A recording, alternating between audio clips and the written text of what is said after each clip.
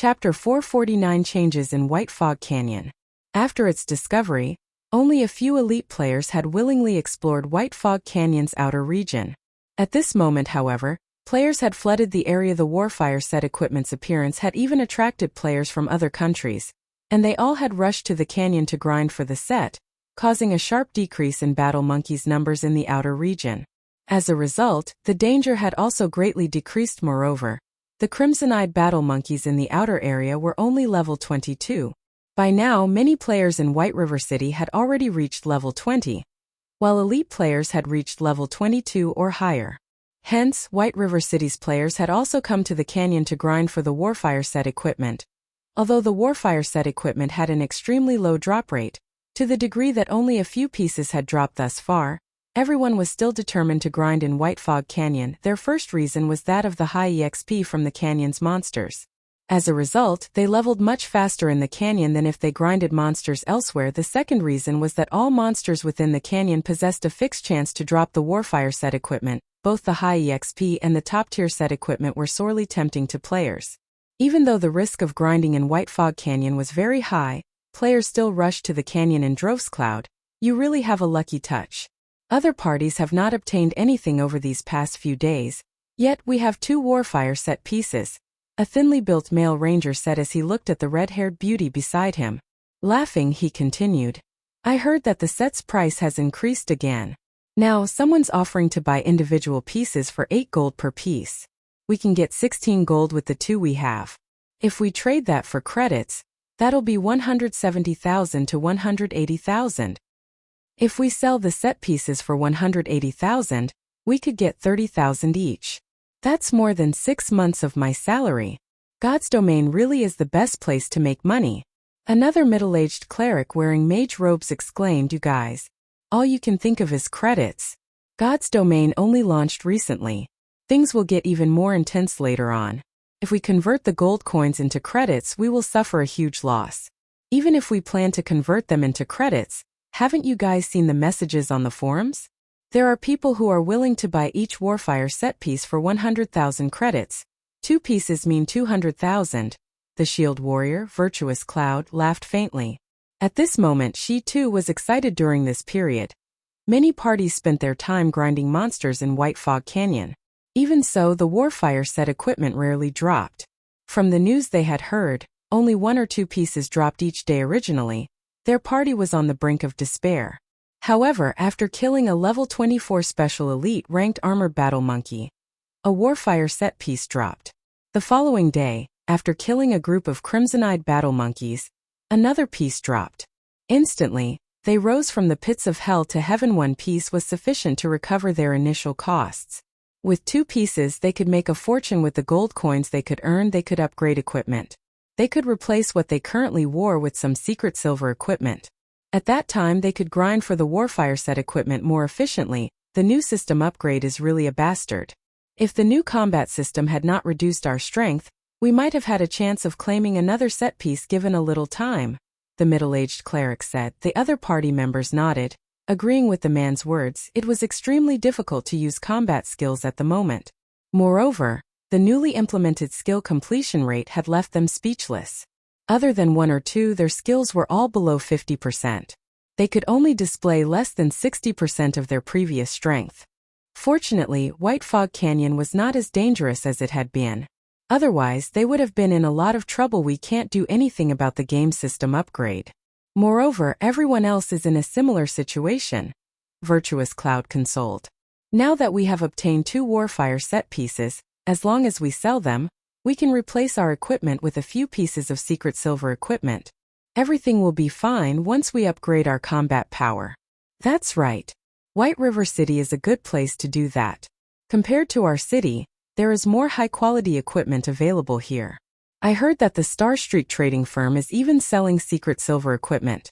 There are also the mana armor kits that can raise one's attributes significantly. While Virtuous Cloud's party chatted with each other, a team of roughly 20 to 30 players appeared on the small path leading to White Fog Canyon's entrance. These players all wore sneers, and the IDs they displayed were crimson, proof they had already killed many players. Seeing your joy, you guys must have had a bountiful harvest, right? Why not share it with us? The level 24 berserker leading this team of red names asked mockingly. The man was Cold Laughter, and he sported a wide grin as he focused on Virtuous Cloud's party. Virtuous Cloud and her party members immediately readied their weapons, their expressions turning grave due to their previous excitement. They had forgotten about the horrors in White Fog Canyon. Although the danger of monsters had decreased, the danger from other players had skyrocketed. Monsters' drop rates in White Fog Canyon were a lot higher than the outside world. Even if players did not obtain the Warfire set equipment, they could still make a hefty profit from selling the other equipment that dropped. Hence, many elite players had come to grind. As elite players, their equipment was definitely high quality compared to grinding monsters. It was far more profitable to kill elite players. If one were lucky, high-quality equipment might even drop from the dead player's bog. As a result, the number of players dying in White Fog Canyon was terrifying. Just as Virtuous Cloud's party thought about turning to escape, another several dozen players emerged from behind them. Virtuous Cloud's team was immediately flustered. If the other side only had a dozen or so players, they could attempt to take them on. After all, they too were elite players. However, their enemies had over 50 players on their side. With just the 6 of them, they were outmatched. It isn't easy for us to guard this road. I won't mince words. I will let you guys pass if each of you hand over the best piece of equipment you have and 20 silver coins. If not, you will all die here. Cold Laughter grinned as he fiddled with the greatsword in his hand. After Cold Laughter spoke, the red names blocking the road promptly unsheathed their weapons. If Virtuous Cloud's party refused, they would burst into action. Currently, most players were around level 20. Elite players in particular had higher levels. If they died, not only would they lose a piece of equipment, but they would also have to spend several days recovering their losses. Nobody wanted to deal with that. Hence, Cold Laughter had proposed a suitable condition. Although you outnumber us, don't forget that you are all red names. Even if you wipe us out with our strength, we will take 1 or 2 down with us, Virtuous Cloud said, unfazed. At most, we will lose 1 level and 1 piece of equipment. However, if a red name dies, they will lose 2 or 3 levels, maybe even 3 or 4, and a majority of the equipment they are wearing. Virtuous Cloud's words had undoubtedly generated some hesitation among the red names. After all, nobody could guarantee that they wouldn't be the pitiful player who Virtuous Cloud's party killed. However, none of the red names were shaken. On the contrary, they smirked arrogantly at the smaller party. Their expressions somewhat surprised Virtuous Cloud. Before Virtuous Cloud could figure out what was going on, Cold Laughter sneered and said, "Stop trying to play tricks. I'll count to 5. If you don't hand over the equipment and money, we'll take it ourselves. Everyone be careful. In a moment, I'll clear a path towards the forest to our left. If we can reach the forest, we should be able to shake them off once inside," Virtuous Cloud hurriedly said. Just as both sides prepared to take action, a black hole suddenly appeared in the air. In the next moment, 6 people fell from the black hole, landing between Virtuous Cloud's and Cold Laughter's groups. Chapter 450 Don't Fight. Virtuous Cloud's and Cold Laughter's groups were both stunned by the 6 who suddenly fell out of thin air. Boss Cold, check out their levels. The lowest among them is level 25. It doesn't seem like a good idea to provoke them, a level 23 ranger said. Slightly breathless elite players at this stage of the game were mostly around level 22, while experts were around level 24. Virtuous Cloud's party, only she was level 23, while the others were level 22. As for the red names, the highest level player was Cold Laughter, who was currently level 24, while everyone else ranged between level 21 and level 23. On the other hand, the 6 players that had suddenly appeared ranged between 25 and 27. It was common knowledge that each level demanded more EXP than the last. Disregarding their equipment, just the fact that some of them were level 27 was terrifying enough. Why do these people seem somewhat familiar? Cold Laughter was no fool. After taking a careful look at the newcomers, he used an identification skill. Suddenly, his lips curled into a smile. Sure enough, it's him. Boss Cold, who is it? The ranger asked. Don't you remember the bounty Overwhelming Smile has offered? Cold Laughter said excitedly as he grinned at the level 25 swordsman wearing a black cloak. The ranger then followed Cold Laughter's gaze and used an identification skill on that level 25 swordsman as well. Immediately, he discovered that the swordsman's name was Black Flame. Black Flame? That's right. He's the same Black Flame who has the title of Star Moon Kingdom's #1 expert. A few days ago, Overwhelming Smile posted a bounty on his head. If we report his location, they will reward us with 10,000 credits. If he's still here when they arrive, they will give us another 300,000 credits. If we kill Black Flame, Overwhelming Smile is willing to pay 2 million credits. Many experts have found the offer tempting, and everyone's been looking for him. I never thought that I would find him here. But, Boss Cold, I heard that Black Flame is ridiculously powerful. With our numbers, I'm afraid. What's there to be afraid of? Now that God's Domain has undergone its second system upgrade, everyone's strength has decreased significantly. Even if Black Flame is the #1 expert of Star Moon Kingdom, he is a tiger that has lost its claws and fangs. Does he think he can do whatever he wants in my turf? Contact Overwhelming Smile immediately. Tell them that we have found Black Flame and to prepare the money for his corpse. Saying so, Cold Laughter waved his hand. Suddenly, all 50 red names closed in on both Virtuous Cloud's and Black Flame's parties, leaving no opportunities for escape. Why are you here? Virtuous Cloud asked Shifeng. Surprised to see him, Shifeng was a godlike tycoon. She had initially prepared to sell the 2 Warfire set pieces to Shifeng after they returned to White River City. She never expected to meet Shifeng here and in such a predicament. You are? Shifeng looked at Virtuous Cloud. Suddenly, the figure of the red-haired beauty he met a few days ago popped into his mind. Unable to help his laughter, he said, "How has your luck been these last few days?" "Not bad. We were just about to head back to the city and look for you." Laughing bitterly, Virtuous Cloud continued, "However, now that we have encountered them, I'm not sure whether we will profit or suffer from our trip to White Fog Canyon." "Enemies?" Shifeng asked as he examined his surroundings. These red names all had relatively high levels and good equipment, especially the level 24 Berserker standing in the lead. They were all independent players. Anyone who could reach level 24 at this stage of the game was definitely an expert. Virtuous Cloud was left speechless by Shifeng's leisurely behavior. However, when she looked at the other 5 players beside Shifeng, they too did not seem particularly concerned about the 50 red names surrounding them. This situation only served to surprise Virtuous Cloud further. Were all of these players godlike tycoons as well? Have none of them ever encountered a player interception before? They were actually able to remain calm in such a situation. Sighing, Virtuous Cloud chose to explain patiently, saying, "No. They're red names who are blocking the road and are trying to rob us. Judging by their expressions, it doesn't seem that they intend to let you guys go either. I suggest we join hands. If we face their 50 with our 12, some of us might get out of here alive." So it's a robbery. Seems that quite a lot of players have come to White Fog Canyon recently.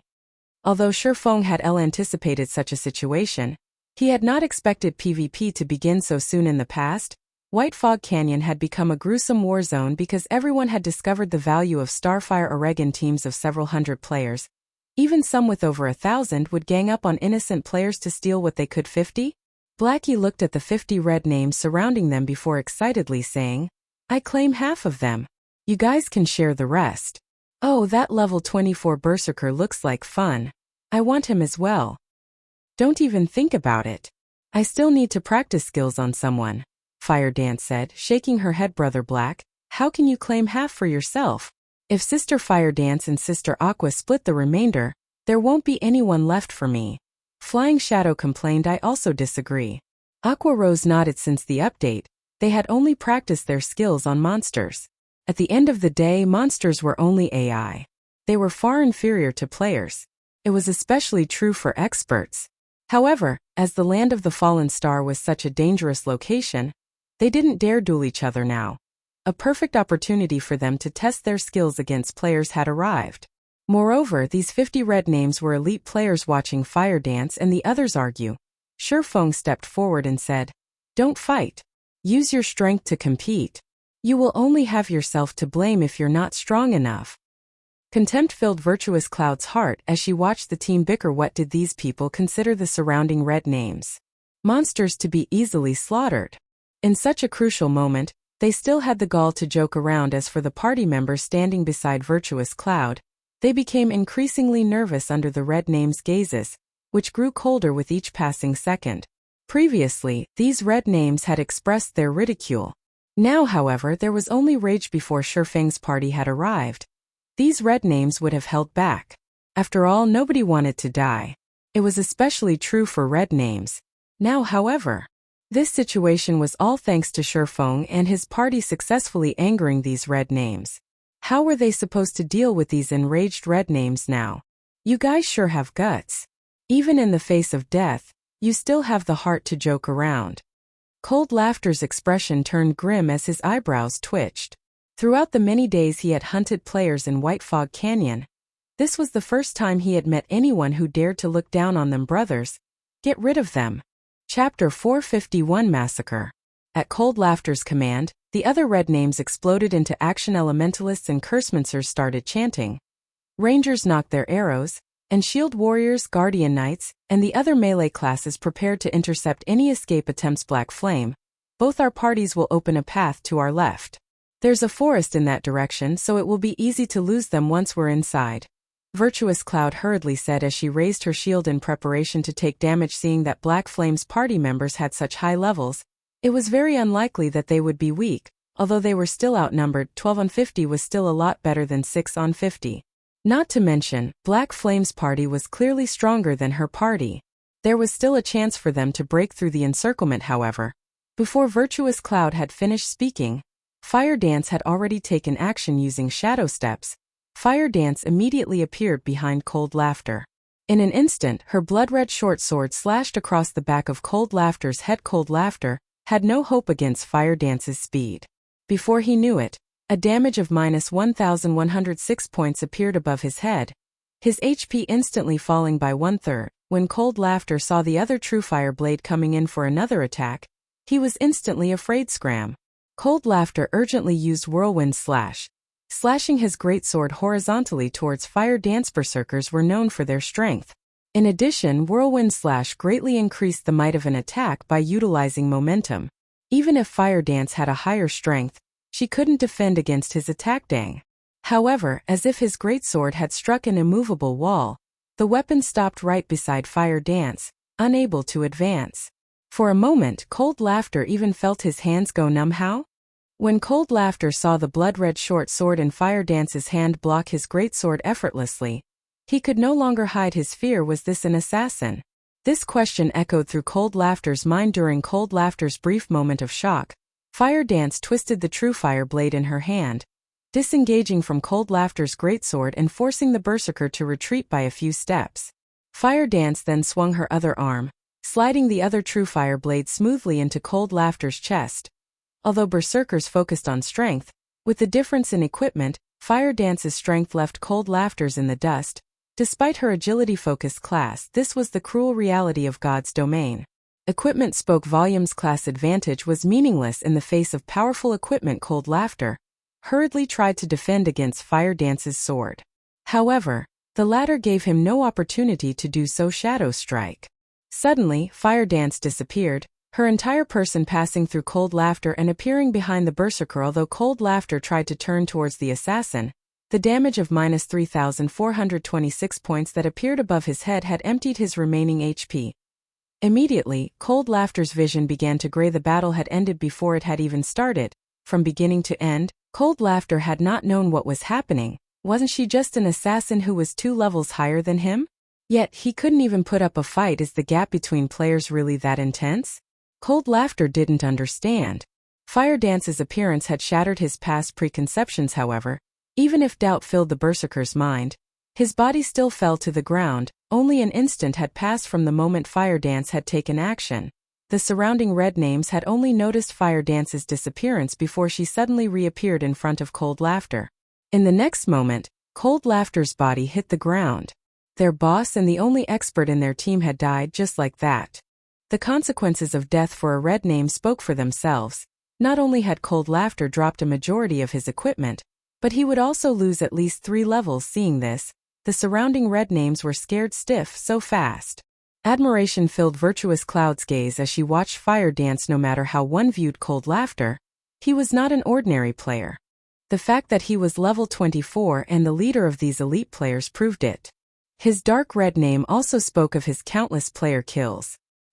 He could not be underestimated, and she wasn't even confident of defeating the Berserker.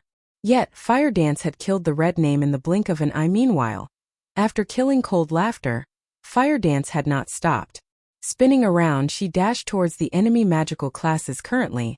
The stunned crowd was like a herd of frightened sheep. Fire Dance reached the magical classes easily, and killing each with a single hit, she instantly eliminated another 3 players unwilling to fall behind. Blackie also began to wave his staff and cast Hell Flame. Green pillars of fire suddenly rose among the crowd, and any players the flames touched received multiple damages of over -2,000 points. Before these players could escape Hell Flame's range, they died. In an instant, another dozen or so players had lost their lives. Aqua Rose joined the fray. Casting Flame Barrage and downing another 6 players. Flying Shadow had long since charged into the crowd as well, massacring the red names. Even though many tried to resist, Flying Shadow dealt with all of them easily. The male assassin was like a ghost, his movements erratic. None of the red names could even catch sight of the man, let alone damage him. On the contrary, due to friendly fire, they even killed some of their own. By the time the red names realized the situation, they had lost over half of their numbers run. With less than half of their original army remaining, these red names no longer had the confidence to face Fire Dance and the others. Don't you think that it is a little too late to escape now? Shurfeng could not help but sigh as he watched the scattering red names. Even if Shurfeng's party and these red names were on the same level regarding attributes, which they certainly were not, Fire Dance and the others would still have annihilated them easily in a moment's time. Fire Dance's group of 5 had devastated the 50 red names. Equipment and corpses littered the ground. With a rough estimate, the red names dropped close to 300 pieces of equipment. Furthermore, the lowest quality was bronze ranked. If sold, they could make a fortune from the loot. Virtuous Cloud, who stood beside Shurfeng all this time, was utterly shocked. Only now did she realize why Black Flame's party members had been so calm, so they weren't putting on an act at all. Virtuous Cloud glanced at Shurfeng, a hint of shame surfacing on her face. Originally, she thought that Shurfeng's group was simply a bunch of rich tycoons who were ignorant about worldly affairs. Now, however, it would seem that she had been greatly mistaken. With such frightening strength, it was no wonder they paid no attention to these red names. Thank you for saving our lives, Virtuous Cloud said as she took out a Warfire set piece from her bag, intending to give it to Shurfeng. I don't have anything else on me that I can offer, so please accept these Warfire bracers. When Virtuous Cloud's party members saw her use a Warfire set piece as payment for their rescue, although their hearts ached at the sight, none of them tried to hinder their party leader's actions. It had not been easy to reach their current levels.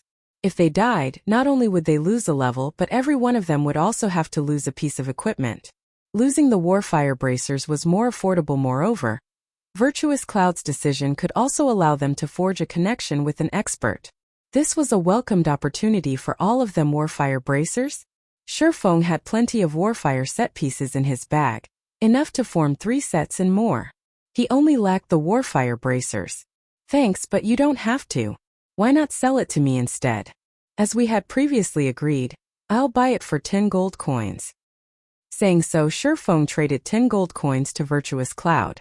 He then added the Warfire bracers to his bag. Finally, a complete Warfire set equipment. When Shurfeng looked at the completed Warfire set equipment in his bag, an indescribable sense of joy filling his heart. Chapter 452 Warfire. In White Fog Canyon's inner region, a large group of players currently faced a level 27 Lord.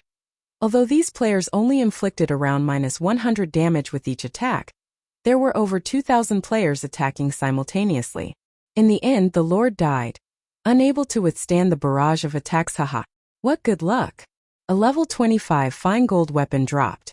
Lone Tyrant laughed after he finished organizing the loot. During this period, aside from searching for Black Flame's whereabouts, they had also searched for and killed Lord-ranked monsters. After such a long time, they had managed to kill over a dozen Lords. However, the drop rate of level 25 fine gold ranked weapons and equipment was very low. They had only obtained 2 pieces. One was a cloth armor, while the other was the weapon that had just dropped. Everything else they obtained was mainly secret silver ranked. When the overwhelming Smile Elite saw the level 25 fine gold weapon in Lone Tyrant's hand, they nearly failed to contain their drool. A level 25 fine gold weapon was the equivalent of a level 20 dark gold weapon. The former's attributes were even slightly better than the latter. One could even say that level 25 fine gold weapons were the best weapons currently available in God's domain aside from Zero Wing. There was no news of other guilds in White River City possessing level 25 fine gold weapons. Now, however, Overwhelming Smile had finally obtained one of their very own. Although they possess far fewer level 25 fine gold weapons than Zero Wing, it was still proof of Overwhelming Smile's strength. Unfortunately, the elite members of Overwhelming Smile could only look at the level 25 fine gold weapon. They would have to wait a long time before they could obtain one for themselves. In order to kill the dozen or so lords, Overwhelming Smile had sacrificed many members. The price they had paid was simply unimaginable at this moment. However, Lone Tyrant handed the level 25 fine gold dagger to Summer Sunshine. Everyone's hearts ached when they saw the exchange. They had only obtained this level 25 fine gold dagger after killing over a dozen lords with great difficulty, yet they actually gave it to an outsider without batting an eye. Oh, this dagger is quite good. It's slightly better than my level 20 dark gold dagger, Summer Sunshine said after he gave the level 25 fine gold dagger a few swings. Nodding with satisfaction, he said, "Alright, let's search for another lord then." Wait a minute. Youlan suddenly said, "Is there a problem?" Summer Sunshine asked as he turned to Youlan. "Big brother Summer, I've just received information that someone has spotted Black Flame. He is currently in the outer region of White Fog Canyon. If we hurry, we can still catch him," Youlan said after Black Flame had killed Overwhelming Smile's expert, Oriental Sword. All traces of the man had vanished. To avoid letting Black Flame escape, Youlan had prohibited Overwhelming Smile's members from acting rashly and alerting the enemy, giving Black Flame the chance to take preventive measures. All this time they had searched for Black Flame in secret, and had posted a bounty for the man. Unfortunately, even after so much time, nobody had seen the swordsman. Now that they had received news of Black Flame, they could not let him go. Black Flame was too famous.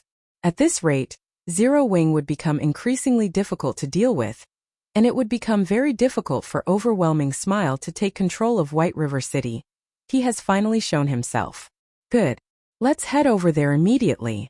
I want to see just how strong the #1 expert of Star Moon Kingdom is, Summer Sunshine said as he sheathed the dagger he had just received, anticipation filling his eyes. "I'll have to trouble Big Brother Summer, then." Youlan smiled faintly. Although she had constantly searched for ways to deal with Black Flame, she was still not confident of killing him. Now, however, they had an expert like Summer Sunshine on their side. Moreover, Summer Sunshine had just received a new weapon. Combined with the plan she had prepared, she was 90% certain that they could take Black Flame's life this time. Even if Black Flame were as strong as a lord, he would still die at her hands. Elsewhere, after Shurfeng had obtained the Warfire bracers and completed the Warfire set equipment, he had not equipped the set himself. Instead, he passed it to Fire Dance from the side. Virtuous Cloud and the others widened their eyes in shock when they saw Shurfeng reveal the completed Warfire set equipment. "Cloud, is that the Warfire set equipment?" one of Virtuous Cloud's party members secretly asked through the party chat. For a moment, he had even doubted his own eyes. Should be possible, I think. Even when Virtuous Cloud saw the flowing purple light unique to the Warfire set equipment, she still found it hard to believe what she saw. Someone had actually completed the Warfire set equipment. Just how difficult was it to collect each piece of the set? Since the discovery of the Warfire set equipment in White Fog Canyon, less than 10 pieces of the Warfire set had dropped. Various guilds and tycoons had purchased these pieces. Moreover, based the information she had obtained, many of the pieces obtained were duplicates. Even with all 10 pieces, a full set had still not dropped. However, Shurfeng had retrieved 7 Warfire set pieces from his back without a single duplicate. Virtuous Cloud could not fathom how Shurfeng had accomplished such a feat. She had grinded for the set pieces for several days now, so she knew full well just how difficult it was to obtain even one. Just how powerful was Shurfeng's backing for him to gather a complete set? Guild leader Fire Dance was astonished when she looked at the Warfire set equipment inside her bag. She had personally seen the Warfire set equipment's attributes before. It was definitely top-tier equipment. Only the set required a lot of EXP to upgrade. However, if someone upgraded the Warfire set equipment to fine gold rank below level 30, it was one of the best sets available in the game. Yet, instead of using it himself, Shurfeng had actually given her the first set. Shurfeng's actions confused her. Black Flame was famous throughout the Star Moon Kingdom. If Zero Wing wished to continue flourishing, Black Flame needed to continue improving. Hence, all equipment should naturally be prioritized for Black Flame. However, Leveling up is my priority right now. Even if I equip the set, the bronze rank set effects are not particularly useful. If I sacrifice my EXP to raise the set's quality, it will do me more harm than good. Moreover, with Zero Wing's current situation, what the guild lacks isn't top-tier experts but experts with overwhelming might. Don't reject it. I still have Warfire set pieces, so don't worry about it. Shifeng laughed. Fire Dance understood Shifeng's intentions. Zero Wing had no lack of top-tier experts. Facing so many powerful guilds, what Zero Wing needed most was an expert capable of turning the tides of battle by themselves, following which, Fire Dance replaced her equipment with the Warfire set equipment immediately. Fire Dance started upgrading the set's quality. After her level fell from level 26 to level 25, the Warfire set equipment had reached Mysterious Iron rank. The basic attributes of the set had increased significantly. Warfire set equipment. Mysterious Iron rank can be evolved. Level 20, level 30. Can be equipped by any class. A set consists of 7 parts. Head, chest, belt, hands, wrist, legs and feet. Set effect. Mysterious Iron rank. 2-piece effect. All attributes plus 15. 4-piece effect. Ignore levels plus 10. Obtain free will skill. Able to remove all control effects for 7 seconds. Cooldown. 1 minute. 7-piece effect. Main attribute increased by 12%. Skill cooldown decreased by 35%. Obtain Warfire Berserk skill. Damage increased by 50%. Attack speed increased by 50%. And movement speed increased by 30% for 20 seconds. Cooldown for minutes. Chapter 453 Favor. Sister Fire Dance, you look so beautiful in that set. Violet Cloud said enviously. The rest of the party promptly nodded in agreement. One had to admit that the Warfire set equipment was indeed exquisite. The set Fire Dance wore a mix of red and black leather, coupled with the 2 dazzling true fire blades hanging from her waist. Without a doubt, the set had enhanced the assassin's allure. A hint of awe moved her teammates' hearts after Fire Dance had equipped the Warfire set. Although her attributes had fallen slightly, no one present viewed her as any weaker. It had been some time since God's Domain had launched. Even if one were only an ordinary player, their natural instincts had sharpened previously. No one had felt any particular way when they saw Fire Dance. Now, however, she gave off the same sense as a thorned rose, beautiful and deadly, and any who approached her would very likely pay with their lives. Previously, Fire Dance had a total of 4,960 HP. After equipping the Warfire set equipment, however, her maximum HP had fallen to 4,380. Her other attributes had similarly decreased. One of the main reasons was that the Warfire set was still Mysterious Iron rank right now. The set's basic attributes could not compare to the level 25 Fine Gold and Secret Silver equipment she had worn before, though it did possess set effects that the individual pieces of equipment had not. Among the set effects, the skill Free Will was extremely useful. When used against an enemy with powerful control skills, Free Will could instantly turn the tide of battle. Moreover, unlike her other attributes that had decreased, her agility had increased. As a result, she was now far more nimble. The 35% cooldown reduction she received for all her skills also increased the variety of skill combinations she could implement. Most importantly was the Warfire Berserk. A Berserk skill. Although Warfire Berserk was not as powerful as the Berserk skill Shifeng possessed, a player with a Berserk skill was still superior to a player without one. Because of this, envy blossomed in Fire Dance's friends when they saw her in her new armor. After Virtuous Cloud recovered from her daze, she pulled her gaze from Fire Dance and turned to Shifeng. She was no longer as relaxed as she had been, growing far more cautious. Originally, she had intended to sell the remaining Warfire set piece to Shifeng as well. However, she now dismissed this idea. Even a fool could tell that Shifeng was a powerful character. Moreover, Fire Dance and the others had referred to Black Flame as their guild leader. Compared to minor existences like themselves, he was in an entirely different world. Not only had Shifeng saved their lives, but he had also purchased the Warfire bracers they had for more than the market price. They already owed Shifeng a huge favor. If she tried to sell the second Warfire set piece to Shifeng at a high price, she would be ashamed herself. Virtuous Cloud disliked owing other people favors. She was not comfortable until she repaid what she owed. Hence, she looked towards Shifeng and asked softly, "Guild leader Black Flame, I have something I wish to seek your help with." "Sure." Shurfeng replied in a carefree manner. It was thanks to Virtuous Cloud that he had been able to complete the Warfire set equipment. He had no issues with helping her with a small request. Our party consists of only independent players, so it isn't easy for us to obtain equipment for ourselves. I still have another Warfire set piece with me. Would it be possible to trade it for 6 pieces of level 20 secret silver equipment? Virtuous Cloud asked. Slightly embarrassed, the market price for the Warfire set was 8 gold per piece. As for level 20 secret silver equipment, a few days ago, each was worth roughly 1 or 2 gold. However, as players' levels increased and teams successfully raided more level 20 team dungeons, the value of secret silver equipment fell sharply. Currently, 1 piece of level 20 secret silver equipment was only worth around 90 silver. 6 pieces would cost around 5 gold at most. Listening to Virtuous Cloud's request, Shurfeng immediately understood her intention. She obviously did not wish to owe him a favor. No problem. However, I don't have that many level 20 secret silver equipment on me, though there are plenty back in our warehouse. I'm just about to head back to the city anyway.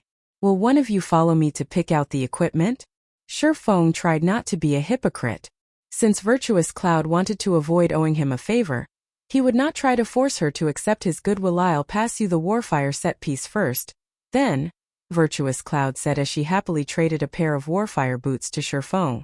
When Shurfeng agreed to her request, she felt like a weight had been lifted from her shoulders. When Shurfeng saw that it was a pair of boots, he was somewhat disappointed, but in the end it was still another piece of the Warfire set. He'd rather have duplicates than none at all. After they had concluded their trade, Shurfeng and the others wandered down the main road, heading towards the exit of White Fog Canyon. Players could not use return scrolls inside White Fog Canyon.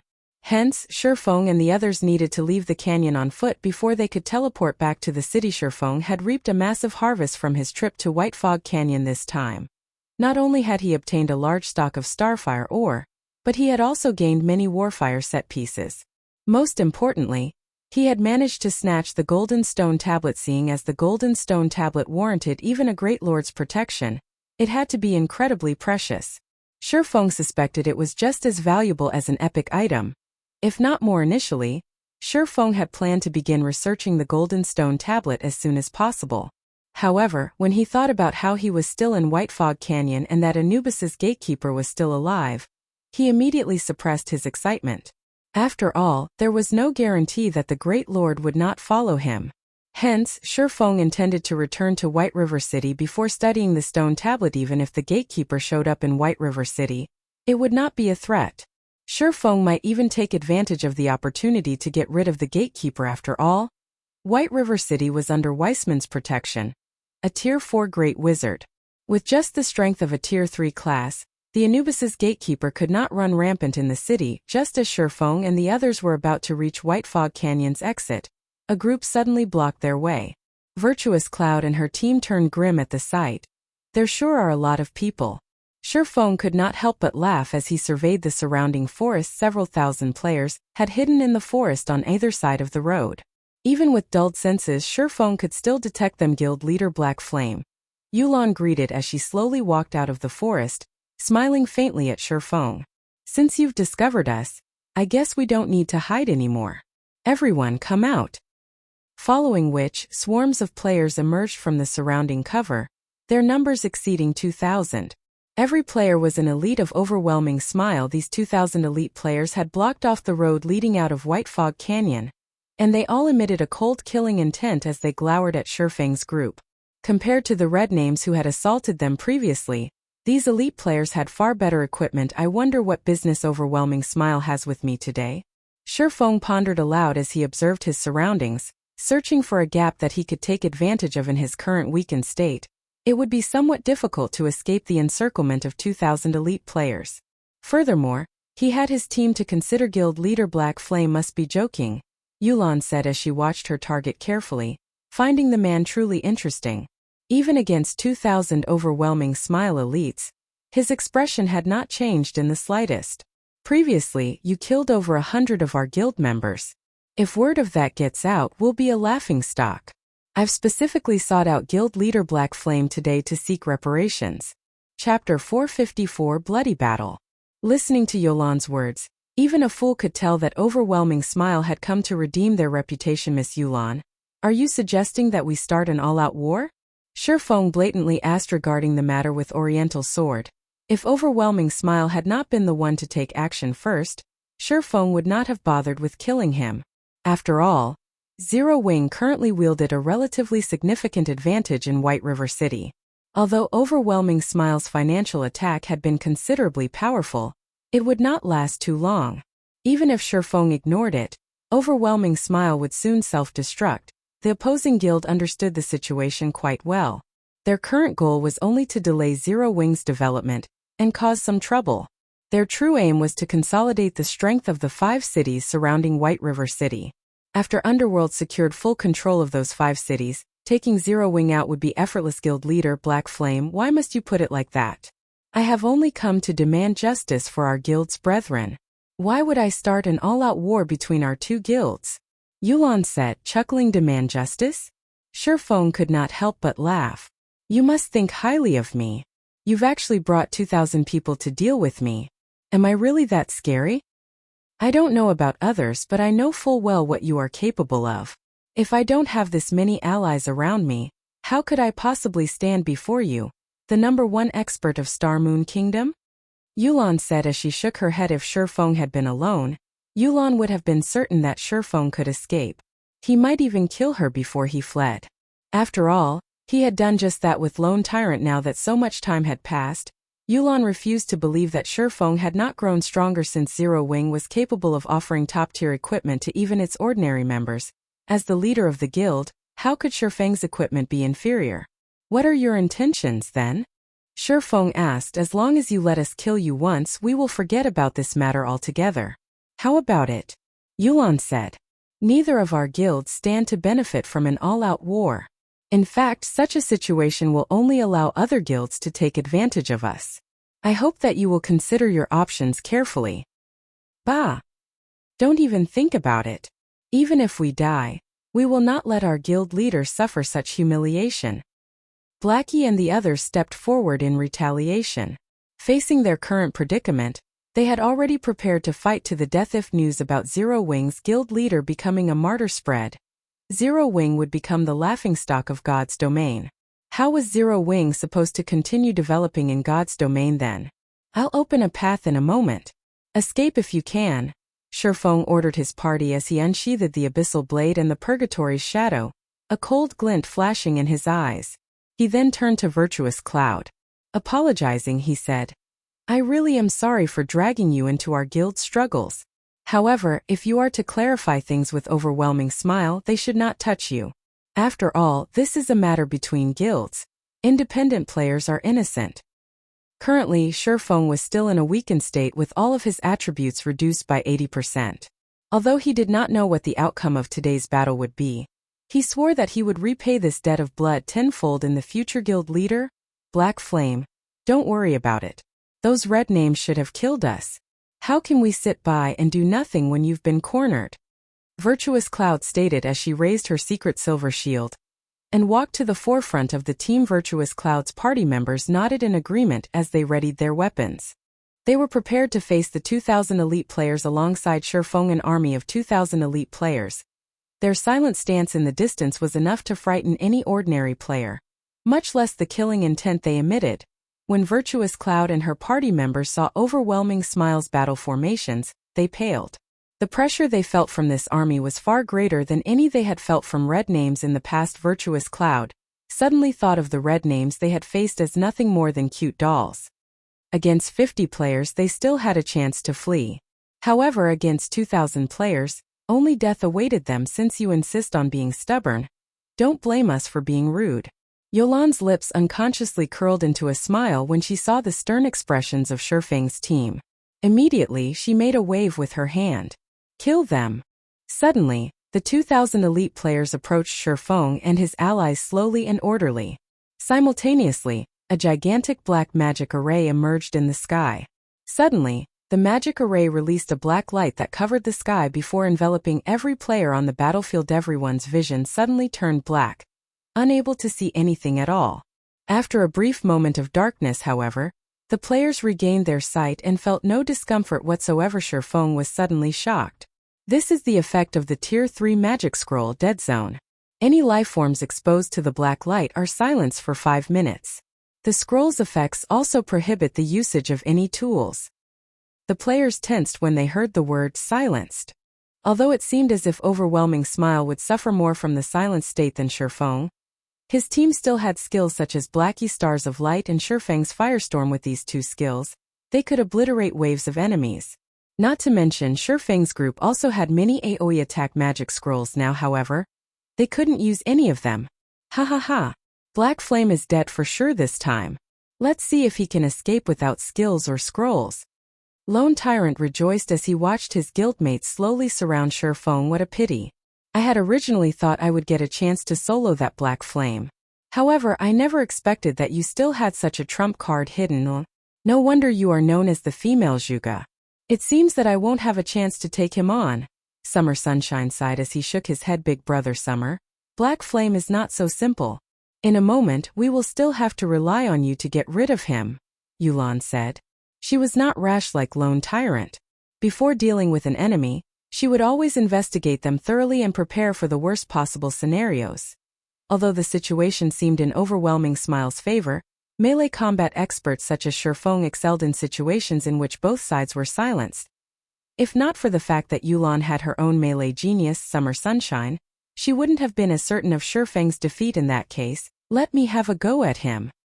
Hearing Youlan's words, passion and excitement filled Summer Sunshine's gaze as he watched his opponent.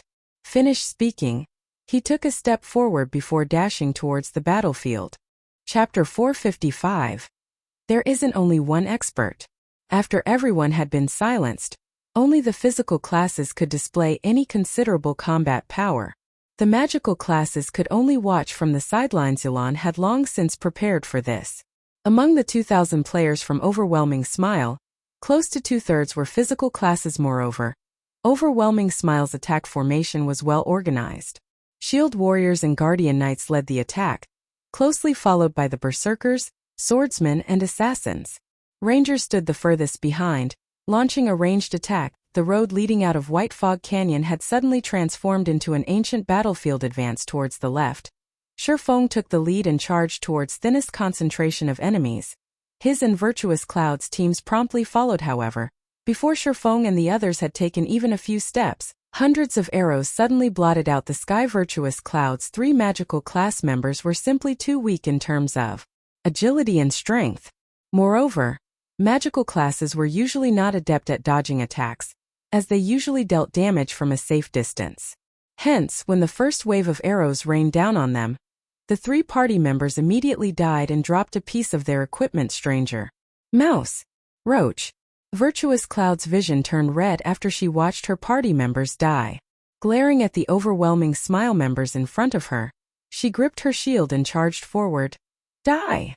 Unfortunately, although Virtuous Cloud's equipment and level were considerably good, she could not hold her own against 5 shield warriors and guardians knights of the same caliber. The Overwhelming Smile elites forced Virtuous Cloud back, preventing her from reaching the rear. Rangers. Virtuous Cloud's other 2 party members faced a similar situation. No matter how hard they tried to attack, the enemy held them off. In the end, Virtuous Cloud's party was forced into a constant retreat. In the next moment, however, 2 figures suddenly brushed past Virtuous Cloud's party, slamming into Overwhelming Smile's MTS. Among the 2 figures, the most dazzling was Fire Dance. Brandishing her true fire blades, she sent a blazing arc smashing into a level 23 MT's shield. In the next moment, the assassin forced the MT back by over a dozen steps, and even the players behind said MT had to back up. Immediately after, Fire Dance swung one of her swords at a guardian knight beside her. She flung that guardian knight back by half a dozen yards as well, his body slamming into his fellow guild members. Her strength was astonishing. With a single attack, Fire Dance had shattered Overwhelming Smile's formation. Her strength was overwhelming. She fought like a war goddess. Everyone from Overwhelming Smile was left utterly speechless while the crowd from Overwhelming Smile was dazed. Fire Dance continued to brandish her short swords as she weaved her way across the enemy front lines. Every time she swung the true fire blades, red streaks of light would follow. And wherever those red streaks of light passed, the members of Overwhelming Smile would be blown off their feet. No one could block Fire Dance's swords in a short moment, The assassin had shattered Overwhelming Smile's interception. Although Overwhelming Smile's members had tried to attack Fire Dance, the woman was too fast. Before they even swung their weapons, Fire Dance had already run off. She never focused on a single location, giving Overwhelming Smile no opportunities to surround her. On the other hand, although Overwhelming Smile's members could not attack Fire Dance, she could bombard them easily. Against level 23 MTs, her casual strike could deal close to -1000 damage. If she was lucky and triggered a critical hit or flame state, one attack could deal over -2000 damage. The elite MTs of Overwhelming Smile usually had around 4300 HP, whereas those with better equipment had around 4500 HP. Fire Dance only needed around 4 or 5 attacks to kill one of them. Flying Shadow also fared quite well. Although his attacks were not as frightening as Fire Dance's against MTs, he could still deal around -700 damage with each hit as if they were in a world of their own. Fire Dance and Flying Shadow started a bloodied massacre within Overwhelming Smile's front lines. On the other hand, Overwhelming Smile's players found it difficult to catch either of them, much less deal damage. A Tier 1 class was significantly stronger than a Tier 0 class. Even without skills, a Tier 1 class could still overwhelm and suppress a Tier 0 class with their attributes. Furthermore, Fire Dance and Flying Shadow both possessed equipment that was far superior to the enemy elites by this time. Feng had also activated the 7 Luminaries Rings Aura of Time. Although silence prevented the usage of skills and spells, it did not impact passive effects. Immediately, enemies within a 150-yard radius of Feng had their movement speed and attack speed reduced by 30%. This debuff weakened Overwhelming Smile further in close quarters combat. In the meantime, Feng was responsible for protecting Aqua Rose and the other magical classes as they slowly advanced realistically. This task should have fallen to Flying Shadow. However, Feng's attributes were currently reduced by 80%. He was about on par with a level 20 ordinary player right now. On top of that, he couldn't use any skills. Melee combat was a competition of attributes and techniques. Compared to Fire Dance and Flying Shadow, the power he could display was significantly inferior. Hence, it was better if he focused on deflecting arrows for the others. In a few moments, Fire Dance and Flying Shadow had carved out a path of blood, allowing Feng and the others to pass safely. How did that Fire Dance become so strong? Lone Tyrant, who observed the battle from afar, was dumbfounded as he watched the unstoppable assassin, his fists clenching. He refused to believe this scene was real. He had personally witnessed Fire Dance's strength before. Although she was certainly a top-tier expert, she had not been unstoppable. Moreover, Fire Dance was an assassin, not a strength-based class. Yet, her attacks could even overwhelm berserkers. Against MTs, Fire Dance still required 4 or 5 hits to finish them off. Against other assassins, however, one of her attacks devoured their HP. If she achieved a critical hit, they would die instantly. This scene had frightened Overwhelming Smile's assassins to a standstill. Sure enough, Zero Wing is trouble. Youlan frowned as she watched Fire Dance's performance. When she had planned this assault, she had not considered Fire Dance and the others as forces to be reckoned with. Facing 2,000 players in a melee battle, a top-tier expert was limited in what they could accomplish. However, Youlan never expected such a performance from both Fire Dance and Flying Shadow. Kill them. Those in the back, keep up. Do not let them escape. Youlan shouted anxiously. Originally, one black flame was enough trouble. Now, however, there were Fire Dance and the slightly weaker Flying Shadow. If Overwhelming Smile did not kill these 3 people today and hinder their growth, they would only become more dangerous in the future. The longer Youlan watched Fire Dance and Flying Shadow slaughter her people, the more she felt that God's domain was completely different from past virtual reality games. It was far more beneficial to have individuals with overwhelming combat power than it was to rely on the strength of numbers. Overwhelming Smile members began to converge on Feng's group faster. However, due to the Aura of Time's effect, the army could not keep up with Feng and his team's movement speed. As a result, the distance between them only increased as time passed. Meanwhile, the number of enemies between Feng's group and Freedom continued to decrease just as the Zero Wing members and their surviving allies were about to break free from the encirclement. A dark figure emerged from the crowd and dashed towards Feng. This was none other than the level 26 assassin, Summer Sunshine. Even with the movement speed reduction effect of the Aura of Time, Summer Sunshine was still frighteningly fast. He quickly caught up with Shifeng, who covered Aqua Rose and the others. Retreat, you should just stay behind. Summer Sunshine chuckled as he stood in front of Shifeng, blocking his path. Chapter 456 Death God. And just who are you, brat? What a big mouth you have. Believe it or not, if I wasn't silenced right now, I could wipe the floor with you at any given second. Due to having been silenced, Blackie had been disappointed that he could not display his strength. With Summer Sunshine's sudden appearance and his arrogant tone when he spoke to Shifeng, Blackie was instantly enraged so fast. Looking at the youth in front of them, Aqua Rose discovered that he was actually level 26, the same level as her. She also felt an intensity radiate from this assassin. This intensity was heavier and more chilling than that from a Lord-ranked monster in particular. With confidence and arrogance, he looked at them as if they weren't even the same species, but some lower life forms. He looked down on them like a god over mortals. Just who is this person? Aqua Rose was stunned and confused. Currently, her intuition warned her to flee from this man. This was the first time since she had begun playing God's Domain that she had ever experienced such a feeling. Standing beside Aqua Rose, Violet Cloud was similarly on high alert. After participating in Ouroboros's internal competition with Shifeng, she had some understanding of monster-like experts. Compared to Aqua Rose, she knew how frightening these kind of people could be. Immediately she pulled Blackie, who was prepared to throw himself to Shifeng's defense, back, warning him, "Brother Blackie, be careful. That man isn't as simple as he looks. He's on an entirely different level than we are." Violet Cloud's caution calmed Blackie immediately. When he examined Summer Sunshine again, cold sweat suddenly dripped down his forehead. Previously, the frustration of being silenced had clouded his mind, so he had failed to detect the powerful aura or the boundless killing intent that emanated from the cocky assassin. You guys aren't too shabby after all. You're only the second group of players that I've met since I arrived in Star Moon Kingdom to possess such sharp senses. White River City really is an interesting place. Summer Sunshine could not help his surprise when he saw Aqua Rose and the others' reactions. Not even Underworld's so-called great expert, Ming Sha, had sensed how powerful he was. Yet, Aqua Rose and the others had managed to do so.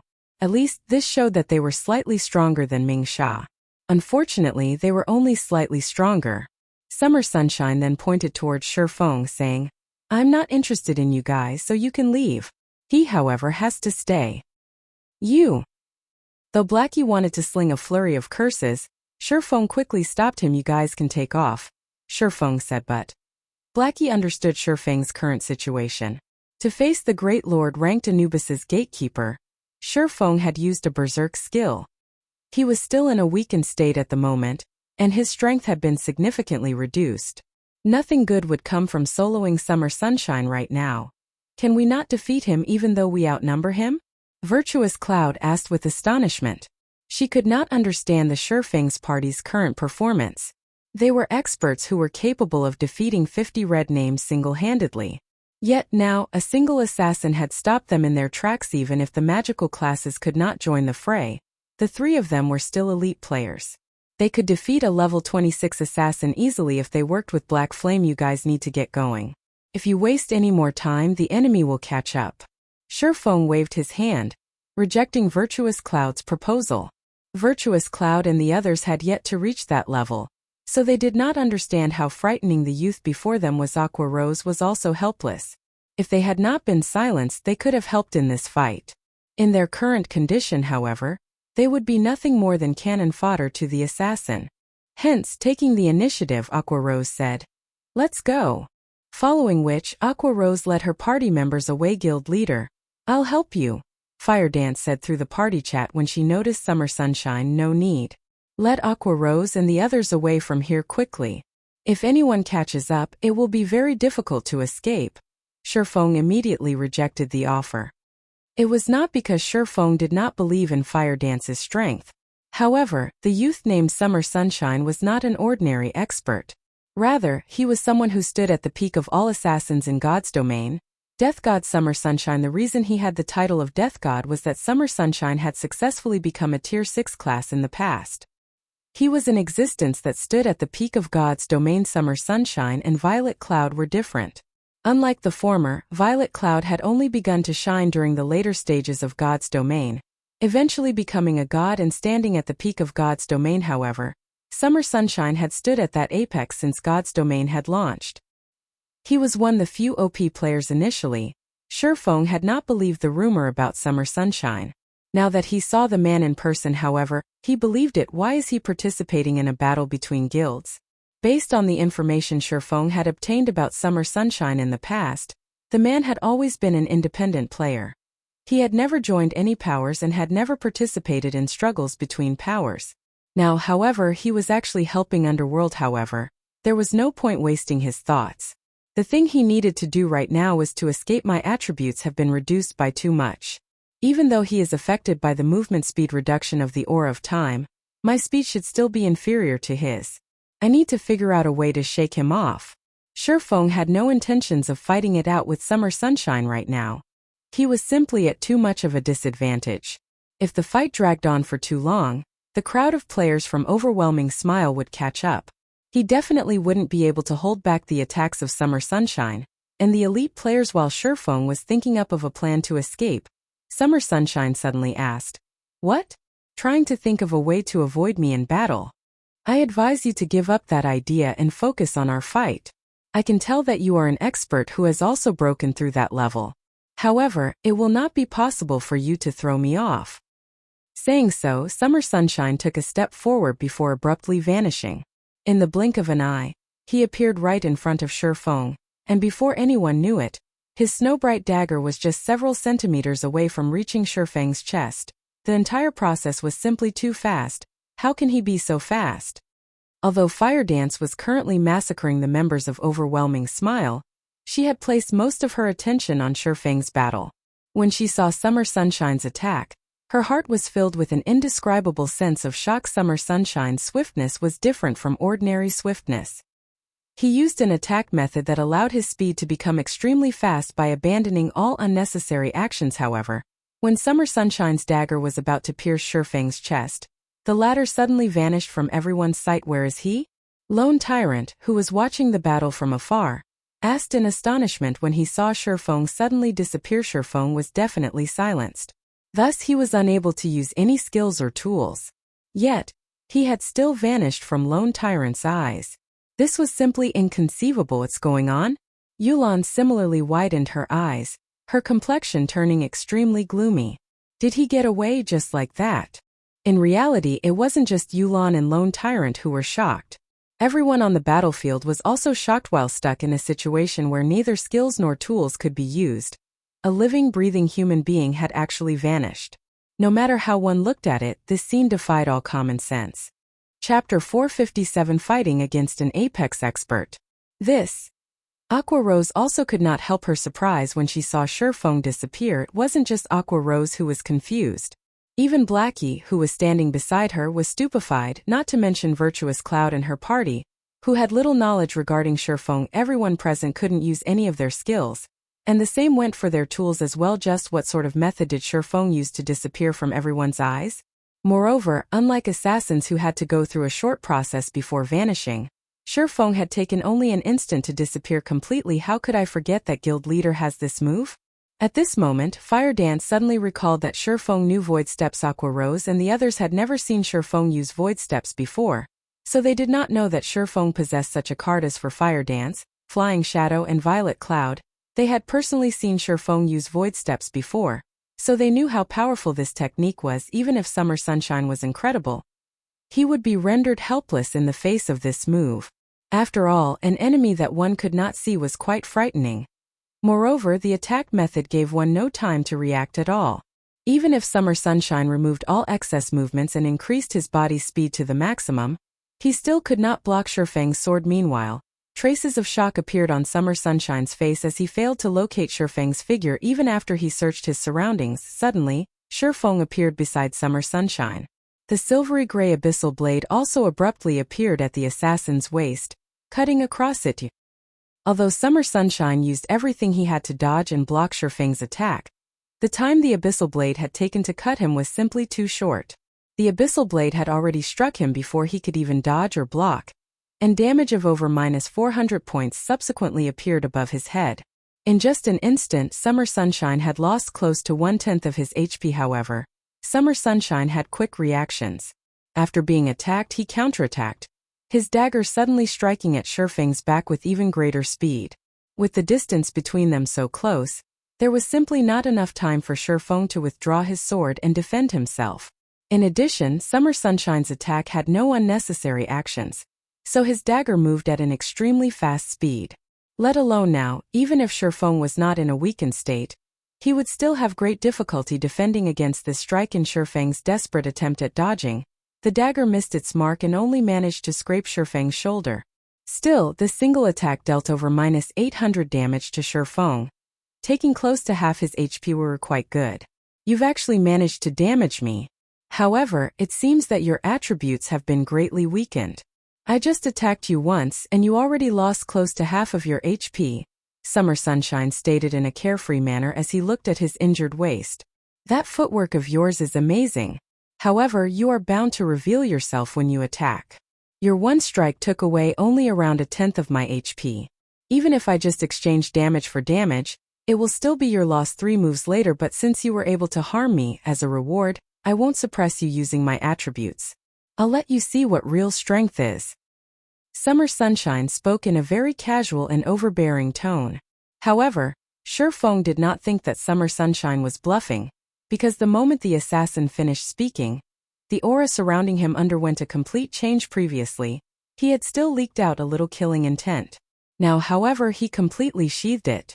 The gaze in his eyes no longer focused on a single point.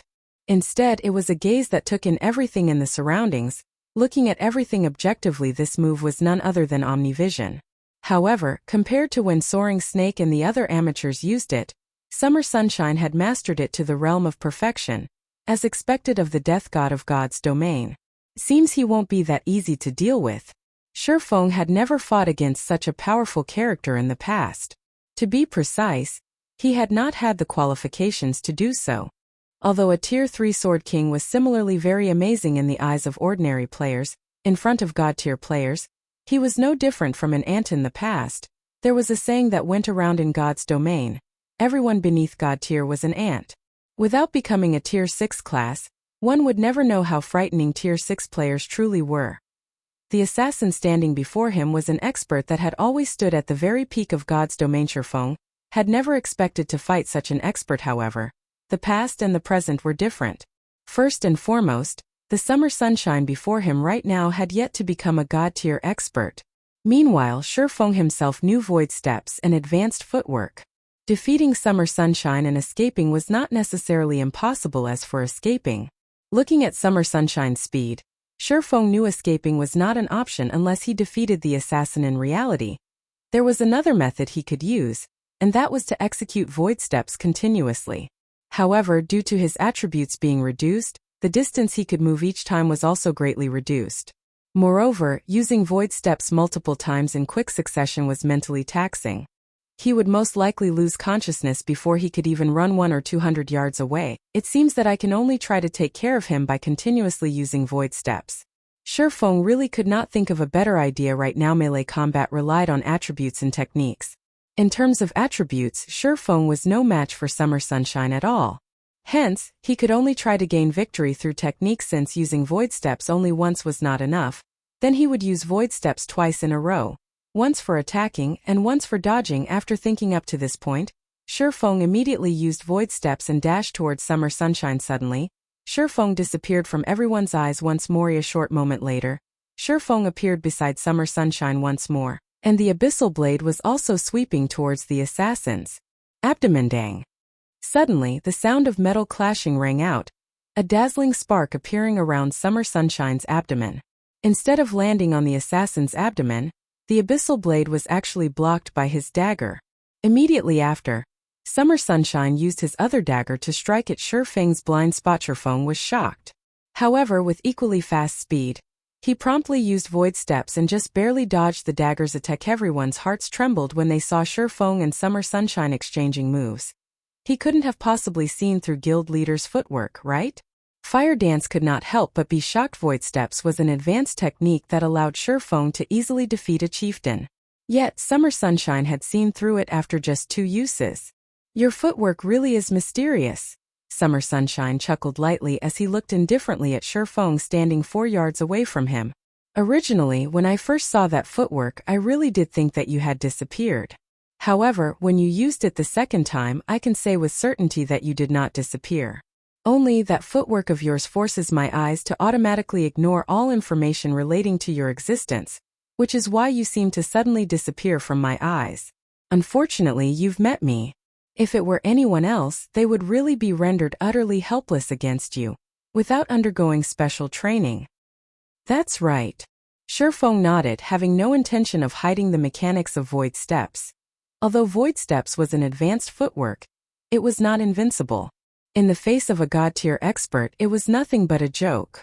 Only Shifeng had not thought that Summer Sunshine would see through it so quickly. Sure enough, Summer Sunshine's title of Death God was not undeserved. He really was as strong as a monster. Just as Shifeng was thinking of how he should deal with Summer Sunshine, the latter took a step forward, then abruptly dashed towards Shifeng. Chapter 458 Fleeting Sword. Straight-line attacks were very easily seen through. Yet Summer Sunshine did not seem to care about using them at all. With Omnivision, Shifeng's every action was being scrutinized by Summer Sunshine. Even if Shifeng thought about his next move, Summer Sunshine could immediately see through it and react appropriately. He was not afraid of his attack being seen through at all. Moreover, unlike Summer Sunshine's previous assault, this time, whether it was his movements or the dagger he was swinging at Shifeng, neither made any noise. His attack was both quick and silent, and it simply gave one no time to react at all. When an ordinary person was moving or attacking, they would always produce some form of sound. A sound would be produced because vibrations would form when an object moved through the air. These vibrations were caused due to energy dispersing from unnecessary actions, and the larger the vibrations, the louder the sound. Although attacks that generated thundering sounds looked very imposing, a lot of energy was wasted. In contrast, the less vibrations one produced when they attacked, the more concentrated the energy behind the attack would be. Naturally, the might of one's attack would also become greater during a battle. Other than sense of sight, a player also heavily relied on their sense of hearing and touch. Through listening to the noise produced by an attack, players could predict the general trajectory of the attack. The vibrations generated when an attack collided with air would also produce an impact, and by feeling this impact with their bodies, players could then take appropriate measures. However, Summer Sunshine's soundless attack was extremely hard to defend against. Originally, launching a soundless attack was already beyond the capabilities of ordinary men. However, Summer Sunshine's every single action was actually soundless. His movements dispersed practically no energy at all. This was already a realm that could not be reached by humans. Just who is he? At a distance, Fire Dance, who was battling while watching Shifeng's battle at the same time, was inwardly shocked when she saw Summer Sunshine's attack. She felt that it was simply inconceivable. Summer Sunshine fully embodied the class known as Assassin, and this was exactly what Fire Dance had been pursuing all along. Originally, Fire Dance had thought Shifeng was belittling her strength too much, which was why he had barred her from fighting against Summer Sunshine. Now, however, it would seem that Shifeng's decision was indeed correct. The gap between Fire Dance and Summer Sunshine was simply unimaginable. If they fought, she did not possess even the slightest chance at securing victory. Sure enough, he really is a monster. Shifeng inwardly sighed when he saw Summer Sunshine charging at him. He finally understood why Summer Sunshine was capable of standing at the peak of God's domain. After experiencing a decade of battles, Shifeng had only managed to achieve a soundless attack after much difficulty. Even so, not every move of his could achieve such a state of soundlessness. Yet, every single action of the assassin before him was actually soundless.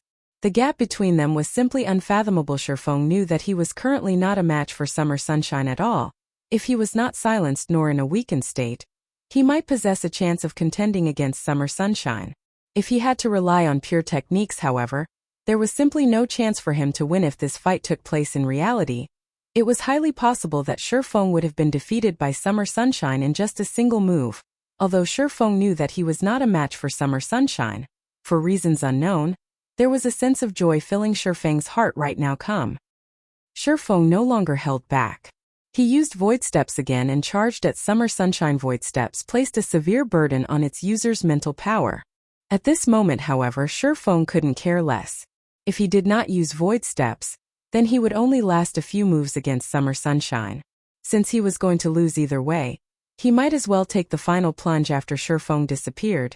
Even though Summer Sunshine hesitated for a slight moment, he still responded very quickly.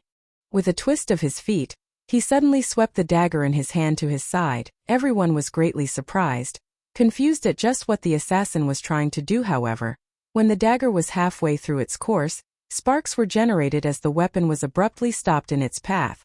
Immediately after Shifeng's figure was revealed, before anyone could react, Shifeng used void steps and disappeared from everyone's sight once more for a time.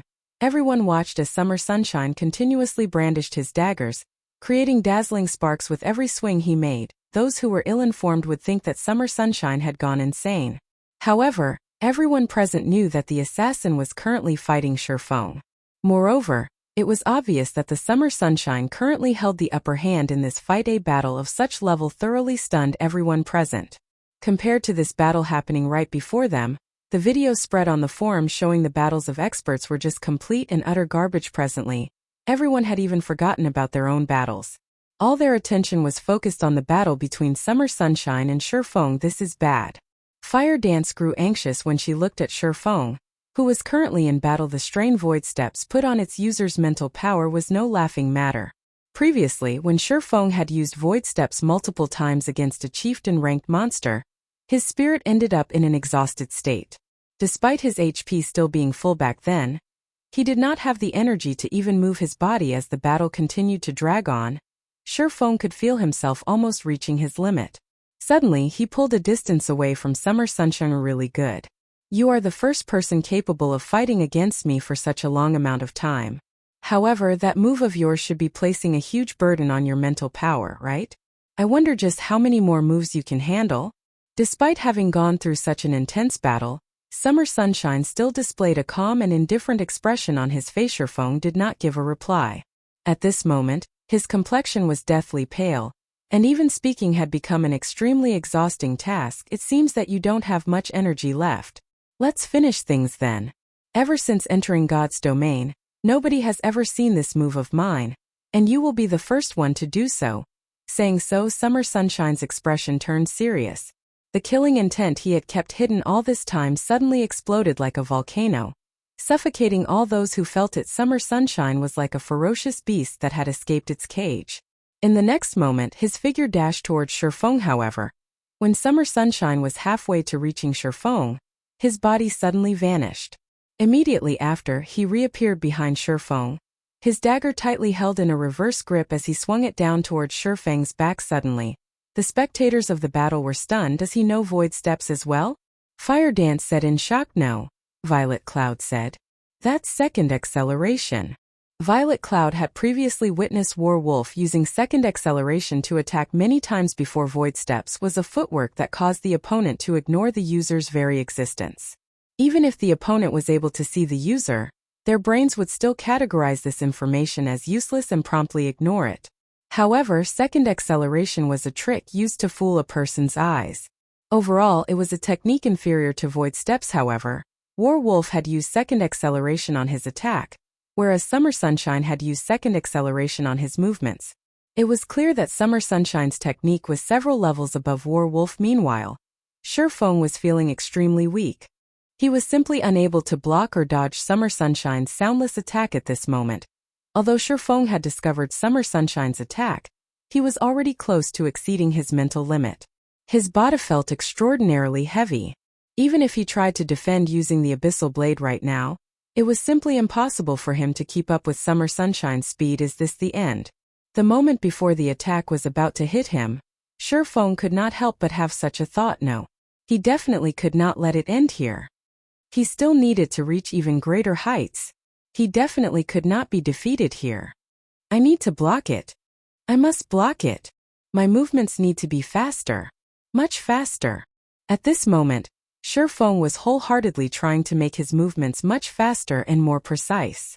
However, he no longer possessed the energy to control the other parts of his body.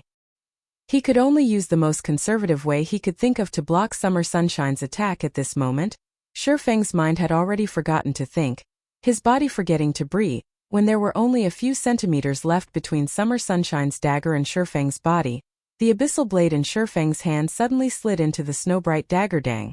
The impact of the two weapons caused the Snowbright dagger's trajectory to shift, and as a result, the dagger only brushed past Shifeng's body. Chapter 459 Catastrophic. An astonished expression appeared on Summer Sunshine's face when he saw his attack miss its mark. How did he manage to block it? Summer Sunshine turned to look at Shifeng. At this moment, he had yet to figure out just how Shifeng had blocked his full-powered blow. His attack just now used footwork he had created after entering God's domain, not to mention Shifeng's current weakened state.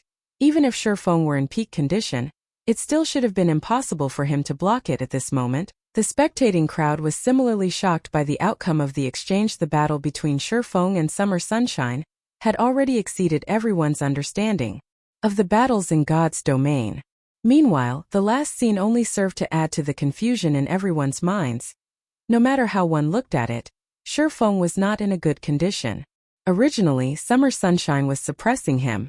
Yet, despite being clearly on his last breath, Shifeng actually managed to repel Summer Sunshine's mysterious attack. Is that black flame a monster? He's not dead even after this. Looking at Shifeng's fragile state, Lone Tyrant sucked in a cold breath in order to suppress the trembling of his body. It seems that Summer Sunshine won't be able to deal with Black Flame by himself. Everyone else surround Black Flame. Don't bother about the other members of Zero Wing. No matter what, we cannot let Black Flame leave this place alive today. Youlan commanded as she squinted her beautiful eyes.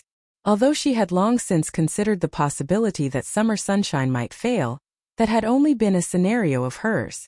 Now that such a situation had actually happened, she still found it somewhat hard to accept. However, since the problem had already occurred, they needed to solve it immediately. After seeing how powerful Black Flame was, they had even more reason not to let him gounder Youlan's command. The dazed elite members of Overwhelming Smile immediately started taking action, slowly moving to surround Shifeng. Even the members pinning down Fire Dance and the others promptly retreated to join the encirclement. Just as Overwhelming Smile's members took action, Summer Sunshine resumed his attack on Shifeng. 1 stab, 2 stabs, 3 stabs, 5 stabs, 10 stabs. Instantly, Summer Sunshine stabbed at 10 different locations on Shifeng's body. It looked as if the assassin had released 10 blades of light piercing directly at Shifeng. All 10 attacks were aimed at Shifeng's vital points. If Shifeng failed to block even one of them, his little remaining HP would instantly zero out. Dang. Dang. Dang. When Summer Sunshine's daggers approached Shifeng's body, a silvery gray glow suddenly flashed across them, deflecting all 10 attacks. However, due to the difference in strength, although Summer Sunshine's attacks were all deflected, they still forced Shifeng to retreat several steps. Fortunately, the difference between him and Summer Sunshine was not too great, so Shifeng did not take any damage from the impact. How do you know? That's swordsmanship. When Summer Sunshine saw Shifeng take action once again, he suddenly recalled a swordsmanship he had seen before. Although Shifeng's mastery of it was still incomplete, having only a few points of semblance, his performance was already very horrifying. Summer Sunshine's question did not receive a reply from Shifeng. At this moment, Shifeng's eyes appeared vacant. He had not heard Summer Sunshine's question at all. Doing it unconsciously? Summer Sunshine was left slightly speechless when he noticed Shifeng's fragile state. A strong wind was all that would be needed to send Shifeng crumbling to the ground right now. However, Summer Sunshine couldn't care less at the moment. Since he had been entrusted with the task of getting rid of Shifeng, he still needed to complete it, even with Shifeng's mental state already at its limit. On the other hand, even if he did not take action, the approaching members of Overwhelming Smile could still finish off Shifeng. After all, Shifeng was now on his last legs just as Summer Sunshine was about to charge at Shifeng. A large black hole appeared in the deep blue sky all at once. A wolf-headed, human-bodied monster suddenly emerged from within the black hole, exuding a frightening aura that constricted the hearts of everyone present. Why is he here?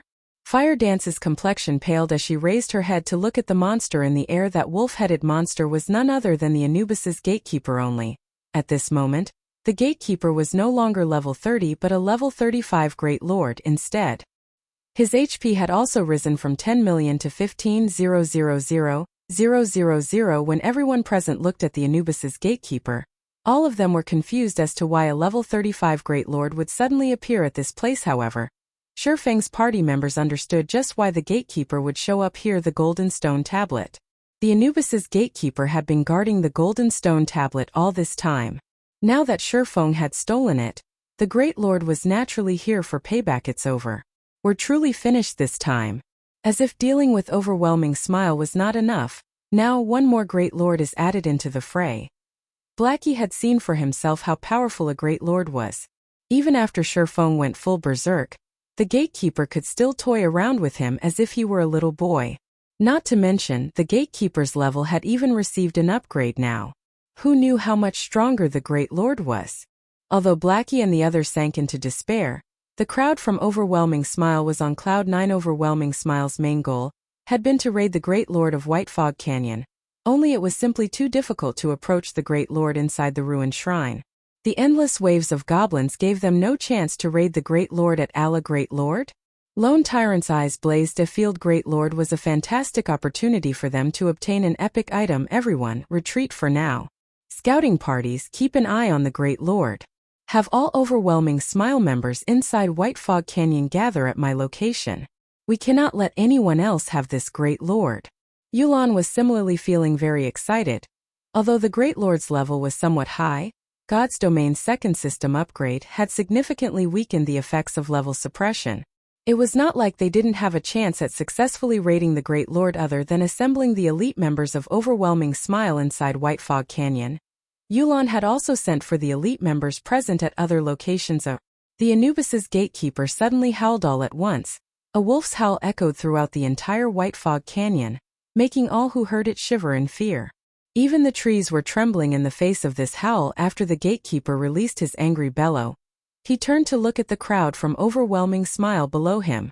Suddenly, the gatekeeper squinted his eyes, a bone-chilling light flashing in them. In the next moment, a black spear appeared in the gatekeeper's hand.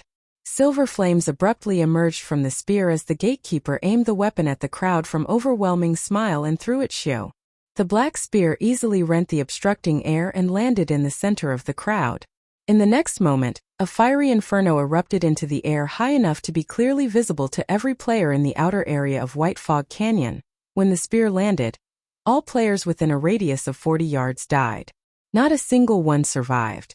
Since the Overwhelming Smile members stood very close together, just this single attack resulted in the loss of several hundred elite members. This? Lone Tyrant's eyes nearly popped out of their sockets. How was this a monster? Even a casual attack possessed such catastrophic power. This was practically a god. Players like them could barely even be considered cannon fodder. Before Lone Tyrant could finish his words, another black spear appeared in the gatekeeper's hands. Once more, the gatekeeper threw his weapon into the crowd below, killing hundreds with his attack. Yet again, everyone retreat. Retreat into the forests. Youlan's expression turned extremely ugly upon seeing these catastrophic attacks. She had never imagined that a Great Lord was actually this powerful. Not to mention 5,000 or 6,000 elite players, even tens of thousands of elite players would not be enough as warm-up for this monster. If everyone were to continue idling around without taking cover, they would be completely wiped out in only a moment. As for Black Flame, they could only set him aside for now. Upon hearing Youlan's command, everyone promptly charged towards the forests without hesitation. Nobody was foolish enough to stand around and serve as live target practice for the Anubis's gatekeeper. Summer Sunshine looked at Shifeng, then at the gatekeeper in the sky. Heaving a sigh, he turned around and departed. Fire Dance immediately charged up to the nearly unconscious Shifeng and dragged him into the nearby forest to hide. After hiding themselves among the trees, Shifeng and the others were freed from their combative state. At this moment, Shifeng was forcibly logged out of God's domain and put into his sleep space. Chapter 460 All-Out War. During the time Shifeng was in deep slumber, White Fog Canyon had become a forbidden land for players. White Fog Canyon was a special region where return scrolls were unusable. After the Anubis's gatekeeper came out from the land of the fallen star, he would kill any player he met. As a result, countless players grinding for the Warfire set equipment were massacred. Although the various guilds in White River City tried to overwhelm the gatekeeper through sheer numbers, how could a level 35 Great Lord possibly be that easy to deal with?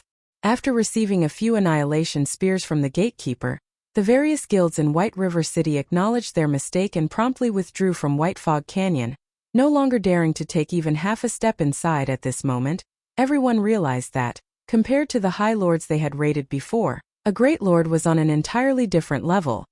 Although High Lords possessed many AoE skills and could cause players a significant amount of trouble, their usage of such skills was infrequent. They would still give players a little breather. As for a Great Lord, without hesitation, a Great Lord would immediately use spells of mass destruction. Moreover, it would use them repeatedly in quick succession. Even several tens of thousands of players would not suffice to raid a Great Lord. Fortunately, the Anubis's gatekeeper would not leave White Fog Canyon and only roamed inside the canyon itself. As a result, White Fog Canyon was no longer a gold mine for players but a forbidden land instead.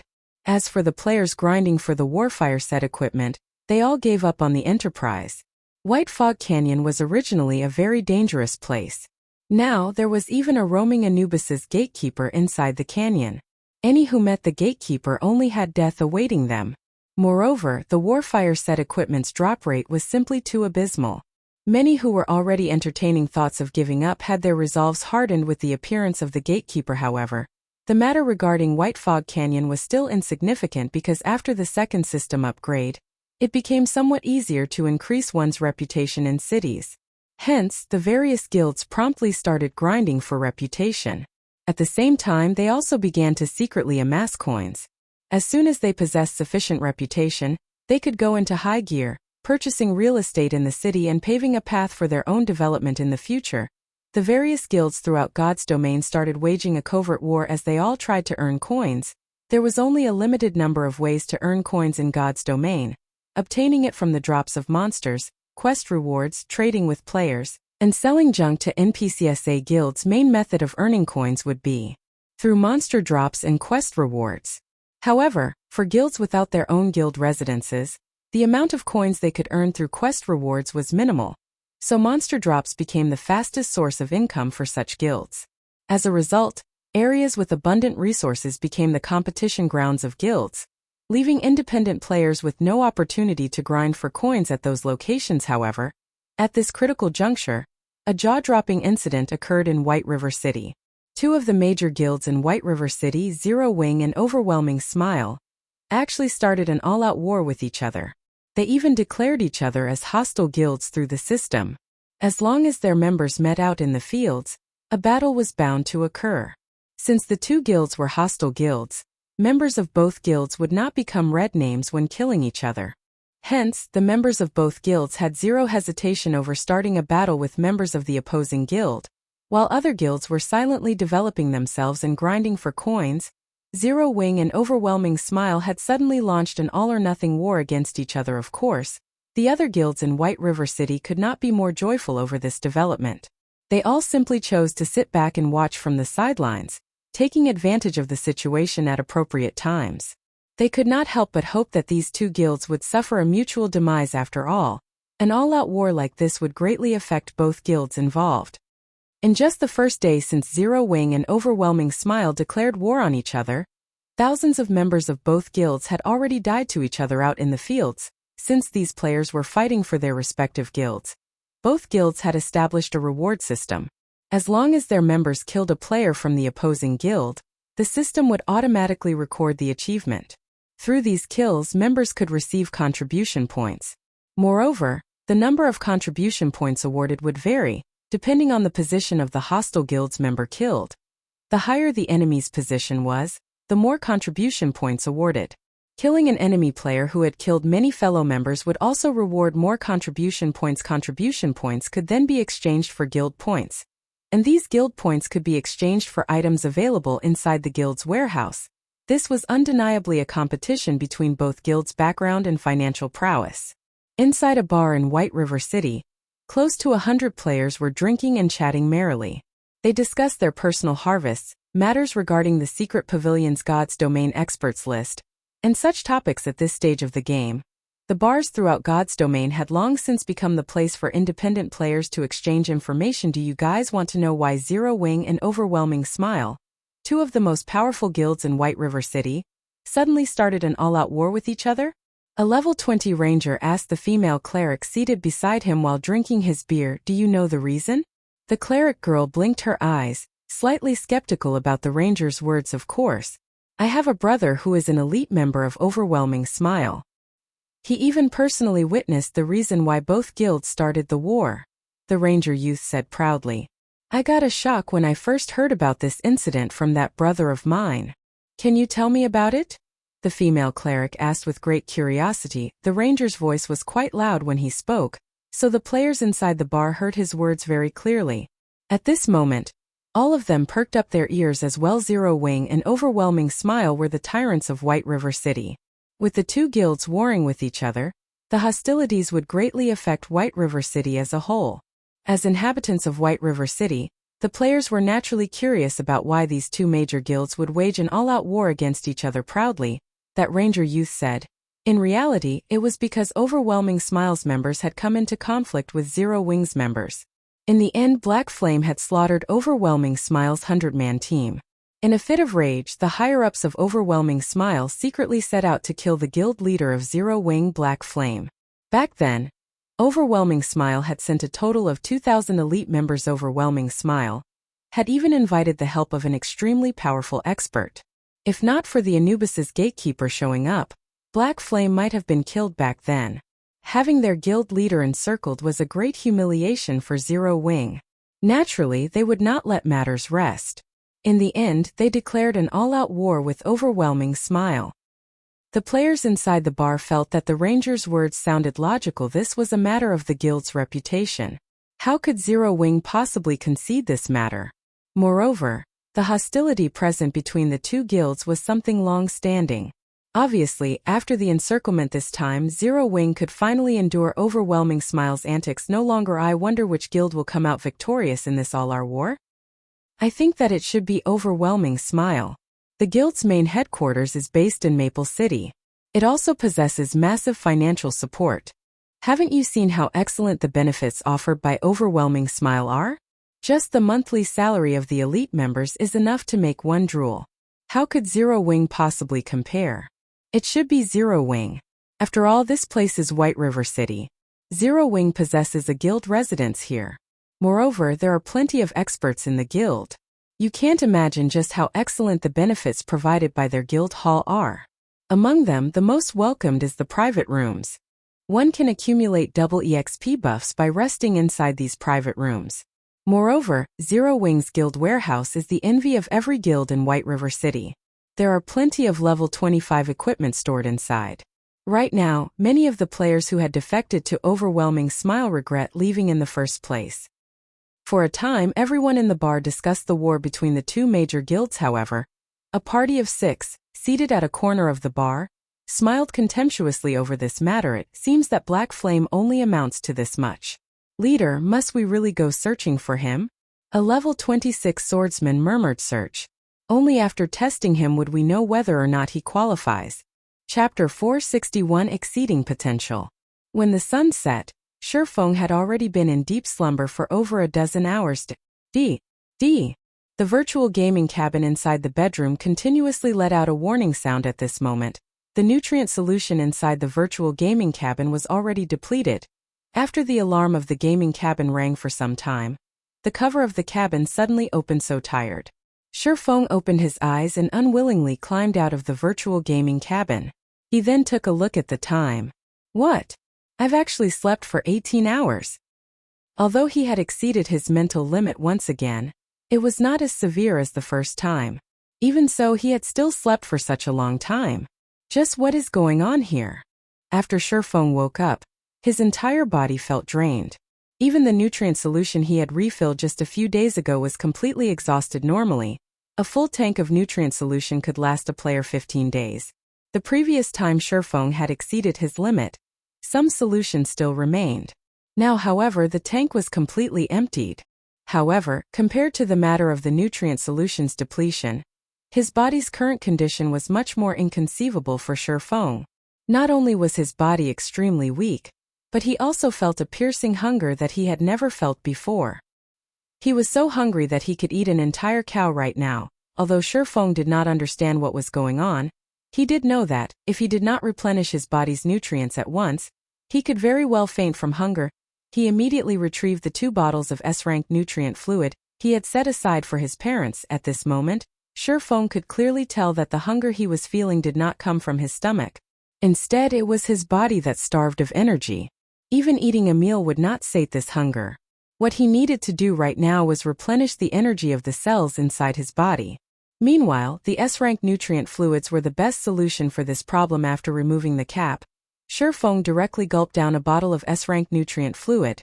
When the S-rank nutrient fluid reached Feng's intestinal tract, the originally cooling liquid suddenly transformed into a warm current that moved through his blood, re-energizing his entire body. 5 minutes after drinking the S-rank nutrient fluid, Feng felt much more comfortable than before. His spirit had also recovered significantly, and his body was no longer trembling as it had before. The value of 1 million credits was really not overstated. However, this feeling only lasted for a short while before the feeling of hunger flooded his mind once more. He felt as if he was a wolf that had been starving for 3 consecutive days. A bite of meat was simply not enough to sate him. The hunger he was feeling right now was even more intense than earlier. Is 1 bottle not enough? Feng was speechless. A single battle actually required him to sacrifice 2 bottles of S-rank nutrient fluids. No choice. Feng could only remove the cap on the last bottle of S-rank nutrient fluid and empty its contents. Originally, one had to wait an interval of 3 to 5 days before consuming another bottle of S-rank nutrient fluid, as the energy contained within the liquid was extremely concentrated. A person's body was simply incapable of completely absorbing all that energy. Instead, drinking 2 bottles consecutively would only damage one's body due to overnutrition. When Feng drank the second bottle, he felt a little heartache. Each bottle cost 1 million credits. Moreover, one could not simply purchase S-rank nutrient fluids even if they could afford it. In the past, even though he had been the guild leader of Shadow, he only got to drink 1 bottle a month. Now, he had actually drunk 2 bottles in a single day. If others were to find out about this, they would definitely look down on him as a wastrel. However, S-rank nutrient fluids were indeed amazing. After drinking 2 bottles and resting for a few minutes, Feng was already completely rid of his fatigue. His body had also recovered to normal. Following which, Feng drank another dozen or so bottles of A-rank nutrient fluid before recovering to his peak condition. Is it my imagination? After recovering completely, Feng suddenly discovered that his 5 senses were much more acute than before. Originally, he could never hear the chirping of birds when inside his bedroom. Now, however, he could actually hear it. Besides being able to hear the chirping of birds, when Feng looked at his own room, he was also able to see with much greater clarity than before. His mind had also become much faster. Did breaking through my mental limit multiple times allow my brain to become more active? Feng's heart was filled with ecstasy. He had tried fortifying his body many times before to increase the flow of blood into his brain, in addition to providing his body with various nutrients.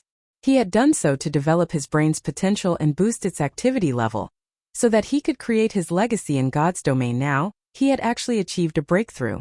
The human brain had always been a domain filled with mystery. In the past, even the most amazing human could only exhibit 10% of their brain's potential.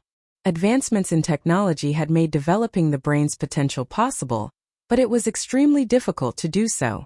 It was not something one could succeed at just by trying. In Feng's previous life, countless people had tried their best and had spent large sums of money just to raise their brain's potential by a tiny fraction. Yet even so, these people had felt that slight improvement worth their sacrifice. As the activity of the brain increased, a person's control over their body would also improve significantly. In God's domain, there were many genius players who possessed extraordinary talents. However, why were these geniuses better than ordinary players? It was because their brain's activity was out of the ordinary. As a result, their control over their game avatar surpassed ordinary players, allowing them to carry out actions that no ordinary player was capable of. Just like Soaring Snake, whom Feng had met some time ago. Soaring Snake was a gifted genius who possessed unmatched reflexes. Meanwhile, Feng had broken through that limit by chance, so how could he not grow excited? Although he had only received a slight improvement, Feng could now see a new path opening up for him. Moreover, this was a path that led directly to the peak of God's domain. It seems that I need to prepare many more bottles of S-rank nutrient fluid in the future. Feng felt uneasy when he recalled the piercing hunger that was transmitted to his brain earlier. After breaking past the limit of his mental power, his brain naturally needed a massive amount of energy to recover. This time, he was only fortunate that he had sufficient bottles of S-rank nutrient fluid to allow him to achieve a breakthrough. Otherwise, he would have had to be admitted into the hospital to rest for some time. Moreover, resting at the hospital would not necessarily increase his brain's activity and develop its potential. When Shifeng thought about improving his brain's activity, his thirst for S-rank nutrient fluids grew even more intense. Only now did Shifeng understand why the first-rate guilds and super guilds in the past were purchasing S-rank nutrient fluids in bulk. There was an 80% chance that they had done so in order to nurture apex experts. On the other hand, he had been under the misconception all this time that S-rank nutrient fluids were only used to strengthen a person's physique. Ding! Ding! Ding! Suddenly, Shifeng's quantum watch started ringing. Meanwhile, the person calling him was none other than Big Dipper Training Center's chairman. Xiao Yu. Master Shifeng, our side has already completed the preparations for the fighting competition. As for the exact time of the event, it will be set at 2 days from now, at 10 o'clock in the morning. May I know your opinion on this? If you are not free, I can still delay the event by 2 or 3 days. Xiao Yu said. Let's go with 2 days from now then. Shifeng was in a very good mood at the moment. Hearing Xiao Yu's words, he became even more elated. As long as he won the competition, he would obtain not only 5 virtual gaming cabins but also 15 bottles of S-rank nutrient fluid. I have already sent the information regarding your opponent to your quantum space. However, that person is very mysterious, and the information we have collected on him is very limited. We only have the records for a few of his matches. He had ended a majority of his matches in just a single move. Xiao Yu had not expected Shifeng to remain so calm. He knew that Zhao Ruoshi had long since told Shifeng every little detail about his opponent's strength, so Shifeng should know how amazing his opponent was. Yet now not only was Shifeng not anxious, but he was even showing a hint of anticipation. I understand. I'll research it a little. Shifeng nodded. I still have other matters to attend to, so I'll be hanging up first. After saying so, Shifeng disconnected the call. Following a period of rest, Shifeng was already fully recovered. He still had many matters he needed to deal with in God's domain. Since he had slept for so long just now, he naturally could not delay any longer, which was why he had ended the call in such a hurry. After refilling the nutrient solution inside the virtual gaming cabin, he lay down inside the cabin and entered God's domain once more. Chapter 462 War of Attrition. When Shifeng logged into the game, the location he appeared at was still within White Fog Canyon at this moment. The sky in God's domain was dusky. There was still over an hour until dawn. It sure is quiet. Shifeng took a look at his surroundings, failing to notice any players or monsters. There was only the sound of leaves rustling in the cold wind. This was a very abnormal situation in White Fog Canyon. However, Shifeng did not stay in this spot for too long. He dashed towards the exit of the canyon. At this moment, Shifeng's weakened state had already ended, having recovered his peak condition. If one were to look at Shifeng's running figure right now, they would not be able to see him clearly at all. They would only see a black figure darting across the map. Shifeng was like a healthy and elegant leopard. Just as Shifeng was about to leave White Fog Canyon, a group of over 100 crimson-eyed battle monkeys leaped out of the forest and blocked his path. The monsters in White Fog Canyon were very dangerous due to being in a constant berserk state. Now that was nighttime, players would have their vision reduced while monsters would not be affected in the slightest. As a result, players would find it much more difficult to fight at night facing against over 100 elite monsters. Even an elite party would die unavenged. Only a large team of over 100 players could possibly endure the assault of so many crimson-eyed battle monkeys. However, as if he had not seen the monsters in his way, Shifeng dashed into the group of battle monkeys. The crimson-eyed battle monkeys had similarly charged at Shifeng like a group of mad cows. However, just when the sabers held by the battle monkeys were about to land on Shifeng, the weapon struck air and simply brushed past Shifeng's body. It was as if the battle monkeys' target was not Shifeng at all. He allowed Shifeng to easily shuttle through them. After their first attack failed, the crimson-eyed battle monkeys turned around and attacked Shifeng once more. This time, 7 battle monkeys surrounded Shifeng. However, Shifeng was just like flowing water. Just like before, when the battle monkey's sabers were about to reach Shifeng, the weapon simply brushed past his body. In just a moment, Shifeng had weaved his way through the group of crimson-eyed battle monkeys. Although the battle monkeys felt enraged by this situation, they could not do anything about it. They could only watch unwillingly as Shifeng exited the canyon. The improvements brought about by an increase in brain activity sure are significant. Feng was full of smiles as he turned back to look at the crimson-eyed battle monkeys. Although he could defeat such a number of battle monkeys by himself, he definitely would not have been able to effortlessly dodge such an encirclement. This achievement was all thanks to his increase in brain activity. Not only did this change improve his brain's perception of danger, but it had also advanced his control over his own body. Whether it was in regard to an enemy's attack or his own ability to dodge, the ability to control his movements had become very precise and refined. He had already entered the refinement realm before. Feng could only barely achieve refinement with his actions, and he could not maintain that achievement for long. He could only be considered to have taken half a step into the refinement realm.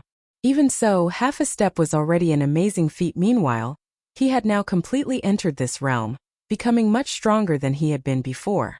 Even if he had to face Summer Sunshine's assault right now, he believed that he would not end up in such a miserable state where he would be required to use void steps to dodge after leaving White Fog Canyon. Feng immediately unfurled a return scroll and activated it shortly after returning to White River City. Feng discovered that the number of players here were much more numerous than before. The players were all recruiting team members, money farming team. 17 waiting for 3.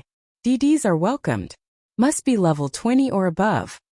Frozen Waterfall independent party recruiting. 12 waiting for 8. We welcome all sorts of pros. Must be level 21 or above. Equipment must be at least bronze rank. Twilight Lighthouse independent party recruiting. Party is being carried by an expert. Noobs do not disturb. Equipment must be at least bronze rank. Drops will be auctioned among team members. Many players were recruiting for level 20 team dungeons out in the streets. This situation really surprised Feng whether it was Frozen Waterfall or Twilight Lighthouse.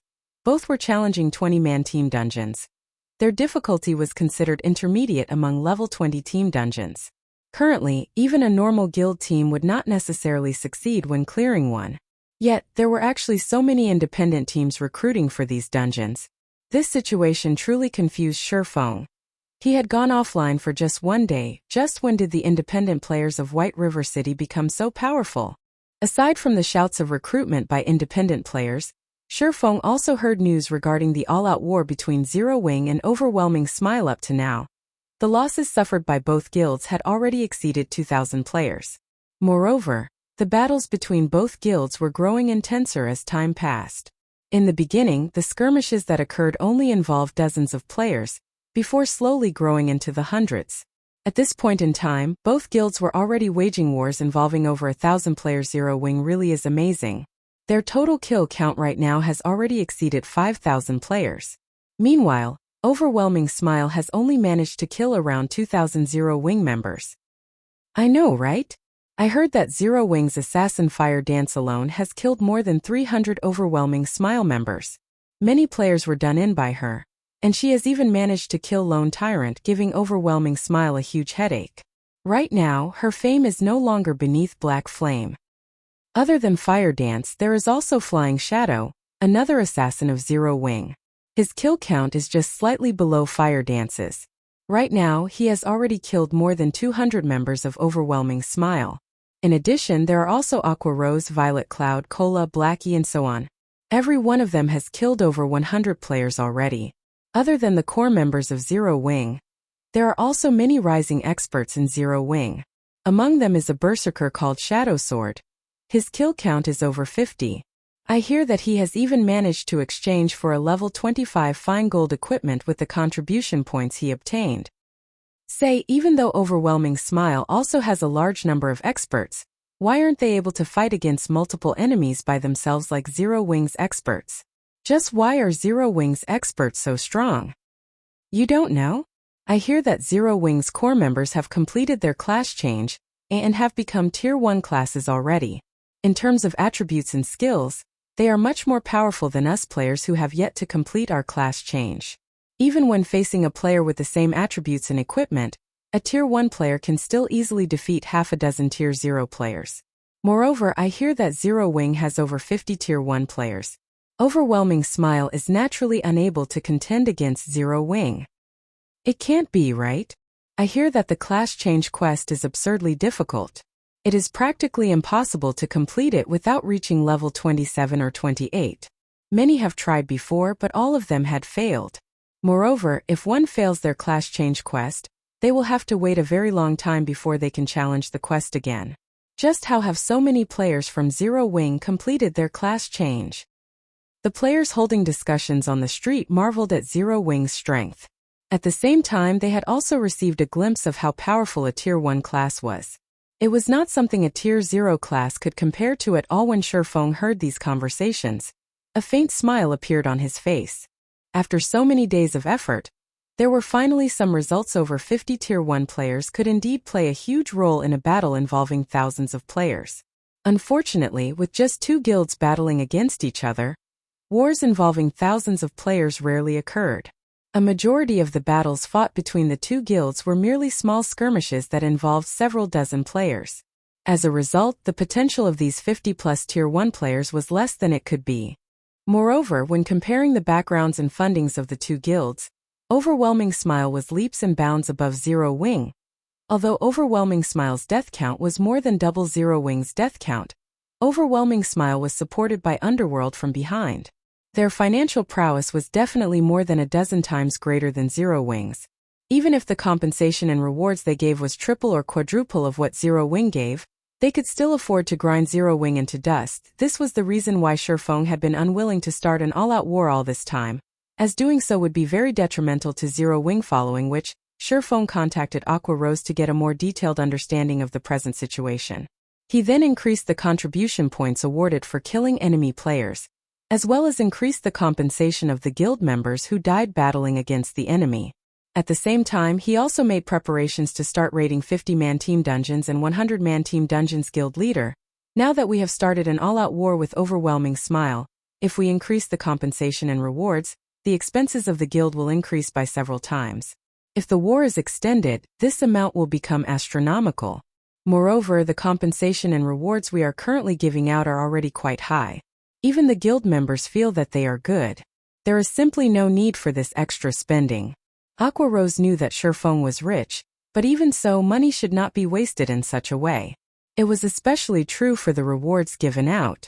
If the guild members managed to kill 10,000 enemies, even if the guild only gave 1 additional contribution point for each kill, the guild would still have to pay for the cost of an additional 10,000 contribution points.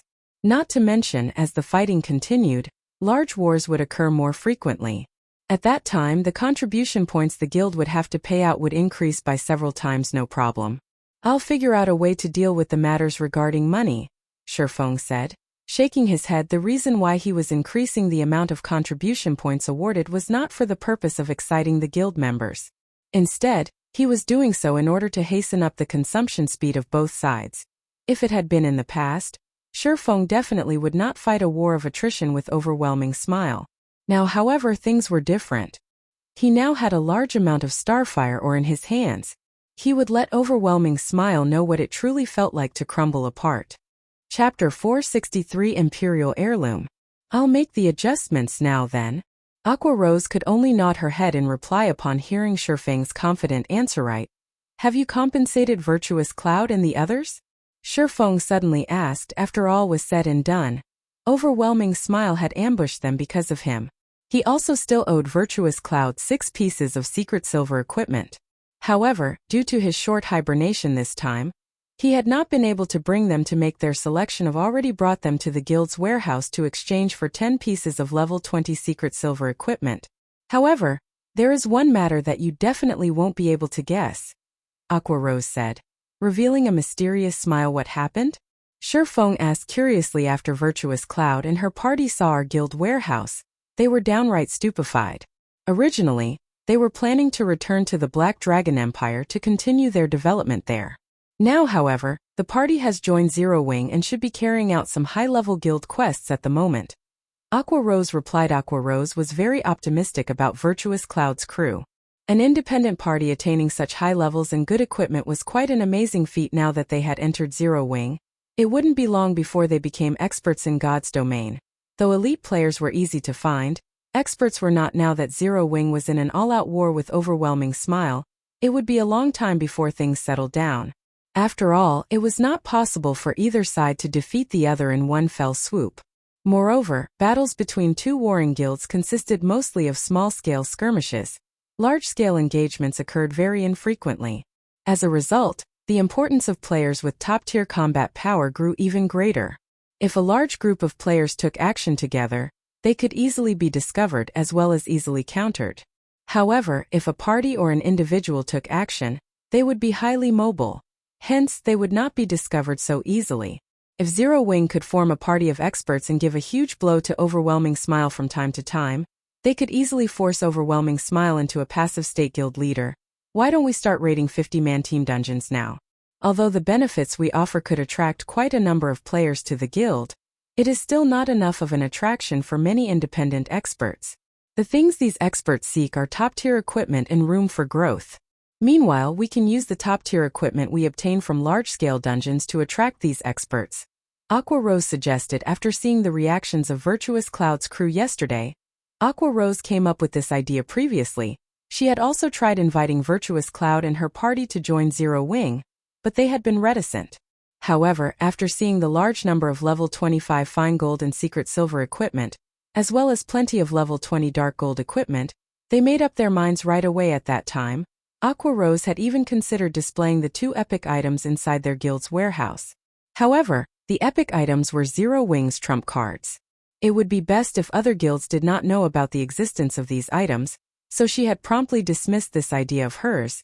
If she were to really put the epic items on display, then many guilds would definitely scheme against Zero Wing. Her action would no doubt create many more enemies for Zero Wing. The guilds that were maintaining neutrality might even side with Overwhelming Smile. At that time, Zero Wing's position would become very tenuous. Hence, only core members who had signed a confidentiality agreement could know about the existence of the epic items. We still have to wait for some time regarding the matter of the large-scale team dungeons. However, we can begin raiding 20-man Hell Mode team dungeons. Shi Feng had been the guild leader of Shadow for many years, so he naturally knew what attracted experts. Although he fully agreed with Aqua Rose's suggestion, large-scale team dungeons were no walk in the park. They needed to accumulate even more strength if they wished to raid one. On the other hand, they could give 20-man Hell Mode team dungeons a try. Players had a fixed probability for obtaining dark gold items from 20-man Hell Mode team dungeons, though the majority of the items were fine gold rank. In addition, there were plenty of production materials that were available only in Hell Mode dungeons. The guild could also obtain guild popularity by clearing Hell Mode dungeons. As the guild's popularity increased, the guild quests commissioned by NPCs would also improve in quality, and this was what Zero Wing needed the most at the moment. I'll get everyone prepared right now, then. Upon hearing Shi Feng's words, Aqua Rose immediately went into action with great excitement. As for Shi Feng himself, he made a trip to the bank, although there were many things demanding his attention right now. The all-out war with Overwhelming Smile in particular. At the end of the day, there was only one task that he needed to complete, which was to earn money. Shi Feng had experienced countless all-out wars between guilds in the past, so he had long since known what took priority. Although he himself possessed frightening combat power, allowing him to easily hunt and kill Overwhelming Smile members out in the fields. Just how many members were there in Overwhelming Smile? Even if he ran around all day, hunting players, how many could he possibly kill by himself? Doing so would allow him to collect the immortal souls of players he killed, but it was still not worth the effort. Moreover, even if he did nothing but hunt players from Overwhelming Smile all day long, completing his quest would take many days. During this time, Overwhelming Smile, with its huge funding, could easily recruit a large number of additional players. Even if Shi Feng worked himself to death, he still wouldn't be able to win the war by himself. After all, this was currently the early stages of God's domain. The various guilds had yet to possess their very own towns and cities. Killing Overwhelming Smile's members would only cause the guild a little trouble and slightly affect its development speed. Most importantly, Shi Feng simply did not have the time to do something like this. He only had a little time left to complete the epic quest Darkness Descends, and he was still far from his goal of earning 30,000 gold. If he failed to complete the quest at that time, he would have to face the wrath of a Tier 4 demon. With his current strength, he would certainly die. Hence, earning money was his top priority right now. The war between the two guilds would definitely grow more intense as time passed, and the same was true for the expenditure of both guilds. It was especially true for the expenditure on equipment. Aside from losing equipment as a result of dying, fights between players would also cause the durability of weapons and equipment to fall at a faster rate than when fighting monsters. Naturally, repairing these weapons and equipment would also require a large sum of coins. Presently, guilds had a limited source of income for coins.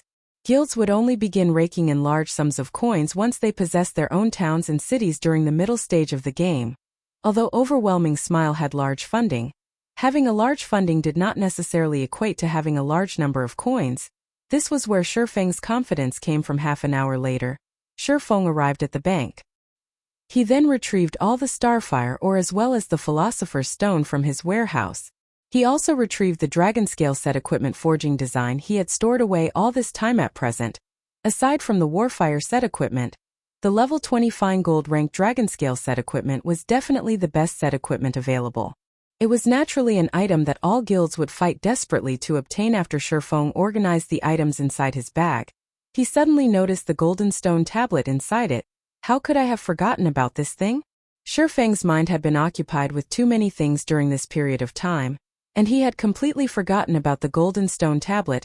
He had snatched away from the Anubis's gatekeeper an item guarded by a great lord. Was definitely not an ordinary item. However, Shifeng had also never heard about a golden stone tablet, so he did not know exactly what function this item possessed.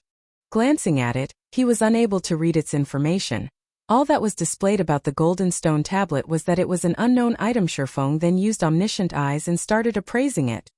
The seconds ticked by slowly as countless data flickered in front of his eye. After a total of 22 seconds passed, the appraisal process was finally completed. An Imperial Heirloom?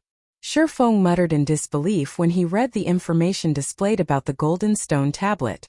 Chapter 464 Shocking Treasure.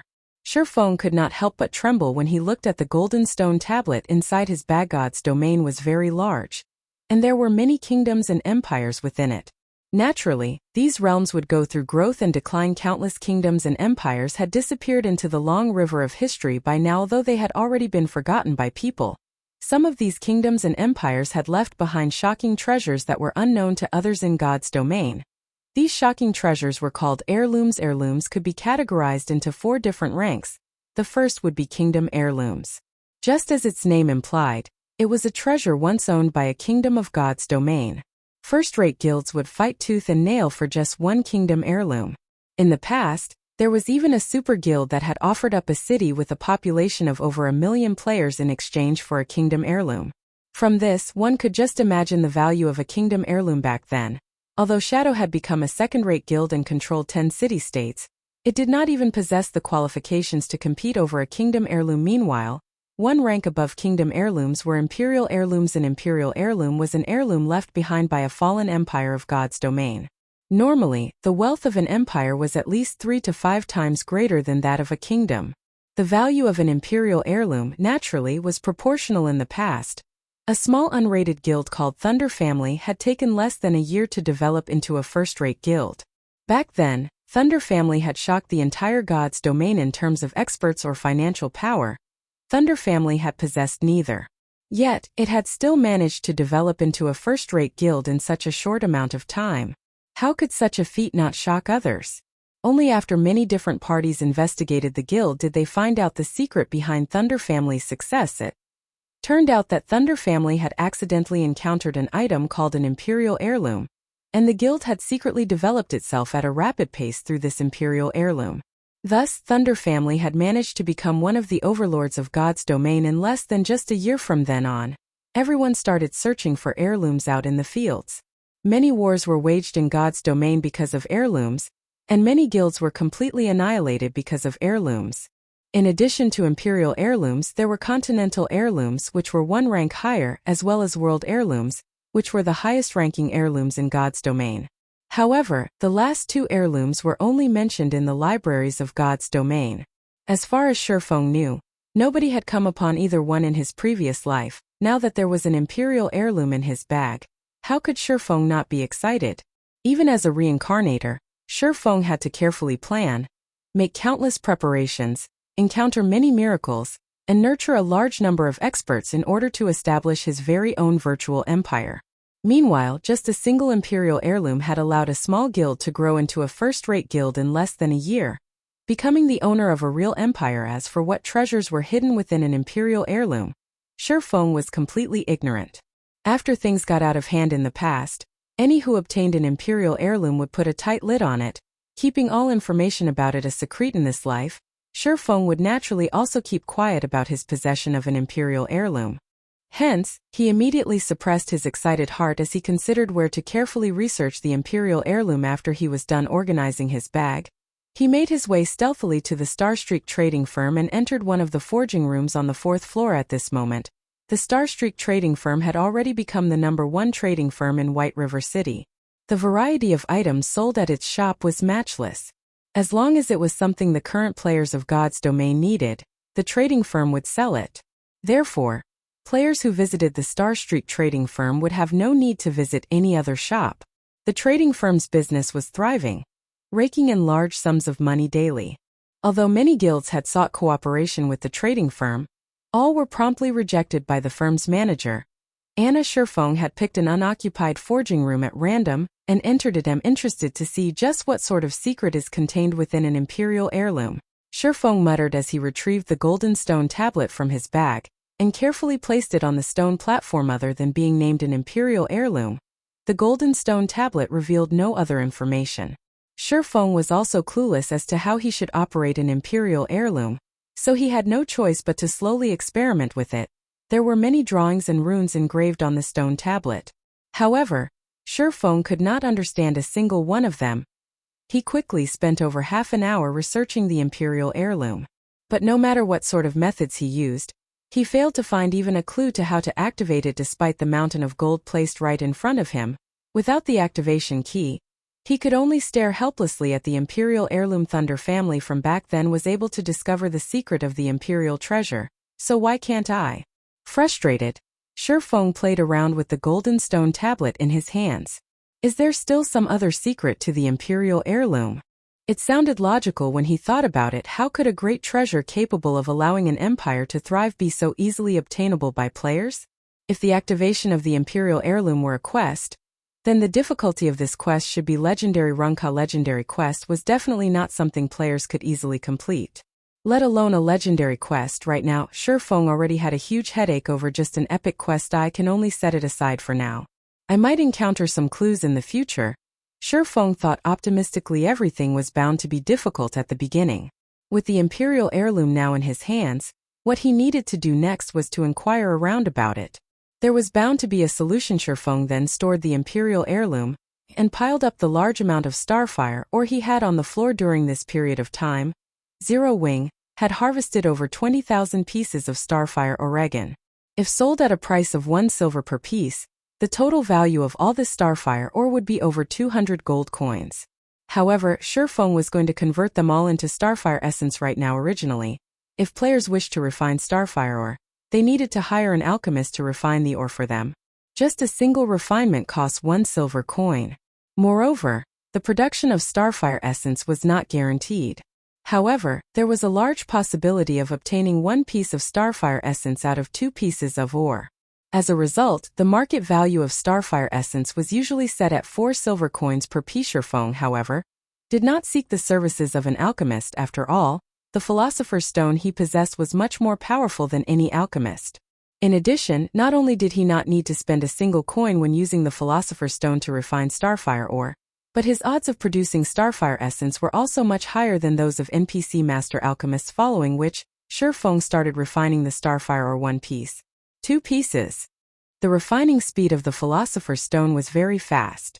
In just a moment, Shi Feng had already refined 100 pieces of starfire ore and obtained 83 pieces of starfire essence. Starfire essence, consumable, increases success rate of forging if added during forging process.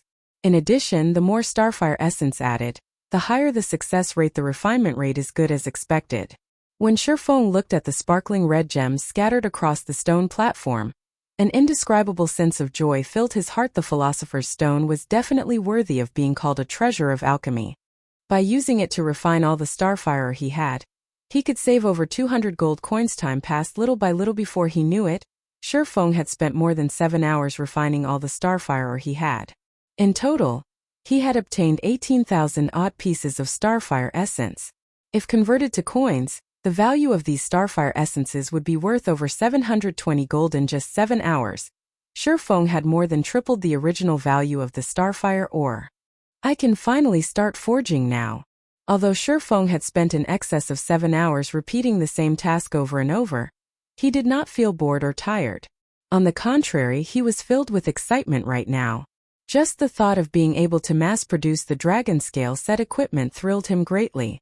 If he let the members of the guild equip the set and take a stroll out in the city, the uniform equipment would definitely earn the envy and admiration of players all over White River City. Chapter 465 Rapid Promotion. Blue Moon Restaurant, a high-class restaurant located in White River City. At this moment, the entire restaurant was completely reserved by Overwhelming Smile, and tens of elite members stood guard outside the building. Each and every one of these elite members of Overwhelming Smile was in a very bad mood, which showed in the fierce expressions on their faces. Any unrelated players passing by Blue Moon Restaurant would no doubt distance themselves from the building, as far away as possible, in fear of meeting with bad luck and getting into trouble. Currently, Zero Wing and Overwhelming Smile were waging an all-out war with each other. While there was nothing bad to speak of about Zero Wing, the members of Overwhelming Smile were infamous for their tyranny. As long as Overwhelming Smile members felt even the slightest displeasure, they would try to make trouble for someone else. What Overwhelming Smile members did most frequently was field hogging. They would lay claim to an entire area and chase away all non-guild members. However, although many independent players of White River City were furious over Overwhelming Smile's actions, nobody dared to actually voice their opinion. No doubt many independent players were cheering and clapping secretly over the war between Zero Wing and Overwhelming Smile. It was especially true when news spread mentioning that Overwhelming Smile's death count had increased significantly lately, and was now past the 8,000 threshold. At this moment, 2 people, a man and a woman, were seated inside one of the booths on the second floor of Blue Moon Restaurant. The man was Feng Xianyang, and the woman sat opposite of him was the quiet and elegant beauty Youlan. I've already looked through the information you sent me. It's very well written. I'm quite satisfied with it. I also forwarded your analysis to the higher-ups, and they have already determined that Zero Wing is indeed a thorn in Underworld's side. They've also said that if we cannot obtain Zero Wing, then we're to destroy it to save us from future troubles. In addition, they have a very optimistic view on White River City right now. The current population of White River City has already exceeded 2 million. Many players from other cities and even other kingdoms and empires are constantly migrating here. At present, White River City has already become the second most populous city in Star Moon Kingdom, so we must obtain control over White River City. This time, not only have the higher-ups sent a great load of manpower, but they have also increased our funding and are prepared to focus on the nurturing of Overwhelming Smile. I heard that after Zero Wing increased the compensations and rewards it is giving out, you increased Overwhelming Smiles as well. I believe it should have increased the burden on your side significantly, right? However, you can rest easy and feel free to continue contending with Zero Wing. The higher-ups have already gathered 500 gold, as well as 300 million credits for you. The credits should have been sent to you by now. As for the gold coins, that will arrive in another hour or 2 at most. Afterwards, they'll be sending even more gold coins and credits. I hear that the higher-ups are very serious this time. Just the total amount of coins they are planning to invest into Overwhelming Smile may be over 5,000 gold, not to mention the credits. Saying so, Feng Xianyang snapped his fingers. In the next moment, another 20 people entered the private booth. Every one of these 20 people was shrouded in a thick layer of killing intent. Their bodies were as robust as a grizzly bear's. Instead of looking like ordinary players, they looked more like a group of well-trained soldiers. These men are the underworld guards the higher-ups have dispatched. All 20 of them are party leaders, and every one of them leads a party of 6 members. In total, you will have 120 underworld guards to command as you see fit, Feng Xianyang said, smiling. They are different from the other underworld guards. I'm sure you can tell, but they have all worked as mercenaries in the past. They are people who have walked on real battlefields.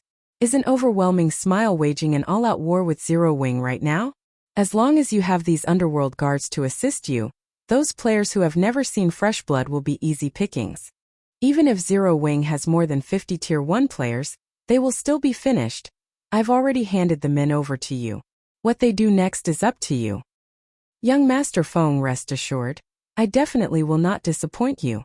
Originally, Youlan had already been confident of slowly exhausting Zero Wing to death. Now that she was looking at the 2 rows of neatly lined up Underworld Guard party leaders, a sense of indescribable joy filled her heart. Zero Wing's 50-plus Tier 1 players had been giving Overwhelming Smile a huge headache recently, forcing the members of Overwhelming Smile into a state of passiveness. At this moment, they needed to similarly send out experts or Tier 1 players. Otherwise, they would simply be helpless against Zero Wing's Tier 1 players. However, Youlan had suddenly come to a realization. Overwhelming Smile had plenty of elite members, but they were sorely lacking in experts and Tier 1 players. Although not all 20 of the Underworld Guard standing before her were necessarily experts, and their levels only ranged between 23 to 24, they were all veterans of the battlefield. Meanwhile, now that the battles in God's domain were growing increasingly realistic, these people would have an undeniable advantage. They were much more powerful compared to ordinary elite players. If they worked together, they should have a very frightening effect on field battles. Youlan could tell that the upper management of Underworld was taking things seriously this time. Currently, the various guilds in God's domain were desperately purchasing coins. They had even secretly established many money farming teams. It was very difficult to accumulate 500 gold. Not to mention, they were also planning to invest an additional 5,000 plus gold coins in the future. With such a sum of money, dealing with Zero Wing would be a piece of cake. With the subsequent funding from Underworld, Youlan no longer had to worry about equipment. Currently, there were 3 main sources of equipment: dungeons, the auction house, and the virtual trade center. Unlike the auction house, one used credits instead of coins when purchasing equipment from the virtual trade center. As a result, the prices of equipment sold there were very expensive.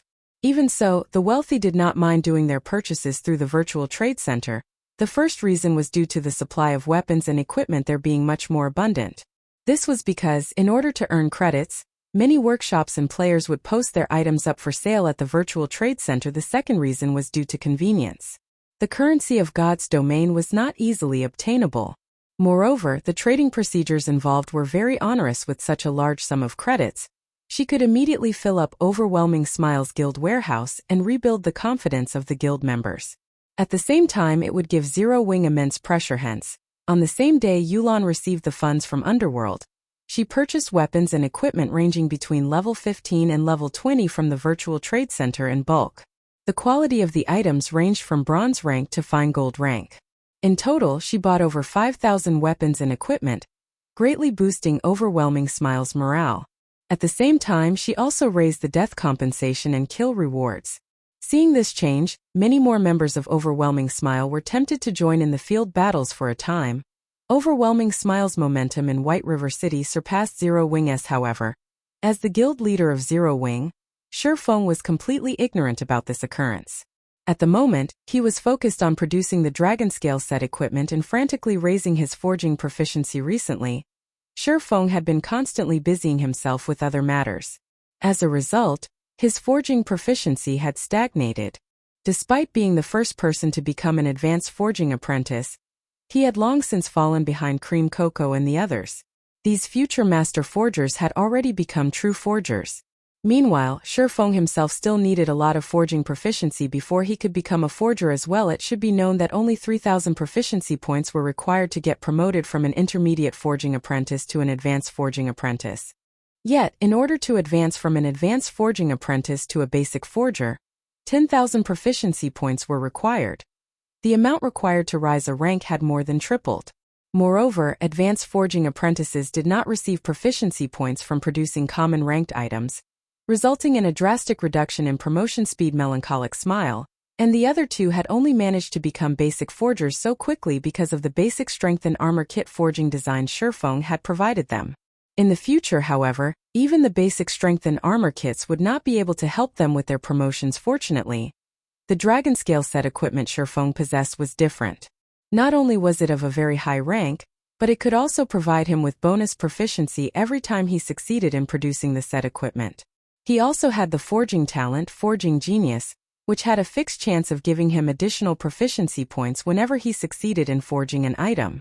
Moreover, as the Dragonscale was a fine gold set equipment, the EXP rewarded from its successful production was also very generous. However, when producing the Dragonscale set equipment, Shifeng had to spend 10 Starfire essences for each individual set piece.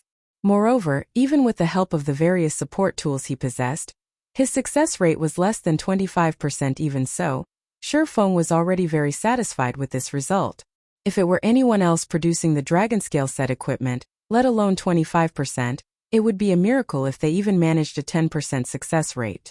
Furthermore, the materials needed to produce the Dragonscale set equipment were not particularly precious, and he also had plenty of Starfire essences. Hence, Shifeng madly produced the Dragonscale set equipment unmindful of cost.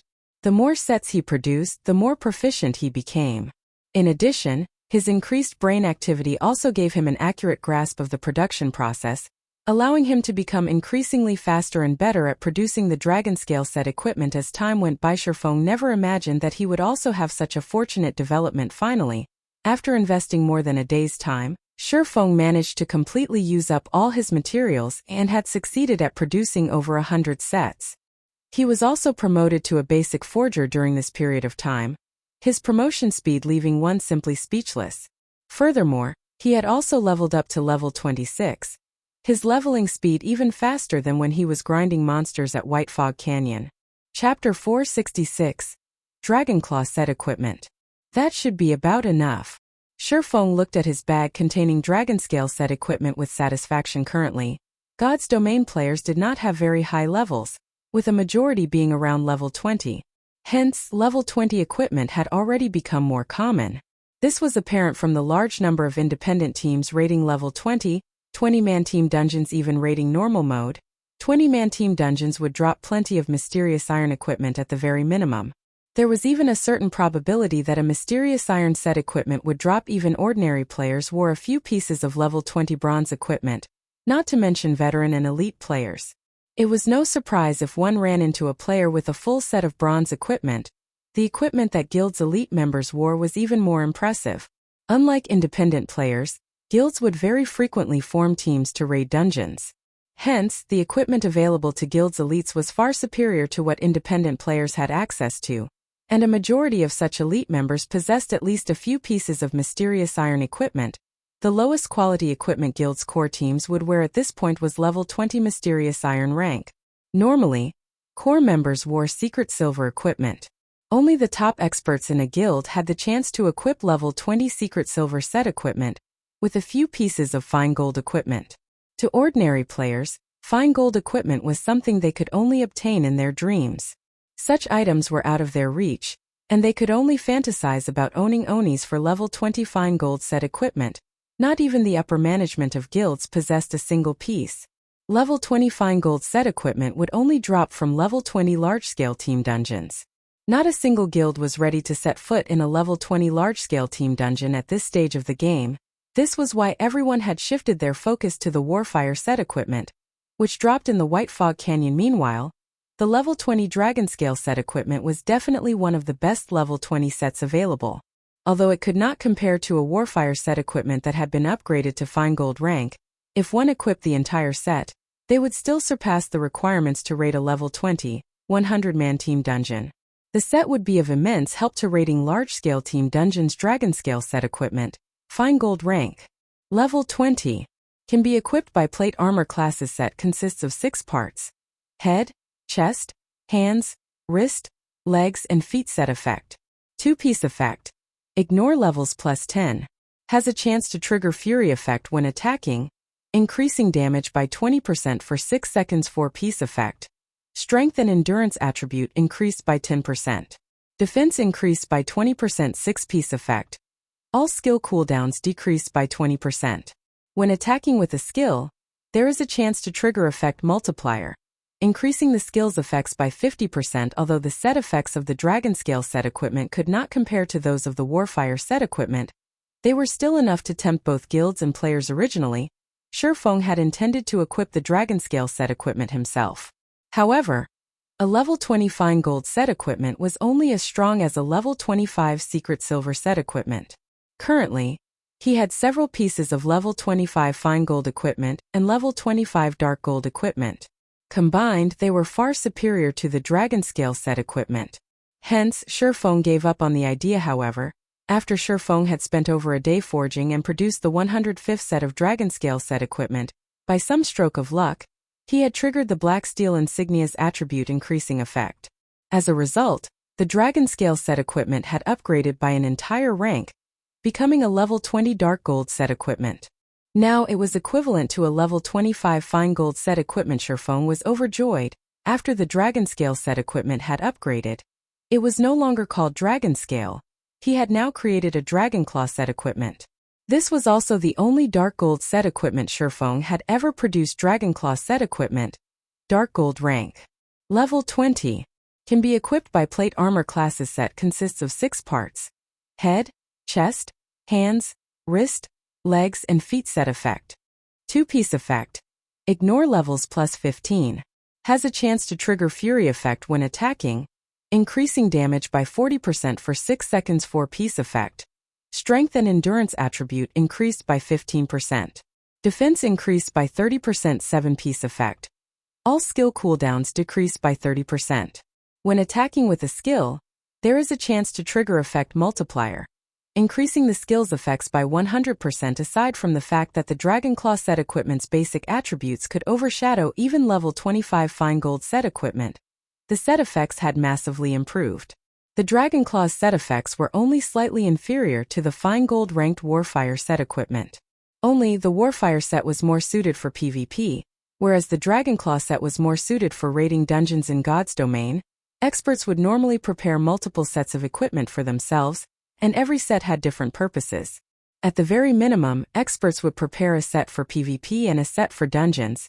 There were also sets that focused on flexibility, damage, and so on. In the past, Shifeng had owned several sets of equipment at a time, which he used when he fought dungeon bosses during field PvP, and various other situations in this life. However, he still did not have the capital to afford multiple sets of equipment. In the early stages of God's domain, top-tier weapons and equipment were very rare. Having a full set of top-tier equipment was already impressive, let alone multiple sets. Now that Shifeng had the Dragonclaw set equipment, he immediately replaced the equipment he currently wore. As for the unused level 25 Fine Gold and Dark Gold equipment, he would store them in the guild's warehouse, leaving them for other members.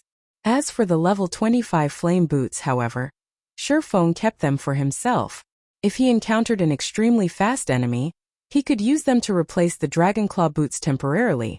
After equipping the Dragonclaw set, Shifeng's basic attributes increased significantly. His strength was close to exceeding the 500-point threshold. His HP had also exceeded 10,000, granting him more HP than the Tier 1 Guardian Knight. If I activate the 7 Luminaries Rings Aura of Earth, I could easily become the number 1 tank in Zero Wing. Shifeng smiled as he looked at his own defense. Due to the Dragonclaw's set effects, he already possessed the defense of an MT. In addition, the Aura of Earth's effects would increase his defense by 45%, and reduce the damage he received by 35%. Just as Shifeng was about to begin producing basic mana armor kits to serve as guild benefits, Aqua Rose suddenly contacted him. Guild leader, I've just received news that someone from Overwhelming Smile has become a baron. They have purchased a plot relatively valuable private land in White River City, and are currently establishing their own guild residence. Overwhelming Smile? Shifeng could not help his surprise. Shifeng was not surprised that someone from Overwhelming Smile had obtained the rank of a baron in White River City.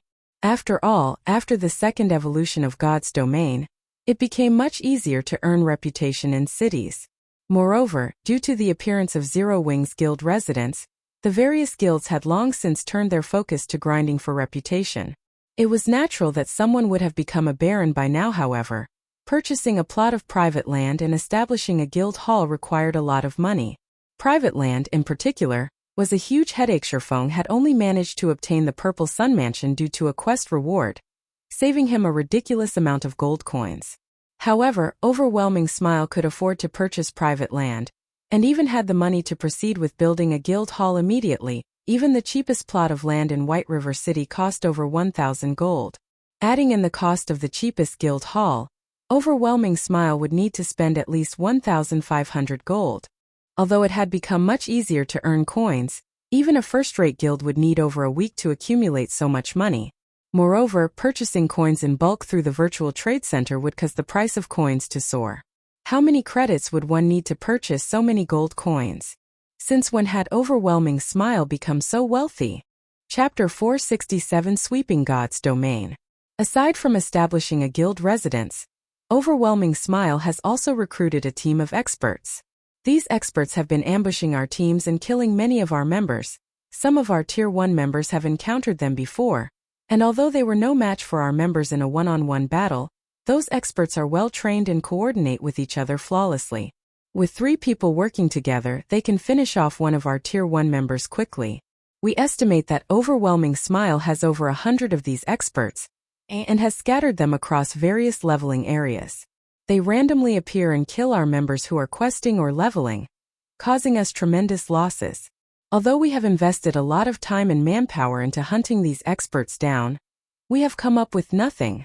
Aqua Rose ground her teeth with frustration as she spoke about Overwhelming Smile's mysterious experts, and she wanted to hunt them down and end them personally thanks to these experts. Zero Wing had lost an additional 2,000 or so members in just one day ever since Zero Wing had declared war on Overwhelming Smile. The guild had only suffered around 6,000 deaths. This little group of experts had caused over 2,000 of those deaths. Moreover, they had caused so much damage in one day. Aside from the lost equipment and levels, the compensation costs wounded the guild's finances. If this situation repeated itself every day, the several hundred gold the guild had accumulated through guild quests would only last a few more days before it dwindled to nothing. This means that Overwhelming Smile is finally getting serious. Frowning, Shurfeng said, "Since they wish to send experts to ambush us, we have no need to hold back. Have Fire Dance and the others eliminate them. However, scatter the group to separate locations. We'll hold off on the team dungeon for now. As for our regular guild members, have them form teams to grind in the fields from now on." "Okay, I'll notify Fire Dance and the others immediately." Saying so, Aqua Rose disconnected the call. She then contacted Fire Dance and Zero Wing's other top combatants. Meanwhile, Shurfeng halted his work in the forge. After tidying up, he left the forging room and hurried to the bank. Shurfeng had never expected Overwhelming Smile to possess such a card. This situation certainly surpassed Shurfeng's initial estimation of his enemy. Fortunately, Zero Wing had far more experts than Overwhelming Smile. In particular, Zero Wing possessed an absolute advantage when it came to Tier 1 players, as Overwhelming Smile still did not have a single Tier 1 player. All this time, Zero Wing's experts had split into 2 batches, and took turns slaughtering Overwhelming Smile's members. This way, not only could they make Overwhelming Smile suffer, but they also wouldn't significantly hinder their own development. Now that over 100 experts had suddenly appeared in Overwhelming Smile, Shurfeng would not let them run free. Moreover, the fact that Overwhelming Smile now possessed their own guild residence was bad news for Zero Wing. Originally, Zero Wing had only attracted so many new players to the guild due to their guild residence. The benefits a guild residence offered persuaded the guild members to ignore Overwhelming Smile's high offers and continue their development with Zero Wing. Now, however, Zero Wing's members would be tempted to join Overwhelming Smile as the benefits they could obtain there were not inferior in the slightest. However, gold coins were still what was most important. Originally, Overwhelming Smile was only wealthy in terms of credits. To Shurfeng, the guild was no threat at all. After all, many of the items in God's domain could only be purchased with coins. Even if one had an endless supply of credits, the number of coins they could buy was limited. Furthermore, Overwhelming Smile was not the only guild in God's domain purchasing coins in bulk, further limiting what was available in an all-out war between guilds. Coins were the most consumed resource. There was the cost of purchasing and repairing equipment to consider, in addition to compensating guild members. Battles between players placed a massive burden on equipment durability. Take Shurfeng's battles for example. A single strike from his sword could scrap bronze equipment. Only mysterious iron equipment could withstand his attack, and even then it would only last a few extra hits. Even if the equipment was not destroyed, even elite players would cough blood with shock at the repair fee to recover the item. Although equipment could be purchased from the virtual trade center and compensation could be paid out using credits, the system controlled equipment repair fees, and it did not acknowledge credits. A single player's repair fee was not much, costing around 2 silver coins. The repair fee for 10,000 players, however, would be at least 200 gold coins, a very frightening amount. Not to mention the higher quality equipment a player wore, the higher their repair fee would be, although the repair fees were not the guild's responsibility, but the players. How many times could a player afford to repair their equipment in a long war? Once players ran out of money, how could they continue to involve themselves in the war if their equipment was close to breaking? Unless they decided to risk themselves without weapons and armor. In the early stages of the war, the guild members would accept credits as compensation and reward. However, after some time they would need to purchase coins with the credits they received. Hence, coins were the true foundation of wars in God's domain. Meanwhile, a guild residence was a guild's main source of income for coins during the early stages of God's domain. If overwhelming smile included coins in their frightening financial power, it would create a terrifying combination. Shurfeng could not afford to continue focusing on plots to earn money. He needed to take action. After returning the Philosopher's Stone to his warehouse, Shurfeng used the 7 Luminaries gemstone and teleported to Blackwing City. Taking the Dragonscale sets with him at present, Blackwing City had become a gathering place for players from kingdoms and empires all over God's domain. Compared to Shurfeng's previous visits to the city, the player population had grown significantly. Moreover, there was an important difference between the players in Blackwing City and the players in other cities' wealth. The players in Blackwing City were extremely wealthy. Moreover, the money these players possessed did not only involve credits, but also included gold coins. A majority of the players in Blackwing City were the upper management personnel of various large guilds, and they had come to Blackwing City specifically to do business. Hence, the amount of credits and coins they had on hand far surpassed anything that an ordinary player possessed. Blackwing City was truly the gathering place for tycoons. This was also why Shurfeng had come to this place today. Shurfeng had no intentions of selling the Dragonscale set equipment for credits. His goal was to earn gold coins. If he sold the Dragonscale set equipment in Starmoon Kingdom's auction houses or at the Starstreak trading firm, he would not get a good price. In addition, unlike the players in Blackwing City who would spend several gold coins without even blinking, players who could afford such large expenditures were few and far between in Starmoon Kingdom. After arriving at Blackwing City, Shurfeng searched for a secluded location. He then used the demon mask to don a false identity. Unlike his previous visit when he tried to keep a low profile, Shurfeng changed his appearance to that of a very handsome youth. He had even slightly altered the appearance of the Dragonclaw set equipment he wore, making it look more imposing. He also chose not to hide the special glowing effect of the Dragonclaw set equipment, revealing the telltale light of dark gold equipment. When he reached the streets, the dark gold rank glowing effect that enveloped his body nearly blinded other players. Damn. My eyes aren't playing tricks on me, right? That's a dark gold set equipment. Impossible. It looks awesome. Our guild doesn't even possess a set of fine gold set equipment. Just who is he? Shurfeng dominated the attention of the players wandering the streets, their eyes nearly popping out of their sockets as they stared at him in a daze. They were all upper managers of various large guilds, so their knowledge of the game was extensive. Even if they saw a player wearing fine gold set equipment, they would not reveal such exaggerated reactions. At most, they would briefly admire that player's equipment. A dark gold set equipment, however, shattered their understanding of the game. Chapter 468 Ninth Heaven Pavilion. In just a short moment, news about Shurfeng's sudden appearance had spread throughout Blackwing City. Have you heard? There's a player wearing a full dark gold set equipment. Heard about it? I saw that player with my own eyes. You don't know just how imposing he looked. He was like a ferocious tiger. He had only glanced at me, and my entire body trembled. Ah, a dark gold set equipment. It would be awesome to wear one. Don't even think about it. The various guilds throughout God's domain can't even obtain a fine gold set equipment, let alone dark gold. With a dark gold set equipment, PvP and dungeon raiding would be child's play. If an expert wears the set, they will become practically invincible. Do you think that person will sell his dark gold set equipment? Sell? Are you insane? Do you even know the significance of a dark gold set equipment? A dark gold set equipment is the best equipment currently available in God's domain by far. This set could even become the symbol of a guild, attracting countless players to join. On top of that, the rise in combat power the set provides would make grinding and dungeon raiding far easier. It would play a huge role in one's future development.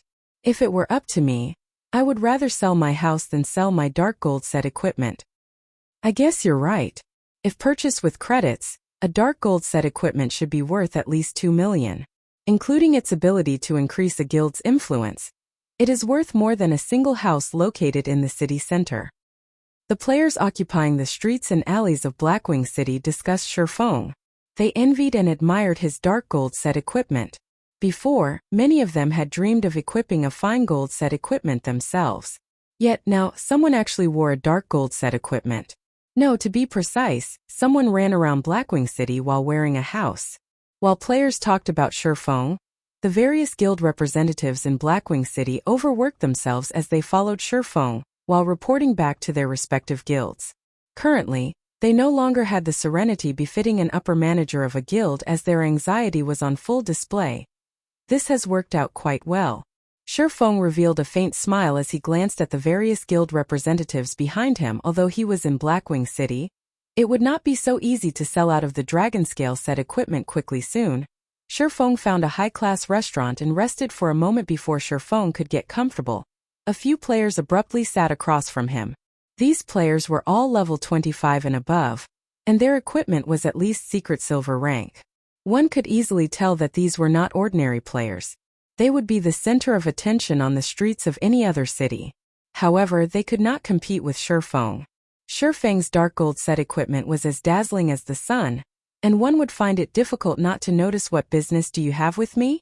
Shifeng spoke softly as glanced up at these players. These players felt their chests tighten under Shifeng's pinning gaze, and their opinions of the player before them rose. Friend, please don't misunderstand us.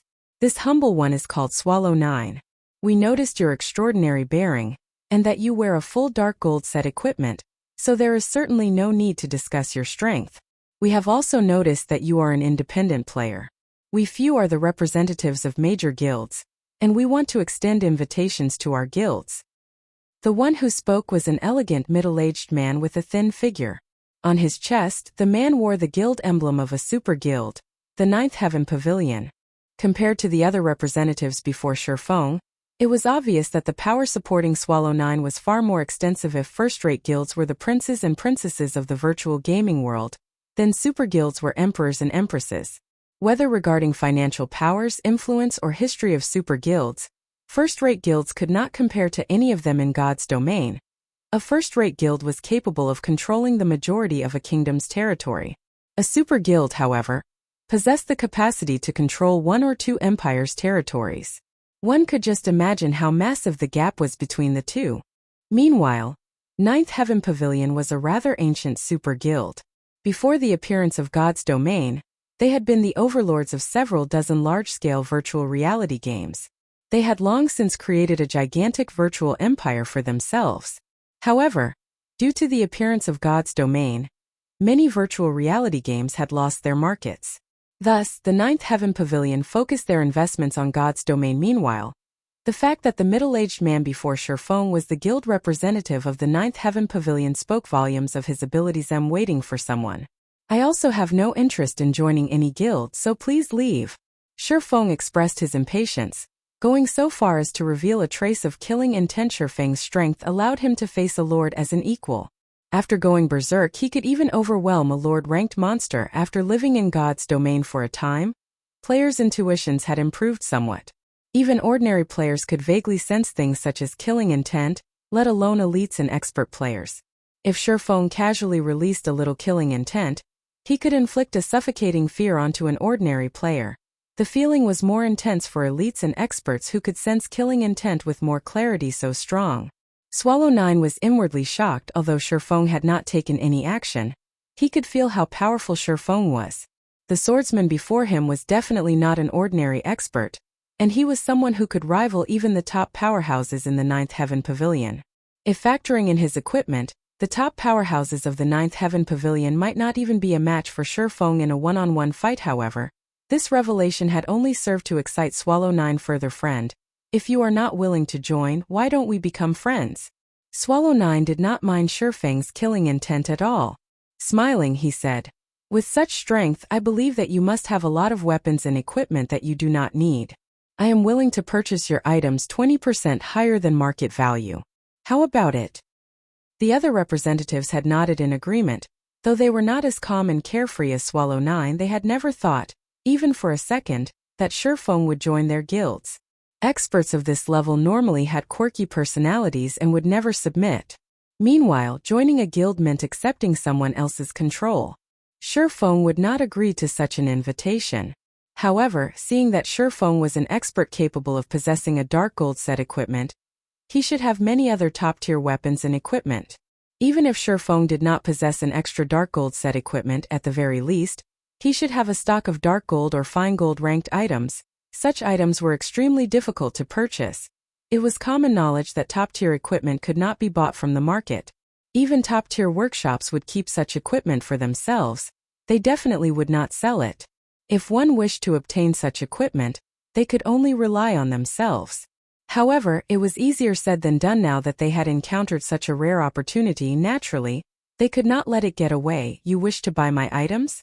Shurfeng laughed. With disdain, he then said, do you think you can afford them? If you have something to sell, regardless of how many items there are, I Swallow 9 guarantee that I will purchase all of them at 20% above market value. If you have top-tier equipment, I will purchase it at 50% above market value. Swallow 9 confidently declared. Right. Our guilds have no issues doing the same. The other representatives promptly voiced their agreement. Although their guilds could not compare to the Ninth Heaven Pavilion, they were still major guilds. They had more than enough money to purchase a single expert's extra equipment. Ha ha ha. Interesting. Interesting. Shurfeng suddenly laughed. However, Shurfeng's actions only made Swallow 9 and the others turn to look at each other. 1,000 gold. If you have 1,000 gold on your persons right now, I will consider letting you look at the equipment I no longer need. Otherwise, scram. Find someone else to disturb. Chapter 469 Gathering of the Powerful. Shurfeng was very loud, and every player on the second floor of the restaurant had heard his words loud and clear. 1,000 gold. Many of the guild representatives in the restaurant with similar ideas as Swallow 9 immediately sucked in a cold breath. To any guild in God's domain, 1,000 gold was not a small sum. Super guilds were no exception. Guilds supported a majority of the layers in Blackwing City. Although they were all very rich, their maximum trade volumes would not exceed 100 gold. Meanwhile, Shurfeng casually demanded a price of 1,000 gold. Moreover, this was only the bottom line. If they did not have 1,000 gold in their bags, he wouldn't even consider a trade. How arrogant. He was simply too arrogant. However, despite Shurfeng's arrogance, not a single person present had chosen to turn around and leave. On the contrary, they promptly contacted their respective guilds, ordering the preparation of 1,000 gold. 1,000 gold? You're insane. Do you know the significance of 1,000 gold at this stage of the game? What? That expert in the dark gold set equipment stated that he would only consider a trade with someone possessing 1,000 gold? The various guilds were shocked upon receiving this news. However, that shock soon turned into rage, as these guilds felt that Shurfeng was only toying with them. 1,000 gold. Currently, gold coins were still scarce. Although the prices of coins had decreased significantly, even 10 million credits was not enough to purchase 1,000 gold. Moreover, not even a dark gold set equipment was worth 1,000 gold. What? Don't have it? Shurfeng smirked at Swallow 9 and the others. Impatiently, he said, since you don't have it, please leave. Stop disturbing my peace. No, please wait a moment. It is true that I do not have that much money on me right now. However, someone will send the money over quickly, Swallow 9 said as he calmed his pounding heart. He had to admit that Shurfeng had given him a fright. However, the more arrogantly Shurfeng behaved, the more Swallow 9 believed that Shurfeng had something valuable to offer. Experts of this level had very high self-esteem, and an arrogant attitude was normal. However, one thing was certain. Such experts would not fabricate false rumors. If Shurfeng dared to make such ridiculous statements, then he definitely had the capital to do so. Though Swallow 9 did not know what that capital was, he knew that it would not be insignificant. It's truly annoying. Shurfeng frowned at Swallow 9's words. Paying no more attention to the middle-aged man, Shurfeng called up the official forums and began to browse.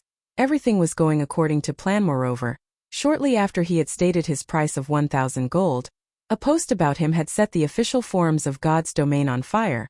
There was even a post mentioning the 1,000 gold trade qualification he had demanded. Many people had begun to discuss the situation. They all felt that Shifeng was a lunatic and was too arrogant. Some had even begun to doubt his equipment. Quickly, this news had attracted the attention of even more guilds. After a dozen minutes or so, the restaurant Shifeng occupied exploded with activity. Players filled the restaurant, and every one of them represented a guild. The majority of the guilds present were first-rate guilds, with the lowest being second-rate guilds. 2 additional super guilds had even arrived. One of the new super guilds to arrive was Sanctuary, while the other was King's Return. These 2 super guilds were powerhouses similar to the 9th Heaven Pavilion currently. The representatives of so many famous guilds, including 3 super guilds, had gathered in this one high-class restaurant. This was something that had never happened in the past, and all of this was due to the sudden appearance of a mysterious expert. Of the 3 super guild representatives, 2 were men, and the last was a woman. Among them, Swallow 9 represented the 9th Heaven Pavilion. A polished woman named Flourishing Colors represented Sanctuary, and King's Return was represented by a crude and brawny-looking man named Thunder Tiger. Flourishing Colors was a level 26 summoner, whereas Thunder Tiger was a level 26 berserker. It was clear that the 3 super guild representatives knew each other, as the moment the 3 met, they began to chat as if they were old friends. Shifeng glanced at the second floor, discovering that the high-class restaurant seemed to represent God's domain's current power as Swallow 9, Flourishing Colors, and Thunder Tiger were representatives of super guilds. The 3 sat opposite of Shifeng. As for the representatives of first-rate guilds, they hovered nearby. As for the few second-rate guilds, they sat near the staircase. The hierarchy had been clearly established. The 3 belonging to super guilds paid no attention to those belonging to first-rate guilds, and those belonging to first-rate guilds paid no attention to the second-rate guilds.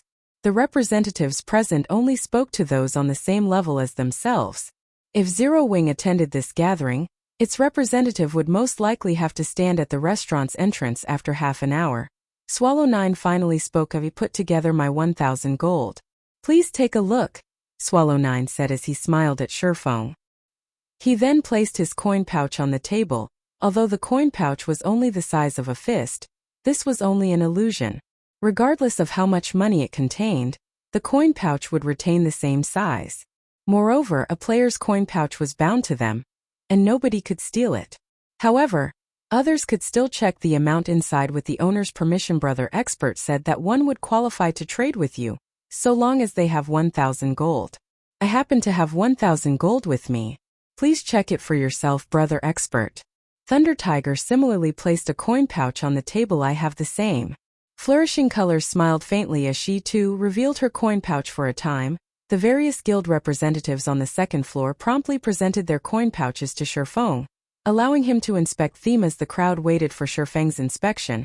Instead of actually doing so, Shifeng smiled and said, "That won't be necessary. I believe that the guilds present should not be so poor as to not even possess 1,000 gold. Since all of you have 1,000 gold on your persons now, you all qualify to trade with me. However, the items I wish to sell are limited. Since there are so many people here, I'm sure none of you will oppose an auction, right?" Suddenly, the crowd understood Shifeng's intentions.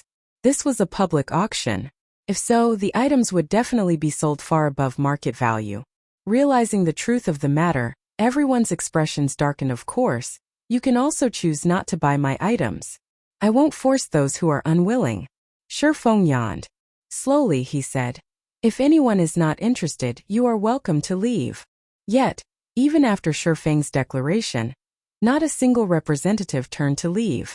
They all wanted to see the reason behind Shifeng's confidence. "Since everyone agrees, I'll begin with the first item, then," Shifeng said as he swept a glance over the crowd in the hall, nodding with satisfaction. Everything was going according to plan.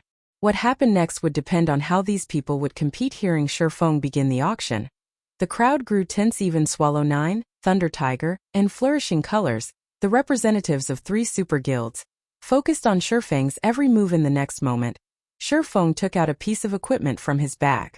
Looking at the glow of the equipment, it seemed to be fine gold rank, not dark gold rank as everyone had expected. Even so, fine gold equipment was quite valuable. Currently, fine gold equipment was very rare. Although some were available on the virtual trade center, Most of those items had inferior attributes initially. Everyone had thought Shifeng would state the starting bid for the equipment, signaling the representatives to begin. However, Shifeng proceeded by revealing another piece of equipment. Moreover, this item was also fine gold ranked 1 piece, 2 pieces, 3 pieces. Shifeng displayed a total of 6 pieces of equipment. Moreover, although these 6 pieces were all different, they possessed a single style as a fine gold set equipment.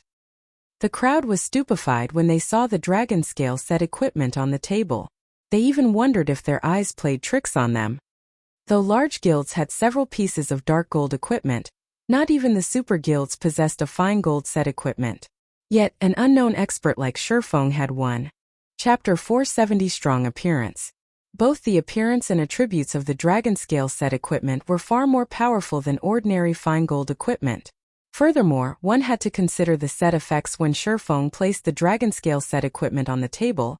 He did not hide the set's attributes, allowing everyone to examine the set. These are the set effects of a fine gold set equipment?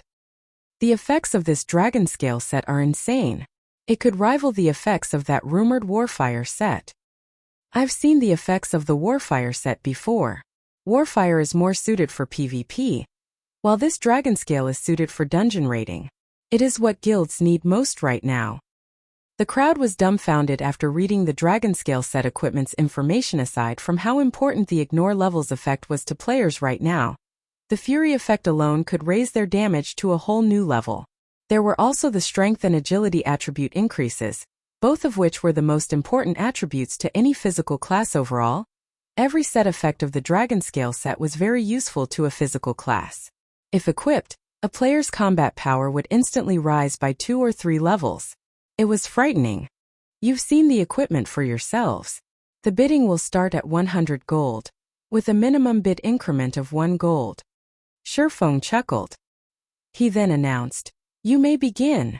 Before the crowd could recover from their shock, Shifeng's opening price stunned them once more. The market offer for the Warfire set equipment was also 100 gold, and the set could be upgraded to fine gold rank. Moreover, the set's level would increase with the players, and it could become a level 30 fine gold set equipment. The dragon scale set equipment was only a level 20 fine gold set equipment. The opening bid was simply too expensive. If the set were a level 25 fine gold set equipment, it might be worth 100 gold. What? Nobody's bidding? Shifeng watched the silent crowd.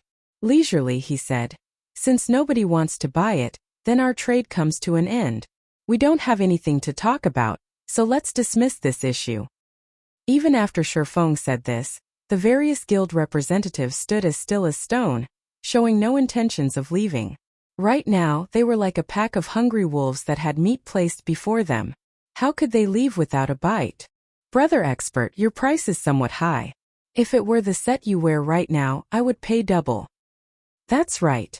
I'm willing to buy the dragon scale set equipment at 60 gold. The guild representatives voiced their opinions, expressing their refusal of the high price of the dragon scale set equipment, and imploring Shifeng to lower the price. After all, gold coins were not easy to come by. Now that every guild purchased coins in bulk, it had resulted in an abnormal shortage of coins. Currently, most of the guilds in God's domain relied on their money farming teams to supply them with coins. Don't buy it if you think it is too expensive. I don't need to sell my equipment to you specifically," Shifeng said disdainfully. Shifeng knew exactly what these representatives were trying to do at this moment. However, a crisp voice echoed throughout the restaurant's second floor. 100 gold. I want it.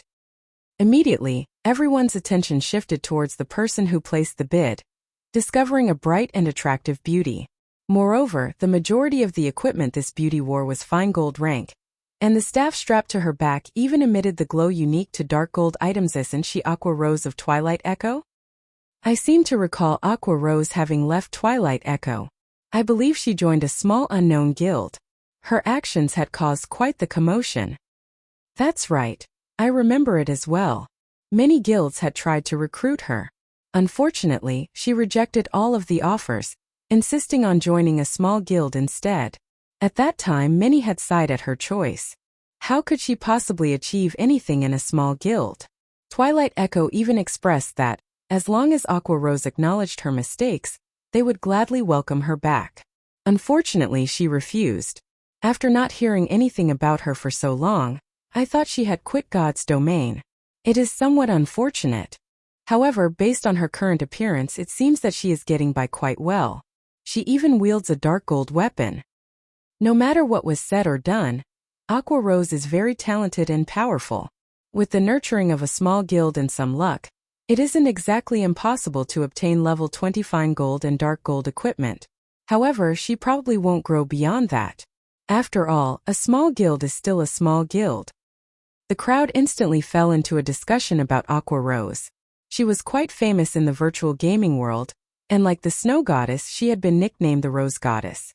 Naturally, the guild representatives recognized her. The crowd's attention turned from Aqua Rose, shifting towards Twilight Echo's representative. Twilight Echo's representative, Brilliant War God, had also noticed Aqua Rose's appearance. He was visibly delighted.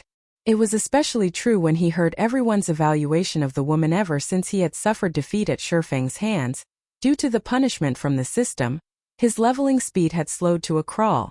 Even when he accompanied others, he could not level any faster. Having no other choice, he chose to act as the guild's representative and mingled in Blackwing City. He hated Shifeng fiercely for placing him in his current situation. Previously, he had allowed Aqua Rose to leave Twilight Echo with ulterior motives. He wanted to teach Aqua Rose that she was nothing without Twilight Echo, and in the end, she would beg to return to the guild. However, upon seeing Aqua Rose's equipment and level, Brilliant Wargod's expression sank. Disappointed. Keep up your pretenses. I want to see just how long you can keep up the act. Brilliant Wargod had paid close attention to Zero Wing, so he knew that Zero Wing was currently engaged in an all-out war against Overwhelming Smile. Others might not know Overwhelming Smile's backer, but he did. A tiny guild like Zero Wing would only last a few more days. Alright, 100 gold going once. 100 gold going twice. Oh. Shifeng did not care whether the crowd paid attention to Twilight Echo's representative or not. He just smiled faintly as he confirmed the bid. Immediately, his words shook everyone back to their senses, and the representatives promptly started shouting their own bids. 101 gold. 103 gold. 108 gold. Oh! The dragon scale set equipment that nobody wanted had suddenly risen to a price of 132 gold. What had happened to 100 gold is too expensive. Their complaints had been nothing more than nonsense. After all, this was a level 20 fine gold set equipment that none of the guilds in God's domain possessed. Although the set was not particularly suitable for MTs, it still had better effects than the individual equipment pieces that their MTs currently wore. How could they possibly give up on it?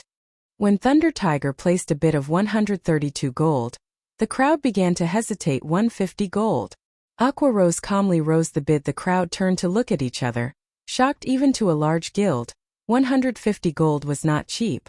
To a small guild, that should practically be all they had. Yet, Aqua Rose seemed not to care about the price at all. The representatives began to wonder what kind of guild supported Aqua Rose. 155 gold. Swallow 9 stated 158 gold. Flourishing Colors began to bid as well. 150 gold was almost the limit a first-rate guild would willingly bid. Any more would be too expensive. However, the three super guilds did not care about this price, just as the three super guilds began to compete with each other. 200 gold. Although Aqua Rose's voice was not particularly loud, her bid swept through the crowd like a chilling wave. Chapter 471. It is difficult to breed true dragons in shallow waters. 200 gold coins. The crowd immediately fell silent. Everyone turned to Aqua Rose, the Rose Goddess who had left the first-rate guild Twilight Echo. She's insane. Spending 200 gold coins just to garner some fame is foolish. Does the guild behind her really possess so much money that they can disregard 200 gold? Every representative had their own speculation. Some believed that Aqua Rose was trying to use the money to buy fame, while some believed that the guild supporting her possessed an extraordinary background. However, regardless of the reasons behind her actions, everyone's admiration for Aqua Rose grew. Every guild here could afford to spend 200 gold. After all, before Shifeng had started his auction, he had required that anyone who wanted to trade with him must first carry 1,000 gold on them. If not for the 1,000 gold in their bags, they would not be so shameless as to participate in the auction. Every guild in this restaurant was a reputable major power. If others discovered that they did not have 1,000 gold in their bags, it would tarnish their guild's reputation. However, although they had the money, they would not spend it on useless items. They would only buy that which had value to their guilds. After all, their members had struggled to earn every gold coin. Nobody wanted to be played for a fool. The 3 super guild representatives were also silent. They looked at Aqua Rose with curiosity, confused as to what the Rose Goddess was attempting to do. 200 gold going once. Shurfeng watched the calm and composed Aqua Rose, silently praising her performance. He had to admit that Aqua Rose's confident smile even led him to believe that 200 gold was no different from spare change to her. 200 gold going twice. Just as Shurfeng shouted the second time, Brilliant War God suddenly shouted, 201 gold. This young master wants it. 210 gold. Aqua Rose said as she glared at Brilliant War God, disgust and hatred filling her eyes. 211 gold. Brilliant War God sneered. Although he was not particularly interested in the Dragonscale set equipment, he could not stomach letting Aqua Rose garner fame in front of this crowd. If that happened, it would wound his reputation. Hence, he could not allow Aqua Rose to have the Dragonscale set equipment, allowing her to enjoy the limelight. 300 gold. Done wasting time, Aqua Rose significantly raised the bid. The other guild representatives were stunned. The 3 super guild representatives shook their heads helplessly. The price was simply too high. Previously, everyone had believed that Aqua Rose would never rise without the help of Twilight Echo. Yet, Aqua Rose's current performance was more domineering than during her time in Twilight Echo. She was no less imposing than Ouroboros's guild leader, the snow goddess Gentle Snow. They could not understand why Twilight Echo had discarded Aqua Rose. Brilliant Wargod's heart trembled upon hearing this bid. Gritting his teeth, he shouted, 301 gold. It had not been easy for the guild to raise the 1,000 gold he had on him right now, and part of the money had been taken from the funds set aside for Twilight Echo's guild residents. If he spent 300 gold here, it would undoubtedly delay the purchase of the guild residence by 1 or 2 days. 400 gold.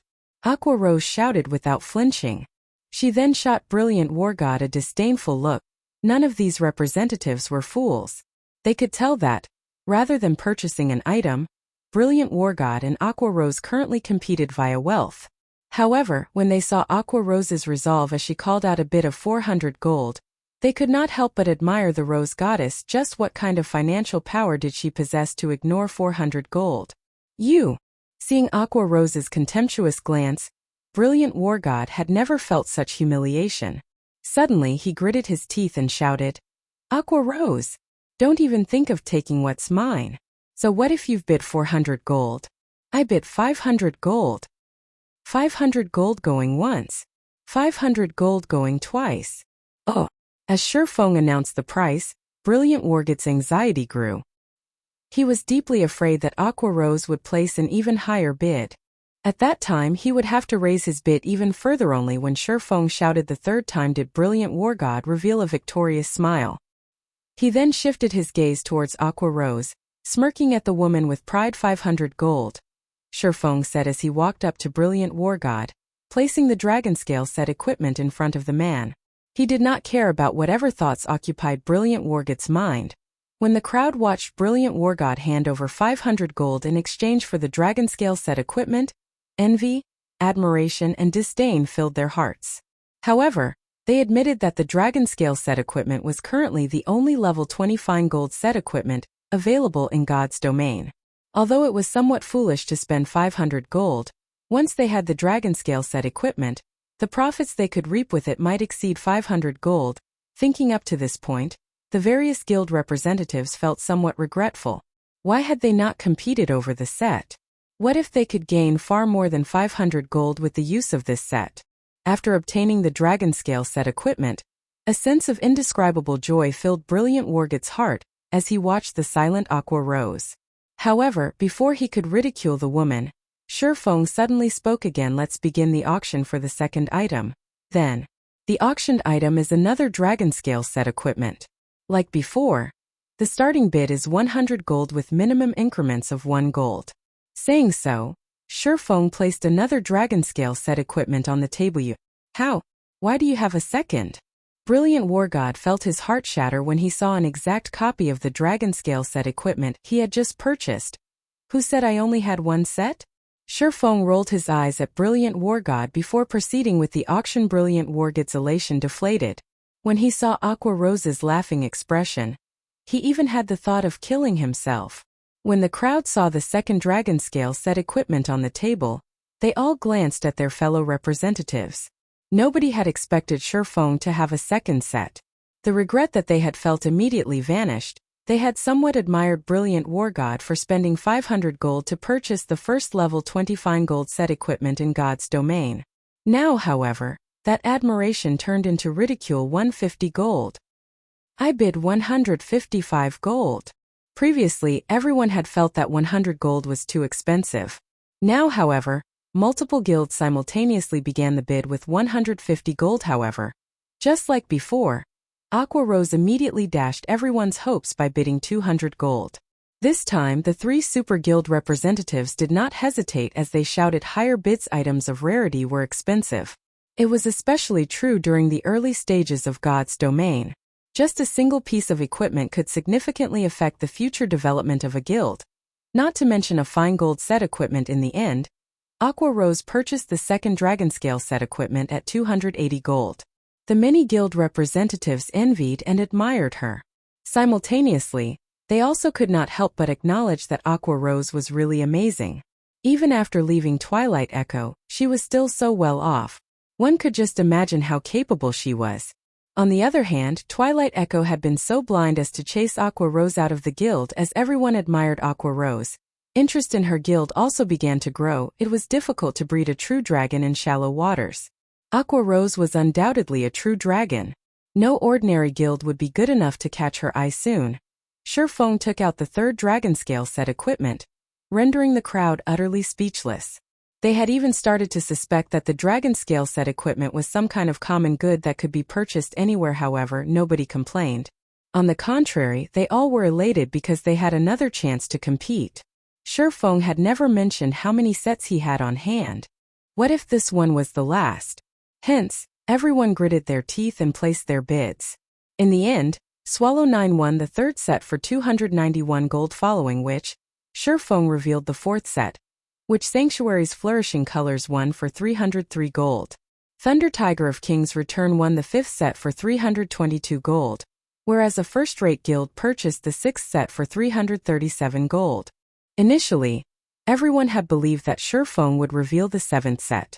In the end, however, Shifeng announced that the sixth was the last he had on him. This revelation had caused the crowd to regret not bidding higher. None of the guilds had cared much for obtaining a fine gold set equipment when no one else had owned one. However, now that some guilds had obtained one, things had changed.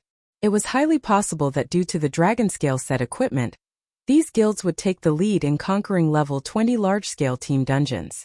At that time, these guilds would gain a massive advantage over the others. Chapter 472 Massive Profits. Rare items were expensive. Although Shifeng had over 100 copies of the dragon scale set equipment, if he wished to sell them at a good price, he could not sell too many at once. He needed to regulate the number of sets he sold. Currently, the 6 sets he had actioned would not sate these guilds' thirst. Even if he tripled or quadrupled that number, the price they were willing to pay would not decrease. However, Shifeng would not do so. 6 sets were the limit.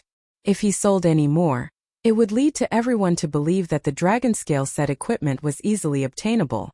If he tried to sell it later, it would become impossible to get a good price. Although Shifeng had produced over 100 sets of dragon scale set equipment, they were not cheap to forge. Aside from the basic materials, each set piece required 10 starfire essences.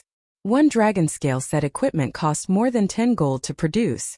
After factoring in the forging success rate, a single dragon scale set equipment cost 30 gold. If anyone else forged the set, it would cost them over 100 gold. Naturally, Shifeng could not sell the dragon scale set equipment for a low price, despite Shifeng stating that he did not have another dragon scale set equipment on him. None of the various guild representatives believed him. Shifeng had been able to reveal 6 sets in a row.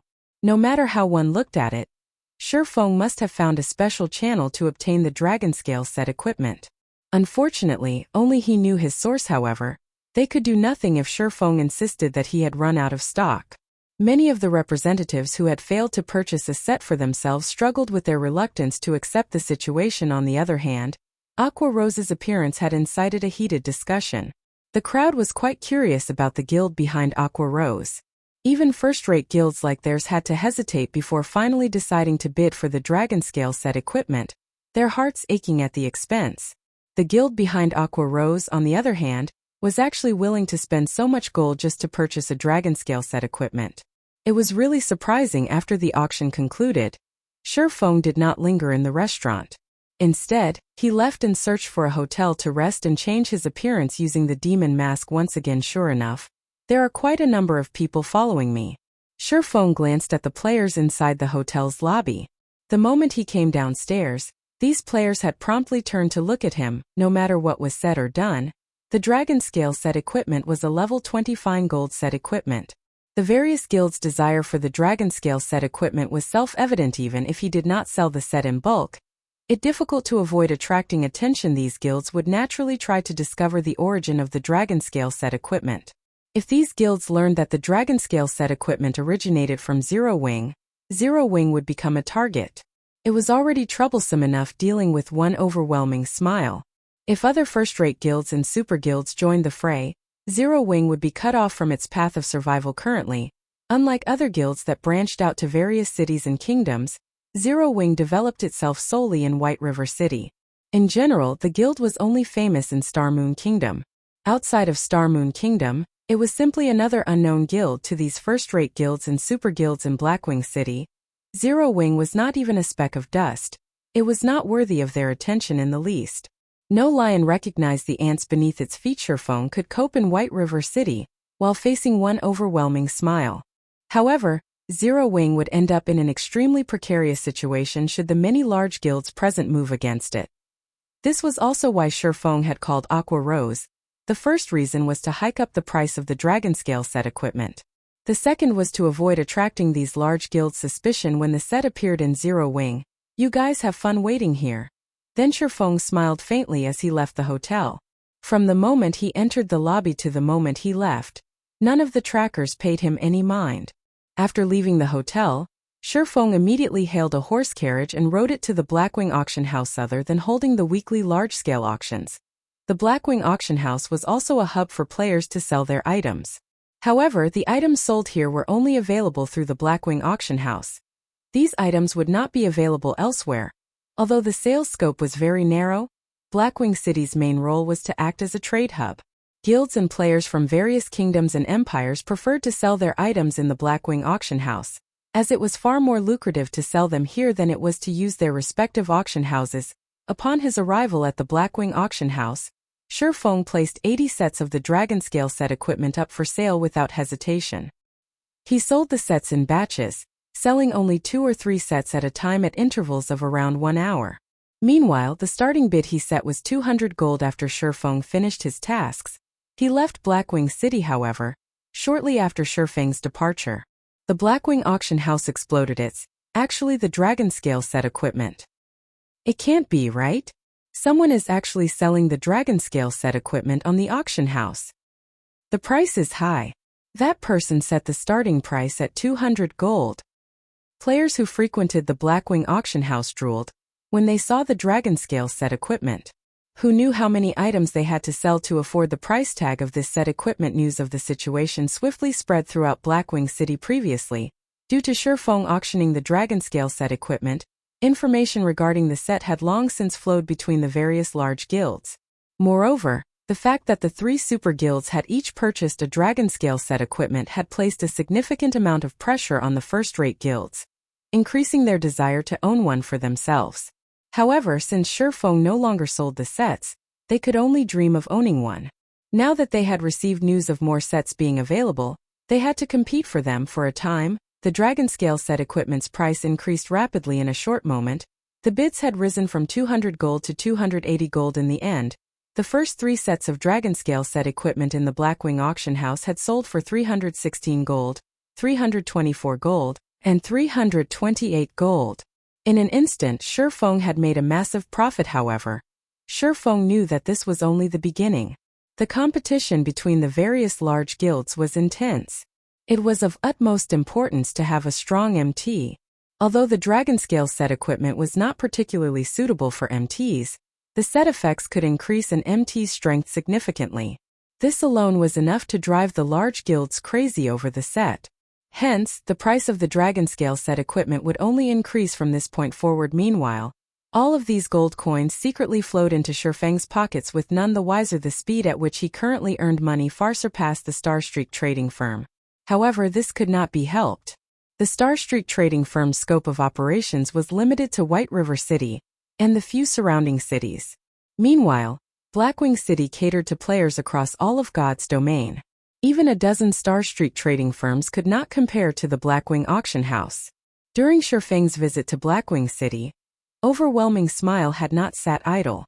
The slightly over 100 mysterious experts had suddenly increased to more than 200. Although these mysterious experts had slaughtered Zero Wing's members, Zero Wing was no pushover either. The guild's 50-plus Tier 1 experts had similarly caused a significant amount of trouble for Overwhelming Smile. The experts of both sides had suffered some losses. However, as Zero Wing had fewer members on their side, it began to fall behind for a time. The level 20 maps around White River City had become the battlefield for the two guilds. This had frightened other players, and nobody dared go anywhere near these battlefields. In just a few hours, both sides had suffered over 1,000 deaths. The gold coins each guild had to spend was also shocking. Each guild would, most likely, have to spend over 500 gold a day. Is Overwhelming Smile aiming for a swift conclusion? Shifeng was confused, and he frowned deeply when he saw the death count of both guilds. Chapter 473, Black Dragon Phantom. Shifeng could not help but admire Overwhelming Smile's decisiveness. They had actually increased the number of well-trained open warfare experts they had to over 200. Even first-rate guilds would not dare station over 200 experts in a single city. Not even Star Moon City would receive such treatment. After all, there were over 100 cities in the entire Star Moon Kingdom. It was not wise to put all of one's eggs in one basket. Guild leader, should I have our members go to areas with fewer resources to level? If we continue this exchange with Overwhelming Smile, it will severely affect our guild's development rate. Aqua Rose inquired, worried. Originally, Aqua Rose had been very confident of defeating Overwhelming Smile. After all, Shifeng had earned quite a lot of money through the sales of the Dragonscale set equipment. He had earned over 1,700 gold just from the auction in the restaurant. With so much gold on hand and the follow-up income, they could easily drown Overwhelming Smile in gold coins if they wanted to. However, Overwhelming Smile's current performance was too effective. How, exactly, had Overwhelming Smile managed to recruit so many experts? Overwhelming Smile gave them no room to breathe as its attacks became stronger with each consecutive wave. Although the experts on their side were more powerful, their opponents would flee whenever they encountered Zero Wing's Tier 1 players. Moreover, Overwhelming Smile had more experts on their side than Zero Wing. When comparing the number of players each side could kill, Zero Wing was outmatched. Sure enough, these mysterious experts are a big problem. Shifeng scowled. If he did not deal with this matter properly, Zero Wing would fall. At that point, money would be useless. However, experts that used hit-and-run tactics were also the most difficult opponents to face. This was why so many powerful solo players and independent teams had caused the various large guilds massive headaches in the past, to the point where the latter did not dare provoke the former. After all, when these powerful independent players were forced into a corner, they could simply turn to guerrilla warfare and ambush the guild's members. By the time the guild's experts arrived, these independent players would be long gone unless the guild's experts arrived at the scene as soon as the independent players took action. Catching them in the fields was only a dream currently. Although both Zero Wing and Overwhelming Smile employed these hit-and-run tactics, Overwhelming Smile's experts outnumbered Zero Wing's by 4 to 1. In the long term, Zero Wing would definitely burn out. First, appear immediately? That's right. Appear immediately. Shifeng suddenly received a flash of inspiration. Smiling faintly, he said, Aqua, notify the members out in the field to report their coordinates through the guild channel should they meet Overwhelming Smile's experts. I've already tried that, it's useless. Our men cannot arrive in time. Moreover, those experts are very sly. Even if we encounter them, they run the moment they see our reinforcements.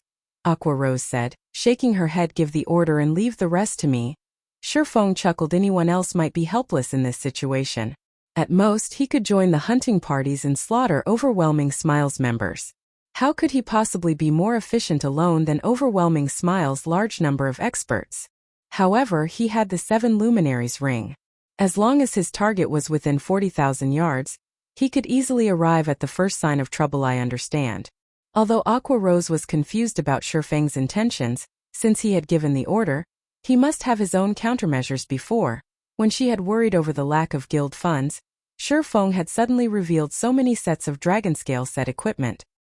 He had even converted them into a large amount of gold, utterly surprising her. Moreover, after her act of purchasing the Dragonscale set equipment and the display of her frightening wealth, several representatives of first-rate guilds had sought her out for cooperation and resource trading.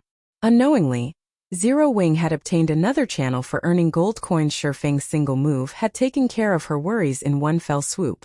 He was godlike. Aqua Rose struggled to believe that someone like Shifeng had actually remained unknown all this time. It's about time I make Overwhelming Smile pay back some of its debt. Following which, Shifeng placed the remaining sets of the Dragonscale set equipment in the guild's warehouse. Of them, 2 were available for guild members. He then took out 1 level 25 fine gold weapon and 10 level 25 secret silver weapons. Although his current combat power was already quite high, like a lion pouncing on a hare, it was necessary to go all out even when fighting a small enemy or tackling a minor problem. Hence, Shifeng intended to upgrade the Abyssal Blade's level. He was currently level 26. He could upgrade the Abyssal Blade to level 25. However, every time he upgraded the Abyssal Blade, the weapon would create quite a commotion. Hence, Shifeng left White River City, teleporting to the Watch Cemetery. Due to war, the Watch Cemetery had become a land of death. Even the sky here remained dusky, and tombs crowded the cemetery. The majority of the monsters that appeared here were undead type, and although there were a lot of them, their HPs were relatively low. As it was a level 22 to level 28 map with an extremely abundant amount of resources, over a quarter of White River City's level 20 plus players had come here to level up. The Watch Cemetery contained many treasure chests and hidden quests. However, the cemetery was most famous for its treasure chests. In the past, countless lucky independent players had encountered mysterious iron and even secret silver treasure chests here, obtaining plenty of top-tier equipment and items. Because of this, battles between players had frequently happened in the Watch Cemetery. Similarly, over half of the battles between Zero Wing and Overwhelming Smile occurred here. There sure are a lot of players who have died here. The moment Shifeng teleported to the Watch Cemetery, he was greeted by the sight of corpses littering the ground. The tragic scene could easily match the one in White Fog Canyon. This scene may have even been more tragic. After all, usually only elite players visited the White Fog Canyon, whereas ordinary players had come to the Watch Cemetery. One could just imagine how intense the battle here had been. Nobody should be able to discover me here. Shifeng found a hidden underground tomb. After investigating his surroundings and failing to discover any nearby players, he unsheathed the Abyssal Blade Devour. Shifeng lightly tapped the Abyssal Blade's Level Up button. After Shifeng selected a level 25 fine gold weapon and 10 level 25 secret silver weapons, the silvery gray Abyssal Blade suddenly released a black fog. Compared to the previous level-ups, the black fog was denser this time. The 11 sacrificial weapons instantly transformed into ash when they came into contact with this black fog. In the next moment, the power within these weapons flowed into the Abyssal Blade immediately. Shifeng felt the Abyssal Blade release a massive pulse rather than a pulse. It was more like a heartbeating rump. Thump thunder. Each consecutive heartbeat grew clearer and more intense. In the next moment, the Abyssal Blade struggled free from Shifeng's hands, sending Shifeng flying into one of the walls of the tomb. What's happening? Shifeng watched the hovering Abyssal Blade, surprised.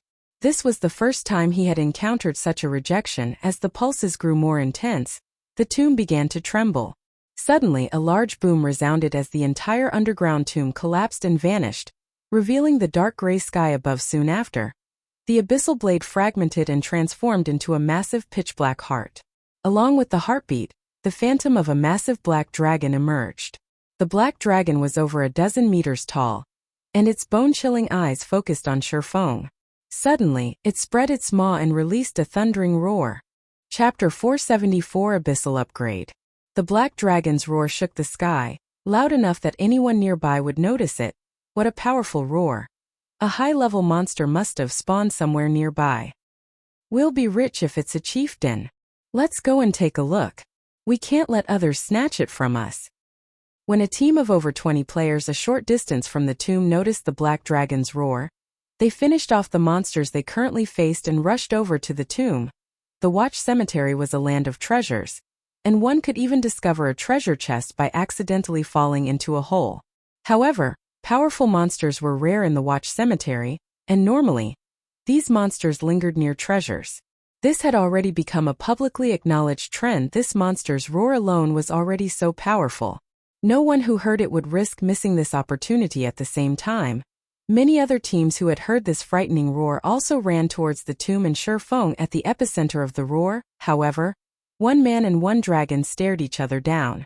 The dragon released a frightening aura, and the surrounding air had begun to stagnate. Is this the backlash? At this moment, Shifeng had heightened his 5 senses to their very limits, wearing a grim expression. All of his concentration was on the black dragon phantom before him. Although the black dragon was not the real thing, only a phantom, Shifeng proceeded with caution. Moreover, Shifeng had not reacted in such a way intentionally.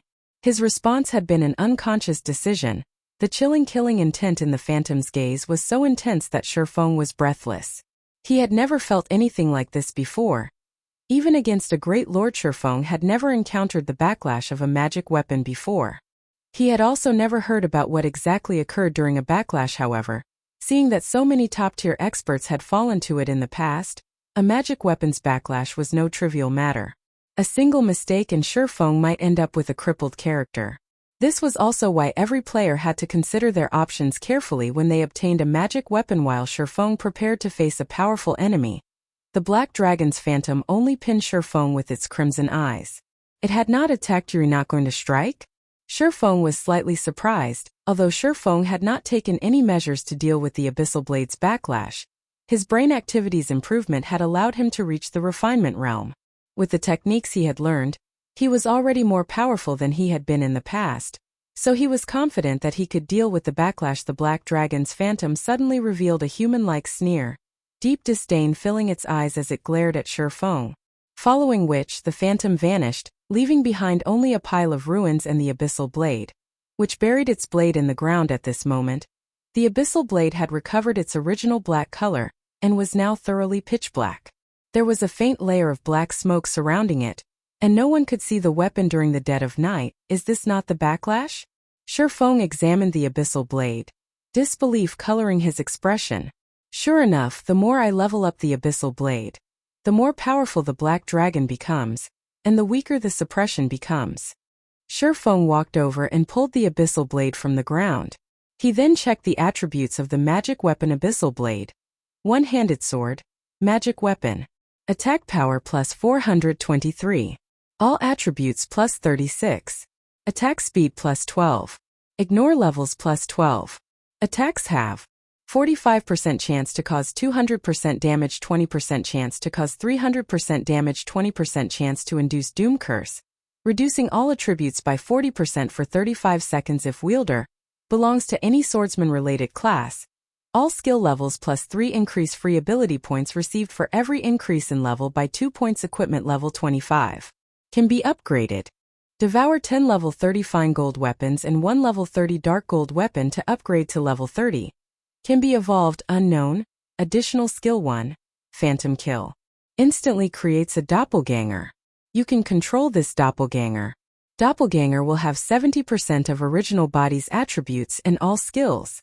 At the same time, doppelganger and the original body can be swapped. Duration: 45 seconds. Cooldown: 5 minutes. Additional skill 2. Abyssal Bind. Binds enemies and prevents movement, reducing defense by 100%. Duration: 4 seconds. Cooldown: 1 minute. Additional skill 3. 9 Dragon Slash. Instantly creates 12 phantoms of the Abyssal Blade for the wielder to use.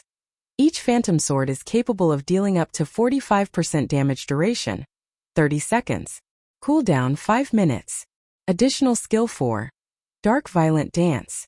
50% of the total damage dealt to the target spreads in a cone-shaped area towards targets within a distance of 12 yards. Duration: 30 seconds. Cooldown. 1 minute. Additional Profound Inheritance. Black Emperor. When activated, every critical hit will accumulate 1 layer of Death Aura. Each layer of Death Aura can be used to increase all attributes of Wielder by 2% and attack speed and movement speed by 1% for 10 seconds, or be used to reduce the cooldown of a skill by 3 seconds. Maximum of 30 layers of Death Aura duration. 10 minutes. Cooldown. 16 hours. The Abyssal Blade was personally created by Master Smitholises, using the Black Dragon King's fangs as material. It is one of 36 famed swords, and it is ranked 31st. However, this sword has been cursed by the Black Dragon King. Aside from providing the wielder with immense strength, there will be a backlash every period of time. However, after being remodeled by Jack using a star crystal, the strength of the backlash has been greatly reduced. If the wielder is unable to suppress the backlash, the wielder will receive the curse of the Black Dragon King, permanently reducing all attributes by 50%, unable to be dropped, unable to be traded. The basic attributes and the skills of the Abyssal Blade had not undergone any significant changes. However, the magic weapon's attack power had massively improved. Previously, its attack power was only slightly over 300. After this evolution, its attack power had soared past 400. It was nearly 50 points higher than Fire Dance's level 25 Dark Gold, ranked True Fire Blade. After retrieving the Abyssal Blade, Shifeng swung it a few times. He swung the weapon at a damaged stone pillar near Baitzeng. Shifeng had not encountered any resistance as he cut into the stone. The sturdy pillar felt like air as the Abyssal Blade sliced through it, splitting it in two as it fell to the ground so sharp. Shifeng stared at the remains of the stone pillar with shock. He then glanced back at the magic weapon in his hand. The Abyssal Blade was practically a weapon of gods. With such sharpness, not even secret silver equipment could defend against it. Just as Shifeng was about to leave the tomb, over 100 players suddenly emerged from the dark forest. With a quick glance, it was obvious that these players were not all members of the same team. These new arrivals were also independent players. What happened here? These players were stupefied upon arriving at the thoroughly ruined underground tomb. Currently, the underground tomb looked more like a crater. Once there, a ranger with sharp eyesight pointed at Shifeng, who was preparing to leave the area suddenly. Everyone shifted their gaze towards Shifeng at this moment. Shifeng wore a black cloak that obscured his appearance. He had also hidden the glow effects of his equipment. However, judging by the fine workmanship of his equipment, it should be of high quality. At the very least, his equipment should be mysterious iron rank or above. Shifeng was also level 26, so one could easily tell that he was not someone to provoke. Just as these independent teams hesitated over whether to take action against Shifeng or not, another party emerged from the forest. Every member of this party was level 25 and above, and all of them were as robust as a bear. The other players avoided eye contact with these newcomers, intimidated by their cold gazes. Most importantly, all of their names were Crimson Brother Deep. We seem to have good luck today. With such a large commotion, a treasure must have spawned here. That brat definitely has the treasure. Yeah, his level is quite high as well. If we kill him, we will not have wasted a trip even if there is no treasure. This 6-man party paid no attention to the 100+ independent players standing in the distance. Instead, their eyes were glued onto Shifeng, looking at him as if he belonged only to them. Just who are these people? They actually dare act so arrogantly. A male player from one of the independent teams grumbled. The leader of said party glanced the party of 6 red names. Immediately, cold sweat beaded on his forehead as he hurriedly said, "Enough, we're leaving." But what about the treasure? Why should we let a single party have it? We outnumber them. The male player asked, confused enough. You stop talking. If you want to die, go ahead, but don't drag everyone else down with you. You've just arrived at Watch Cemetery, so you don't know about the unspoken rules here. There are 2 types of people you can never provoke. The first are the Tier 1 experts of Zero Wing. They are the second, overwhelming smiles parties. If we anger them, not a single one of us will get out of here alive. The team leader scolded as he glared at the male player. Upon hearing his team leader's words, the male player immediately shut his mouth. Before he had arrived at Watch Cemetery, he had heard of the 2 types of people his leader referred to. Nothing much would happen if one encountered the experts of Zero Wing. However, if one encountered the killing gods from Overwhelming Smile, they better pray that the other side was in a good mood. Otherwise, following which the other independent teams promptly departed from the area. Not a single one of them dared to stay for the show. Chapter 475 Silent Massacre. As the independent teams departed, many had sent pitying gazes to Shifeng that fellow sure is unlucky. If we had gotten a hold of him, we would have let him live so long as he handed over the treasure. Now that those people have arrived, he won't survive. I heard that those red names seem to have some sort of special treasure that causes the players they kill to drop more items than normal. It's not seem to, but must have. One of Overwhelming Smile's expert parties killed a friend of mine, and he lost 3 pieces of equipment when he died. He had even dropped some of the items from inside his bag. Because of that, my friend was so frightened that he refuses to return to the Watch Cemetery. Shut up. We need to hurry up and leave this area. We won't be so lucky if we encounter those killing gods a second time. That's right. Let's get out of here. Although these independent teams possessed the numerical advantage, the expert parties of Overwhelming Smile were like fearsome tigers. They picked up the pace, leaving as quickly as possible. Shortly after the independent teams left, the expert party from Overwhelming Smile approached the motionless Shifeng brother deep. That fellow must be scared stupid. He isn't even trying to escape. How boring. A simple and honest-looking berserker laughed as he watched Shifeng.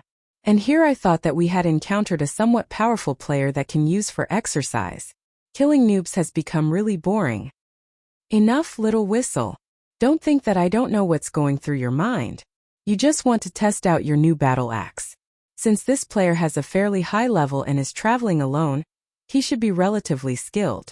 You can take care of him. The level 26 assassin referred to as Brother Deep laughed as he glanced at the simple-looking berserker. Right, his items seem quite good. Don't forget to use that thing. We might get some good stuff from him. Leave it to me. The berserker little whistle squinted as he smiled at Shifeng, excitement flashing in his eyes. Step by step he approached Shifeng slowly. He also retrieved a black potion from his bag and emptied the contents into his mouth. This thing seriously tastes horrible. If you didn't seem to have some valuable stuff on you, I wouldn't have to suffer such a nasty fate. Brat, stand still. I'll be done in just a second. Saying so, Little Whistle raised his blood-red battle axe and swung it down towards Shifeng. Although this swing seemed casual at first glance, it contained speed, accuracy, and ferocity that far surpassed any ordinary player's attack. Moreover, the battle axe flew towards Shifeng's neck, making the attack difficult to dodge. Little Whistle's casual, yet well-calculated, attack was clearly a habit developed after many years of training. He was unlike other players whose attacks would contain many unnecessary actions and were easy to dodge. Boom. The battle axe struck the ground heavily. Huh? I missed? Little Whistle looked at his battle axe, which landed next to Shifeng's feet. He had aimed properly. Did I have too much to drink earlier? However, just as he was about to lift his blood-red battle axe once more, he suddenly saw a streak of black light flash across his eyes. Before he could react, his field of vision began to flip. In the next moment, he felt a slight pain, and his vision began to gray as his body fell to the ground. As Little Whistle was a red name, over half of his equipment dropped upon his death. Immediately after, his immortal soul flowed into Shifeng's hand. Though he can't be considered an expert, he is still a skilled veteran. He is significantly stronger than an elite player. It's no wonder a single party has been able to wipe out teams easily. Shifeng thought as he frowned at the berserker lying at his feet. He then shifted his gaze to the 5 other party members a short distance away, paying no attention to the large amount of equipment scattered before him. When the 5 experts from Overwhelming Smile saw their teammates suddenly fall to the ground, disbelief colored their faces. Just what had happened here? Why was Little Whistle suddenly dead? From the beginning they had focused on Shifeng. However, they could say with certainty that Shifeng had not moved. They only saw a streak of black light flash across Little Whistle's body. Black light. Right, it's that black light. Everyone be careful. That brat has some sort of special item. The assassin named Brother Deep cautioned his team.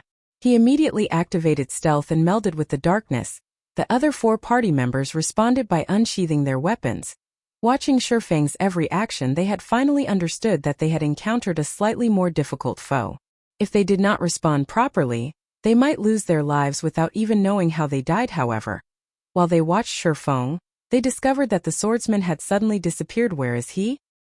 The five of them examined their surroundings, failing to discover any signs of movement. A player had disappeared so simply right before their eyes. Was he an assassin? This thought suddenly popped into their minds. However, they had previously checked and could say with certainty that Shifeng was definitely a swordsman. Otherwise, they would not have been so carefree. After all, it would be extremely difficult to catch an assassin in stealth. While the five experts from Overwhelming Smile searched for Shifeng, he suddenly appeared behind the five players. Crap. Behind us. All five players were war veterans, so their sensitivity towards danger was extraordinary. They instantly discovered Shifeng, turning to attack him at this moment. However, several streaks of black light emerged from Shifeng's hand. The black lights gave the five experts no time to react at all, even with their acute sensitivity. Damn. The assassin named Brother Deep hurriedly used Vanish, utilizing the moment of invincibility to block this mysterious strike. However, the assassin's four party members were not as fortunate as the Abyssal blade bit into them. Their HPs, ranging from 3,000 to 4,000, instantly fell to 0. When the five experts saw this horrific damage, they looked as if they had seen a ghost. This is bad. I'll definitely die if I stay here. When Brother Deep, the only survivor remaining, saw Shifeng look directly at him with a smile, his heart pounded as goosebumps covered his body. He was clearly in stealth. Other players should not be able to see him at all. Yet, pinned by Shifeng's gaze, it was obvious that the swordsman saw him as clear as day. However, Brother Deep did not know that. As a Tier 1 class, Shifeng's perception was very high. Moreover, he also had omniscient eyes. An assassin's stealth was practically useless due to his momentary shock. Brother Deep failed to avoid the streak of black light. Immediately, his HP depleted, and he was forced out of stealth. Before he knew it, his body had fallen to the ground. Such a quick sword. Even in death, the assassin could not figure out when Shifeng had attacked. Their party had consisted of people who had experienced life or death situations many times, so their awareness of danger was particularly sensitive. However, none of them had detected the slightest precursor to Shifeng's attacks. They had not been able to detect Shifeng's sword when it was a few inches from their faces, much less been able to defend themselves. You'll be the sixth. Shifeng spoke softly as he looked down at the shocked assassin. Relax. You'll have more companions soon. Just who are you? Upon hearing Shifeng's words, Brother Deep craved the answer to this question. However, as his HP had reached 0, he could no longer open his mouth. When Brother Deep thought about such a person slaughtering his companions, goosebumps rose all over his body. If such an expert suddenly decided to take action against them, none of them would have any hope of survival. Chapter 476 Haunted. Only after finishing off Overwhelming Smile's expert party did Shifeng begin to loot the items they had dropped, since Overwhelming Smile and Zero Wing had labeled each other hostile guilds. None of the members of either guild would receive any crime value when killing each other. However, aside from slaughtering the members of Zero Wing, the expert parties of Overwhelming Smile also frequently killed players who possessed high-quality equipment, resulting in them becoming red names. As red names, the penalty they received for dying multiplied, resulting in them dropping an abundance of items. When they died, the 6 Overwhelming Smile experts had dropped a total of 54 items. Of them, 45 pieces were equipment, with a majority of the equipment being secret silver rank, and only 8 being fine gold rank. However, this was a significant harvest. In addition, there were 9 items had dropped from the experts' bags. Of the 9 items, 7 had dropped from the first berserker Shifeng had killed in God's domain. The chance of players dropping items from their bags upon death was minuscule. However, as the Overwhelming Smile experts were red names, this chance had been multiplied by several times. Even so, it was still a very small chance. The fact that Shifeng had obtained 7 items from a single player's bag, in addition to the 45 pieces of equipment from killing a 6-man party, was mainly due to this berserker dropping all of his equipment. He had nothing left. It was unbelievable. Just how abysmal is this fellow's luck? Did he do something to anger the heavens? Not even someone who had killed thousands would have such a fate. Shifeng could not help but pity the berserker lying at his feet regardless of how Shifeng felt. He still pocketed the berserker's items. However, when he looked through the items, he discovered a dozen bottles of a black potion. Isn't this the potion that berserker drank before the battle? Shifeng examined the black potion and suddenly recalled the berserker's comment. He had not given the man's words much thought at the time, but as he looked at the potion now, he realized that it was something special. The black potion would actually increase the drop rate when killing players. However, the potion's effects similarly affected its user, and if the user died, their drop rate would multiply as well. This was the first time Shifeng had seen or heard of such a potion. There were over 10,000 types of potions in God's domain. Although he had played the game for over a decade, he was still ignorant of many of the items in the game. It was especially true for original creations of master alchemists, master forgers, and other lifestyle master. Shifeng then read the black potion's data. Sure enough, this potion was crafted by a player. Shifeng could not help his shock upon reading the information of the black potion. This potion is called Haunted. Once consumed, the PvP drop rate increases from 100% to 300%. Meanwhile, if the user is killed by another player, their drop rate increases from 200% to 600%. Haunted has a duration of 5 minutes and a cooldown of half an hour. Whoever made this potion is amazing. Shifeng wanted to meet Haunted's creator. Unfortunately, the creator was displayed as unknown. It was clear that Haunted's creator wanted their identity to remain hidden. Shifeng had a significant understanding of God's domain. There were indeed tools that could increase a player's drop rate when killing other players, and every one of these tools were precious. However, Shifeng had never heard of a potion with such a function. It was inconceivable that such a potion had appeared. The current players of God's domain were still very low level, and the materials they could obtain were limited. To create such a powerful potion with such limited materials, this alchemist must be a genius. No wonder Overwhelming Smile is so zealously slaughtering other players. With Haunted, they can easily obtain plenty of valuable equipment. Shifeng suddenly understood the reason behind Overwhelming Smile's abnormal actions currently. As both Zero Wing and Overwhelming Smile fought in an all-out war against each other, both sides had suffered significant losses in terms of equipment. With Haunted, however, Overwhelming Smile could fund their battles with battles. The more well-equipped the player they killed was, the higher the quantity and quality equipment they could obtain. Normally, players would only drop one piece of equipment upon death. A single player had over 10 pieces equipped. If only one out of those many pieces dropped, the chances of obtaining a good equipment was relatively low. After consuming Haunted, however, the members of Overwhelming Smile could obtain up to 3 pieces of equipment from the players they killed, significantly increasing their chances of obtaining good equipment. Since this is the case, I won't have to be polite with them. Shifeng revealed a faint smile as he stored the 12 bottles of Haunted in his bag. In reality, the PvP drop rate relied heavily on the luck attribute. Shifeng's current luck was relatively high. If he activated Divine Providence, he could raise his luck to 25 points.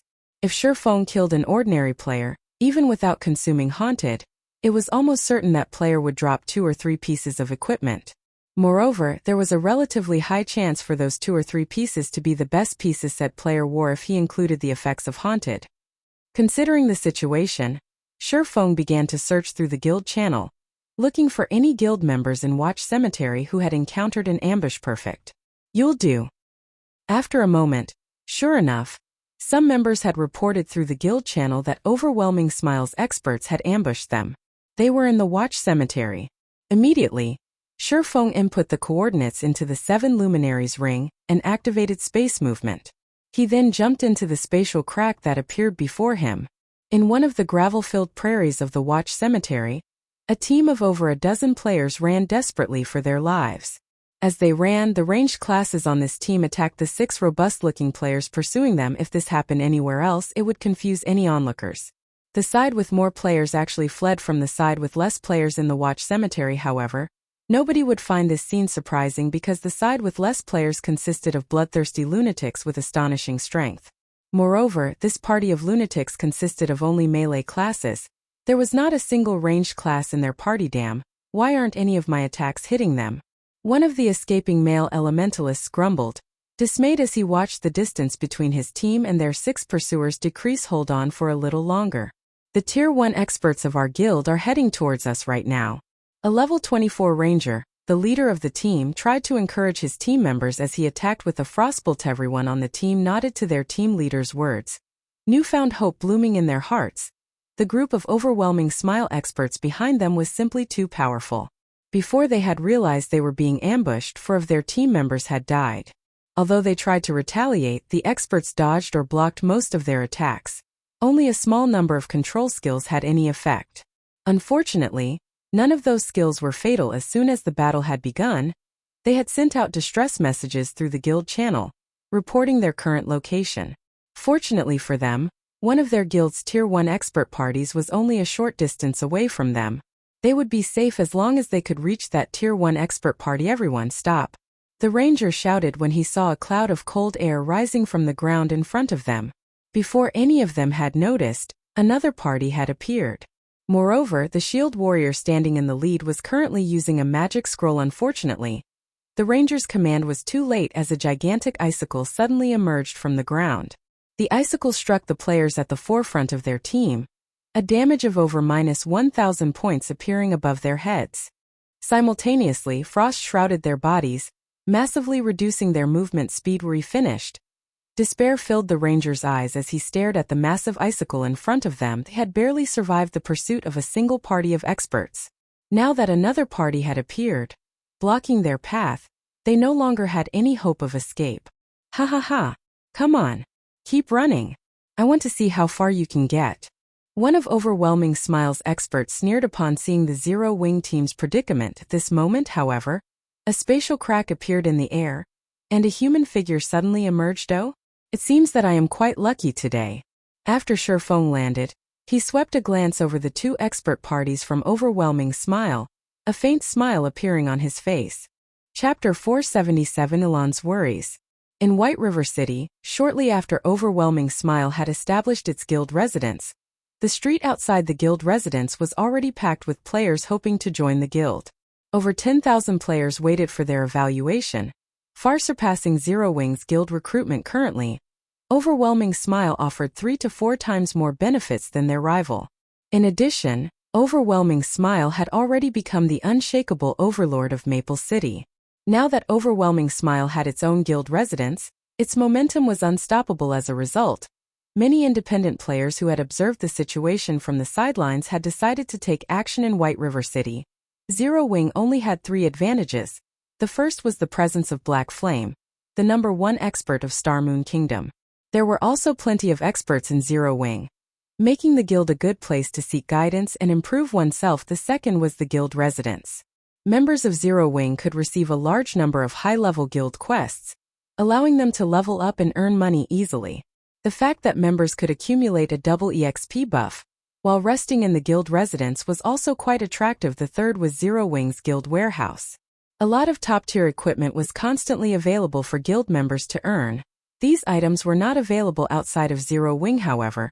To the majority of the players in White River City, Zero Wing's most attractive benefit was its guild residence. It was the reason that many had hesitated when choosing between Zero Wing and Overwhelming Smile. However, that issue had been resolved. Now that the well-funded Overwhelming Smile had its own guild residence as well, Zero Wing had lost its advantage. Currently, compared to Overwhelming Smile, the overlord of a city, Zero Wing was inferior. It was obvious which guild they should join. We are too late. A level 23 female cleric sighed helplessly when she saw the long line of players outside Overwhelming Smile's guild residence. The cleric then turned to the level 25 female elementalist beside her, grumbling to the innocent-looking girl in silver clothing. "Rain, this is your fault. I told you that, as long as Overwhelming Smile establishes its guild residence, a ton of players are going to try to join. Now we've got to wait so long if we want to join." Blue Bamboo, I've said it before. I'm only playing God's Domain because I am curious about this world. I want to understand more about this realistic fantasy world, and I don't really mind not joining a guild. Thoughtful Rain shook her head in response to her friend's words. She was not particularly interested in joining any guild. Rain, you're wrong about this. God's Domain is such a vast world, and there are plenty of dangerous places. If we're not strong enough, how can we explore those places? Meanwhile, joining a guild is undoubtedly the fastest way to grow stronger. The female cleric named Blue Bamboo countered. Just look at how poorly we are faring right now. We bought a majority of our equipment. To make things worse, our equipment is crappier than what guild members have. In that case, shouldn't we join Zero Wing? Thoughtful Rain asked, confused. I hear that Zero Wing's warehouse contains plenty of top-tier equipment that no other guild can match. Speaking of Zero Wing, Thoughtful Rain suddenly recalled the man named Yifeng who had helped her before. She remembered that he was one of Zero Wing's members. The library emblem he had given her had helped her greatly, and she wondered how that man was faring. Don't you know? A war has recently broken out between Zero Wing and Overwhelming Smile, and each report is more amazing than the last. As a result, the independent players who had originally hesitated are now desperately trying to join Overwhelming Smile. Do you know why? Blue Bamboo asked mysteriously. That's because Zero Wing no longer has an advantage over Overwhelming Smile. Previously, Zero Wing slaughtered Overwhelming Smile's members, driving the guild into a corner. Now, however, the situation has completely changed. Overwhelming Smile has somehow managed to recruit a large number of experts, and these experts have slaughtered Zero Wing's members, scaring them from leaving the city. It probably won't be long before Zero Wing is destroyed, which is why so many players are rushing to join Overwhelming Smile. Moreover, Overwhelming Smile no longer targets Maple City. It has shifted its focus to White River City. The fact that the guild has established its first guild residence in White River City rather than Maple City had made that obvious. If we don't join Overwhelming Smile now, it will only be harder to do so in the future. Thoughtful Rain nodded, seeing the logic in Blue Bamboo's words. However, she looked at Blue Bamboo and said softly, "You are correct. However, I still don't want to join Overwhelming Smile." Saying so, Thoughtful Rain immediately turned and left. Fine, then. I'll listen to you, but you better not regret your decision later. Blue Bamboo took one last glance at Overwhelming Smile's guild residence before following Thoughtful Rain. Meanwhile, inside Overwhelming Smile's guild residence, all of the guild members were currently in a celebratory mood. Initially, Zero Wing had been a thorn in their side. Now, however, their problems had been solved. With over 200 experts from their guild ambushing the members of Zero Wing, the war had turned to their favor. Many of Zero Wing's members were too afraid to leave the city. This greatly boosted the pride of everyone from Overwhelming Smile. At this moment, however, the atmosphere in the guild residence's meeting room was extraordinarily tense. What? You're saying that Little Deep's party was completely wiped out? How is that possible? Feng Xianyang was unable to stomach the news he had just received. The new batch of underworld guards that had been sent consisted of live combat veterans. Although not all of them were experts in God's domain, they were only slightly inferior. Even if these underworld guards encountered one of Zero Wing's Tier 1 expert parties, they could still drag one or two of their opponents to the grave with them if they went all out. However, a single player had annihilated one of these parties. They could not even escape. How could Feng Xianyang possibly believe this? Young Master Feng, there are countless experts in God's domain. The underworld guards aren't invincible, either. There is nothing strange about the slaughter. However, based on Little Deep's report of their assailant, it is likely that they ran into Black Flame. We already know the majority of the experts in White River City. Aside from Summer Sunshine, Black Flame is most likely the only player capable of this massacre. Youlan explained. Feng Xianyang had never watched a battle between true experts of God's domain. However, Youlan had personally witnessed Black Flame and Summer Sunshine's frightening encounter. Hence, she was not the slightest bit surprised about the appearance an expert capable of destroying an underworld guard party single-handedly. Saying that Black Flame is responsible? Is Black Flame really that strong? Feng Xianyang asked skeptically. In his opinion, Black Flame was just a frog in a well. How could he possibly defeat a party of underworld guards by himself? Young Master Feng, I guarantee that Black Flame is more than capable of performing such a feat. However, this is not the most important information we have received. Based on what Little Deep said, after they died, they could not log into God's domain for some time. Moreover, every underworld guard is currently a red name. If they die, they will lose at least half of their equipment. We will suffer a massive loss now that Black Flame has involved himself and is using such methods. If he focuses on hunting down the underworld guards, it will be a disaster for us. I suggest that we have the underworld guards stop their ambushes, retreat from the Watch Cemetery, and go elsewhere to level up, Youlan suggested. From the moment she met him, She had never been able to see through the man known as Black Flame. Now, Black Flame had suddenly begun to act and killed a party of underworld guards. This was not a good sign, and Youlan began to worry, hence she thought it best to quit while they were ahead. Youlan, you worry too much. Even if Black Flame is powerful, the Watch Cemetery is a massive area. Do you really believe that he can scour the entire map by himself? Feng Xianyang said disdainfully. Little Deep was simply unlucky and coincidentally encountered Black Flame. Losing one party isn't significantly damaging. On the other hand, our rampant ambushes on Zero Wing are severely wounding the guild. Moreover, there are so many treasures in the Watch Cemetery. If we give the area up, not only will it greatly reduce our guild's morale, but we will also lose a huge source of income. Besides, while Zero Wing has Black Flame, do you think that Underworld does not possess experts aside from the Underworld guards? Feng Xianyang laughed. Chapter 478 7 Ghosts. Have they arrived as well? Yulan's beautiful eyes widened upon hearing Feng Xianyang's words, shock coloring her features. Although the Underworld guards were the core combatants of Underworld, they were not the peak combatants. Even so, the Underworld guards were only slightly inferior to the peak combatants of other first-rate guilds. They were more than enough to deal with second-rate guilds. Since Feng Xianyang had said as much, the new arrivals were not members of the Underworld guards. Instead, they should be the peak combatants of Underworld, the 7 Ghosts. That's right. To eliminate Zero Wing quickly and ensure that we obtain White River City, upper management has sent us 2 ghosts. With the 2 of them, Black Flame's good fortune will come to an end. Feng Xianyang laughed. Since 2 of the 7 ghosts have arrived, Black Flame's hunting spree will no longer be an issue. On the contrary, this is our chance. Youlan nodded as she revealed a smile. Underworld was a massive organization, and those who joined the Underworld guards were already considered experts. Meanwhile, the 7 ghosts stood out among the Underworld guards and stood at the peak of the organization. The 7 ghosts held very high positions in Underworld, and even Feng Xianyang had to treat them with respect. Every one of the 7 ghosts was an extraordinarily talented expert carefully selected by Underworld. Moreover, they had received Underworld's unreserved nurturing and hell-like training. Their strength had long since surpassed the realm of ordinary humans. If several ghosts worked together, even an expert like Summer Sunshine would be helpless. Now that Black Flame was going all out in his hunt of the Underworld guards, this was very good news for Overwhelming Smile. If the 2 ghosts found Black Flame while he was on his hunting spree, perhaps they could kill Black Flame and utterly destroy Zero Wing.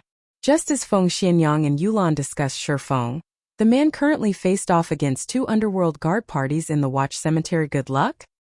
What an arrogant little brat. The 2 Underworld guard parties glared at Feng before turning to each other. Smiling, the members of Zero Wing also watched Feng, who currently hid his appearance under his black cloak, astonishment filling their eyes. Feng had accidentally appeared and claimed to have good luck. Did he not know that the 2 parties surrounding them were the famous killing gods?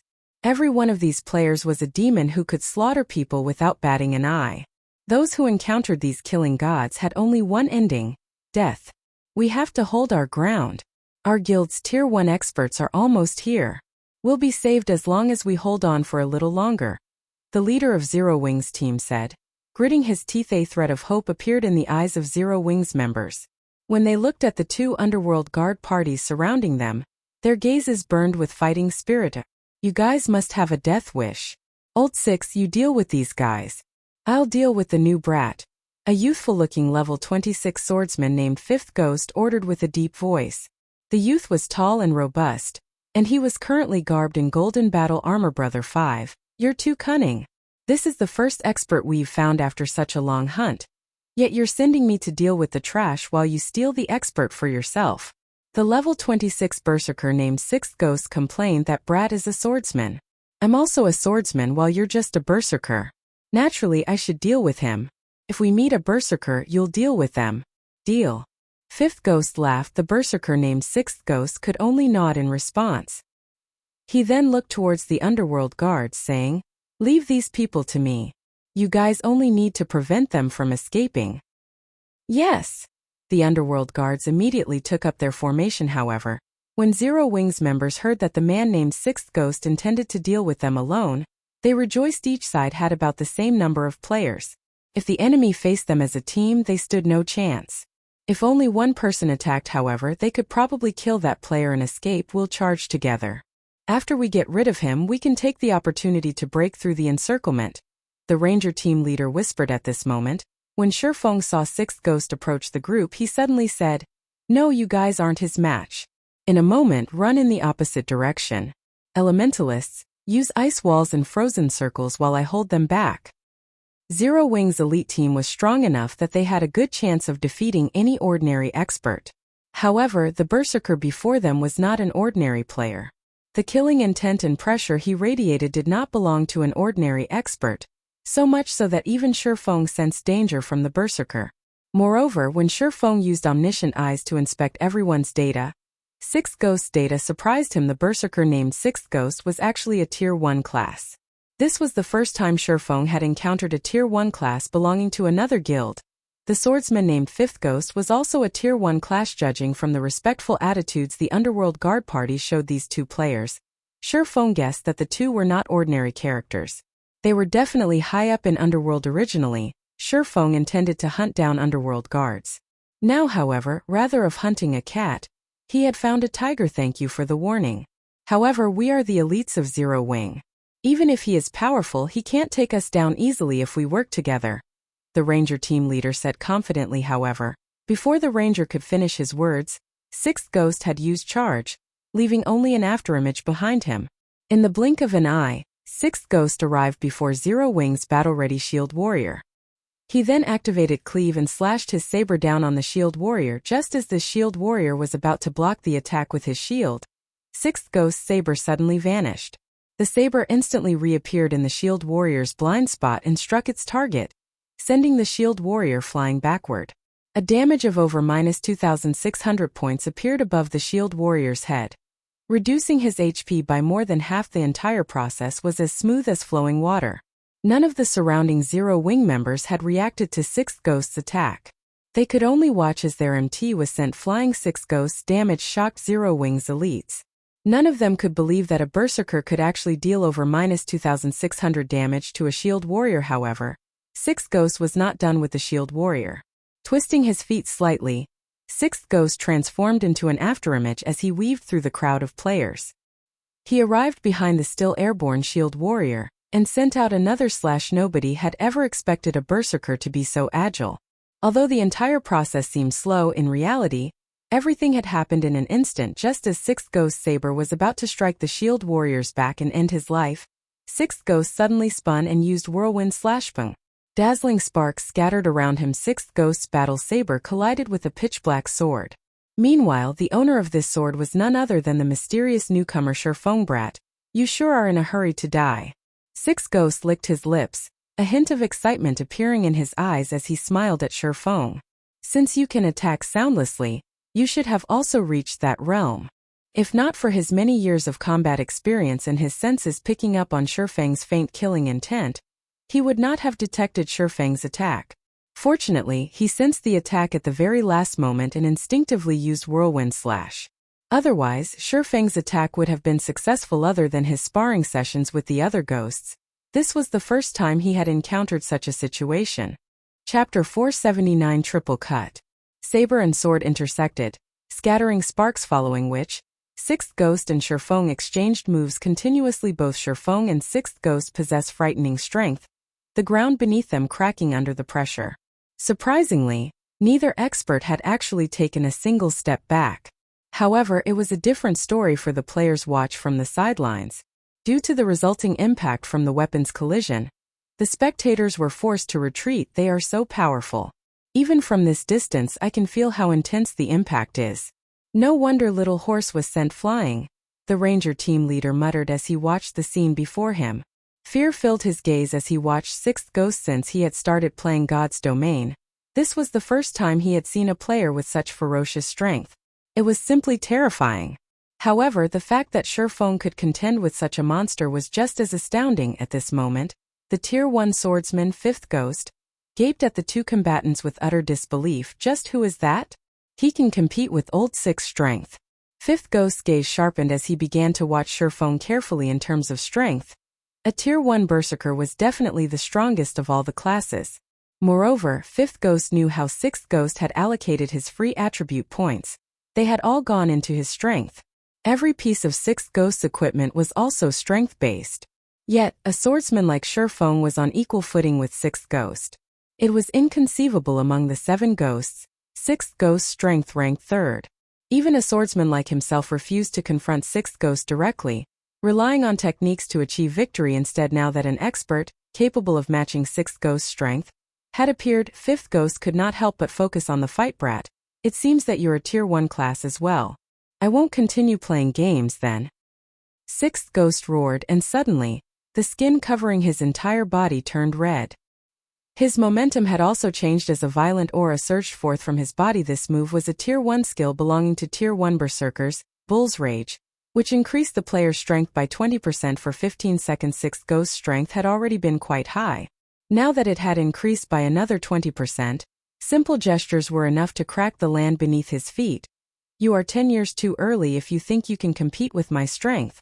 Sixth Ghost swung his battle saber, which was as tall as he was, slashing the blade down on Shifeng.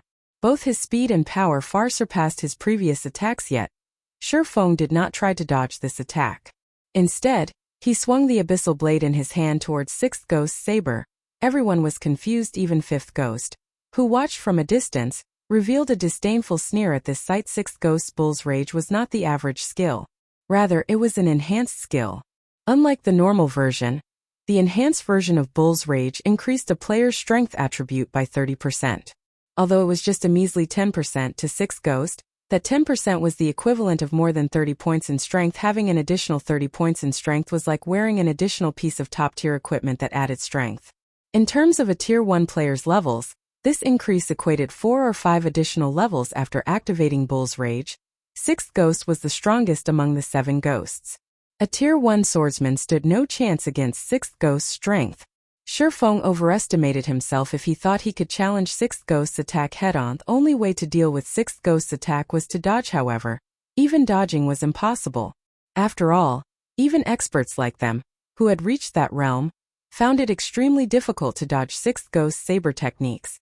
Everyone pictured Shifeng's figure flying backward the instant the saber and sword collided. Boom! The ground beneath both combatants' feet cracked, the impact of the collision creating a dust storm that enveloped the battle. Sixth Ghost's eyes widened with shock upon seeing Shifeng block his attack with just one hand. He had already activated Bull's Rage. Yet, Shifeng still blocked his attack. The skill had increased his strength attribute by over 100 points. This increase alone was already as much as what an ordinary player possessed, yet Shifeng had blocked it. The onlooking crowd gaped when they saw the small crater below the fighter's feet. Are they NPCs? None of them could believe what they saw. Was this really a battle between players? If not for the player-specific diamond-shaped markers hovering above both sides' heads, they would have suspected that the two were monsters of God's domain fighting over territory. So he really was telling the truth. Only now did Zero Wings members realize why Shifeng had warned them before the battle had begun. With such frightening strength, even if Sixth Ghost had not utilized any skills and relied solely on his techniques and attributes, he would not have needed long to annihilate their team. Just who are you? After this single exchange, Sixth Ghost hurriedly retreated from Shifeng. He was on high alert as he watched his opponent, no longer as calm as before. Even a fool could tell that Shifeng's basic attributes were far superior to Sixth Ghost's. From their previous exchange, Sixth Ghost realized that Shifeng had only been testing his strength. With this realization, an indescribable anger overtook Sixth Ghost's heart. All this time, he had been the one to test others' strength, never the other way around. Now that someone had done the same to him, Sixth Ghost's pride as one of the 7 ghosts had been wounded. You attacked first. Why are you the one asking this question? Shifeng chuckled. Brat, you're courting death. As Sixth Ghost bellowed, the battle saber in his hands transformed into 3 saber images. These saber images sealed off Shifeng's path of retreat as they bombarded their target. At this moment, it looked as if Sixth Ghost held not 1, but 3 battle sabers in his hand. Soundlessly, Sixth Ghost appeared right in front of Shifeng. Hand-to-hand combat relied on 2 things: attributes and techniques. Currently, Shifeng's attributes were far superior, so Sixth Ghost chose to contend with Shifeng using techniques. Triple cut?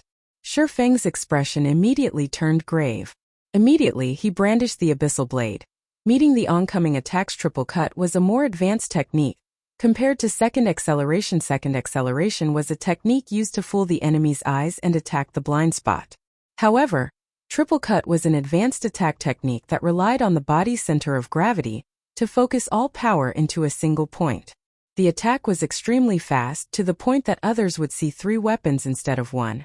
In reality, these were only afterimages. Dang, dang, dang. The sound of metal clashing echoed through the air for a time. The area between Sixth Ghost and Shifeng had become a whirlwind of blades. The constant and deafening clangs of metal on metal made everyone's ears ring. However, when they looked at the battlefield, they failed to see any collision between weapons such a powerful triple cut. Although Shifeng had not received any damage, he struggled to defend against Sixth Ghost's attacks with the Abyssal Blade. Even though he was significantly faster than Sixth Ghost, he could do nothing but defend himself. This was the first time Shifeng was at a disadvantage against a berserker in a contest of speed. Shifeng had to admit that an advanced attack technique could increase a player's combat power significantly. Fortunately, he was quite a bit faster than Sixth Ghost. He had also already entered the refinement realm. He could perceive both attacks and dodging maneuvers meticulously. Otherwise, he would have already died under Sixth Ghost's triple cut. However, although Shifeng struggled to cope with the attacks, Sixth Ghost was not having an easy time. Even after using Bull's Rage, every time he crossed blades with Shifeng, he could feel his hands tremble from the resulting impact. His HP had even begun to fall slowly with each consecutive impact. Although it was only a very tiny amount after a long period, his HP would eventually vanish. Old Six, I'll help you. Suddenly, Fifth Ghost's figure appeared behind Shifeng. Immediately, he used triple cut with his 2 swords, aiming for Shifeng's back. Chapter 480. Stepping into the second phase. Fifth Ghost was a Tier 1 swordsman. Although he did not possess Sixth Ghost's frightening strength in terms of speed, he was significantly superior to the berserker. In particular, Fifth Ghost's control over his center of gravity when using the advanced attack technique triple cut surpassed Sixth Ghost's. In addition, Fifth Ghost had used Wind Blade, increasing his speed significantly. At this moment, one could even vaguely see a 4th afterimage of his sword. Presently, Shifeng had already focused all his power into defending against Sixth Ghost's attack. He simply had no time to consider Fifth Ghost. When Fifth Ghost saw his sword piercing Shifeng's chest, a sinister smile appeared on his face. Brat, although your strength is quite good, you are still 10 years too early if you think you can fight against us 7 ghosts. Brother 5, be careful. Sixth Ghost suddenly shouted in panic when he saw Fifth Ghost's delighted appearance. Fifth Ghost immediately sensed that something was wrong because his instincts were telling him right here and now that he had already arrived at death's door. He then realized the sensation he felt with his hand when his sword stabbed into Shifeng was as if he had just pierced through air. Suddenly, he felt goosebumps rising all over his body. He immediately activated his life-saving skill, Defensive Blade, and abruptly leaped forward. However, he was still a step too slow. Hua. At the same time as he activated Defensive Blade, Fifth Ghost felt chilling sword auras striking at his back. These piercing sword auras were the attacks Shifeng had launched at Fifth Ghost upon arriving behind the latter using silent steps. If Fifth Ghost had not activated Defensive Blade at the first sign of danger, allowing him to negate several instances of damage, he would have become a corpse by now. Just who are these people? Shifeng knitted his brows slightly. Shifeng found it truly hard to believe that such experts would actually appear in Underworld. He had also never heard of such experts in his previous life. After using silent steps, he had swung the Abyssal Blade immediately. At such a short distance, as well as with the element of surprise, experts of the same level definitely would not be able to react in time. Yet, Fifth Ghost actually managed to activate Defensive Blade and leap forward before the Abyssal Blade landed on his body. Furthermore, from the attack Fifth Ghost had sent out before, Shifeng could clearly perceive just how powerful Fifth Ghost was. When Sixth Ghost used triple cut, he was able to apply the technique only to a normal attack. He could not use the technique with a skill. On the other hand, Fifth Ghost was able to integrate triple cut together with a skill in fast-paced close combat like this. Other than some special skills like silent steps and instantaneous movement, the difficulty of using attack skills in battle was extremely high. Such attack skills simply had too long a cast time, and required one to go through fixed motions before the skill could be activated. The speed of using an attack skill was simply incomparable to the speed of a normal attack. Moreover, even if one was highly proficient with a skill and could activate it very quickly, excessive speed could easily result in distortions in the motions and consequently, a drop in completion rate, rendering the skill practically useless. Hence, the fact that Fifth Ghost was able to integrate an attack skill into the battle was something extremely difficult to achieve. Performing such a feat was no longer something feasible for ordinary men. Even Shifeng's current self would not be able to do so. Moreover, Shifeng had clearly been the one to attack first, yet he was still a step behind Fifth Ghost. This situation reminded Shifeng of Soaring Snake's godlike reaction speed. Fifth Ghost might be similar to Soaring Snake, both of them possessing a reaction speed of less than 0.1 second. Shifeng estimated Fifth Ghost's reaction speed at around 0.7 second. However, it was obvious that Fifth Ghost was more proficient at utilizing his reaction speed to his advantage. Originally, Shifeng had thought of following up his victory with a hot pursuit. However, upon noticing Sixth Ghost charging at him, he had no choice but to shift his focus. Brat, not bad. Not only are your attributes so overpowered, you actually possess that sort of skill as well. You very nearly did me in just now. However, you will no longer get another chance like that. After regaining his composure, Fifth Ghost turned around to look at Shifeng, a hint of greed flashing across his eyes. He then took out a bottle of Haunted and drank it. Every piece of equipment they had on them was top tier. Yet, Shifeng had still managed to overwhelm them with his attributes. This showed that Shifeng's equipment was a cut above theirs. If they could kill Shifeng and obtain his equipment, it would definitely allow their combat power to rise to the next level in a 2-on-1 situation. Shifeng no longer held back as he used Purgatory Power, increasing his attack speed by 100%. He then used Void Steps, vanishing from everyone's eyes. He disappeared? Sixth Ghost was stunned. Before he could figure out what was going on, he suddenly discovered that Shifeng had already appeared directly beside him, the abyssal blade mere centimeters from his neck. Sixth Ghost hastily bent his body away with all his might. However, he was still too late as a fountain of blood sprayed out from his neck, a critical damage of over -3,000 points appearing above his head.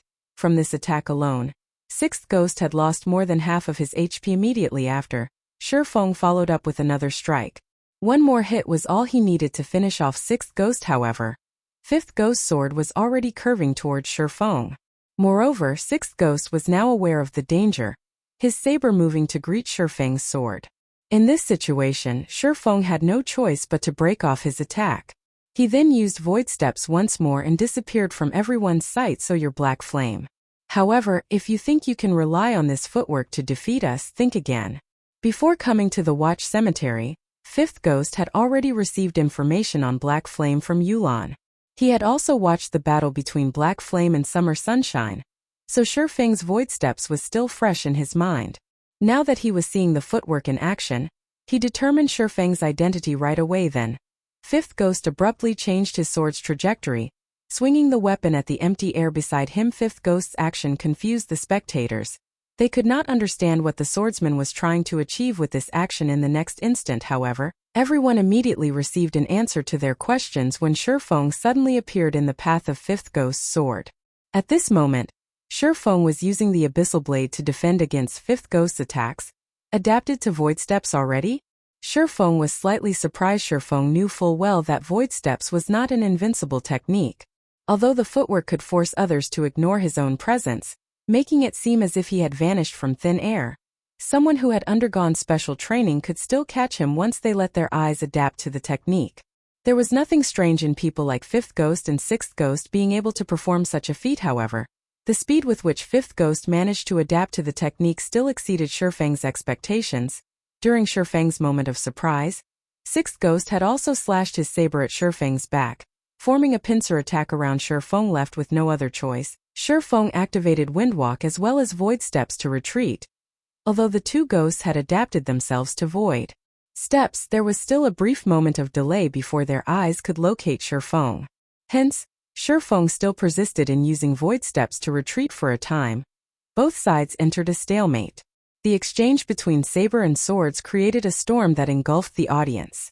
The surrounding spectators were shocked by this scene, and not even their eyes could keep up with the three combatants' actions. Looking at the high-speed battle between the three, Even breathing seemed superfluous despite Shifeng's attack speed receiving a huge boost and the significant effect of void steps.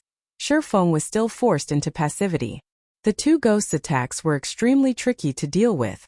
In particular, fifth ghost's attacks would always strike from various different blind spots, and never once would the swordsman face Shifeng in a direct confrontation.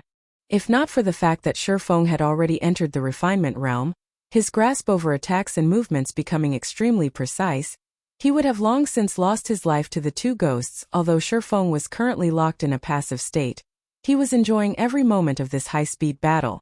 Ever since the increase in his brain activity, he had not had a chance to familiarize himself with the sudden boost to his perception as well as the sudden enhancement in his control over his own body. This battle was the perfect opportunity to get used to his new improvements. Chances to fight against experts were extremely rare, let alone against experts who were capable of forcing him into such dire straits, where even the slightest mistake could cost him his life. Moreover, Shifeng could not help but admit that the coordination between fifth ghost and sixth ghost was indeed very amazing. Regardless of how he tried to attack or dodge, he could never fully defend against the attacks of the two ghosts. As a result, he had lost close to half his HP already. However, under the steady onslaught, the accuracy of Shifeng's actions was also gradually increasing. The damage the ghosts inflicted was also gradually decreasing. Their attacks really are precise. At this moment, even Shifeng could feel himself growing mentally tired. Fifth ghost took advantage of the moment Shifeng used void steps and vanished to slash at the latter's back, giving Shifeng no chance to dodge or block at all at the moment of life and death. A slight change came over Shifeng. Suddenly, Shifeng's movement stopped in the next moment. Fifth Ghost's sword actually brushed past Shifeng's body. However, Fifth Ghost did not stop his attacks as he continued brandishing his two swords. Sixth Ghost kept hacking at Shifeng with his saber as well, not giving him any chance to dodge or block yet. No matter how hard they tried to hit Shifeng, he always managed to avoid their attacks ahead of time. It was as if Shifeng had long since known the trajectory of their attacks. So this is the second stage of the refinement realm, the flowing water realm. It's no wonder I wasn't a match for those people in the past. Shifeng could not help but smile while dodging the two ghosts' attacks. Chapter 481 Flowing Water Acceleration. Fifth Ghost and Sixth Ghost immediately detected the sudden change in Shifeng, and the two ghosts promptly distanced themselves from their target as experts of God's domain.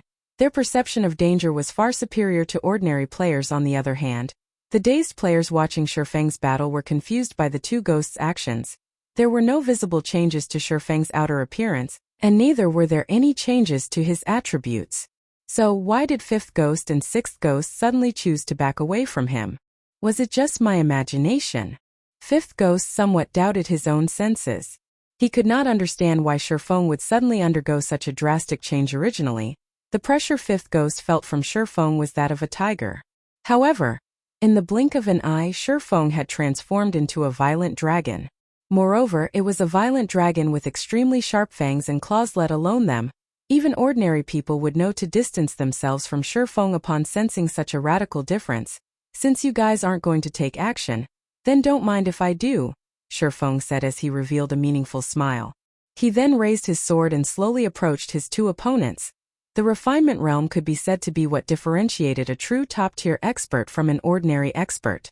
As for players who set foot into the refinement realm, not one of them was not an expert who could single-handedly turn the tides of a battle. Once players entered the refinement realm, they would be able to exert the minimum amount of strength to achieve the maximum effect.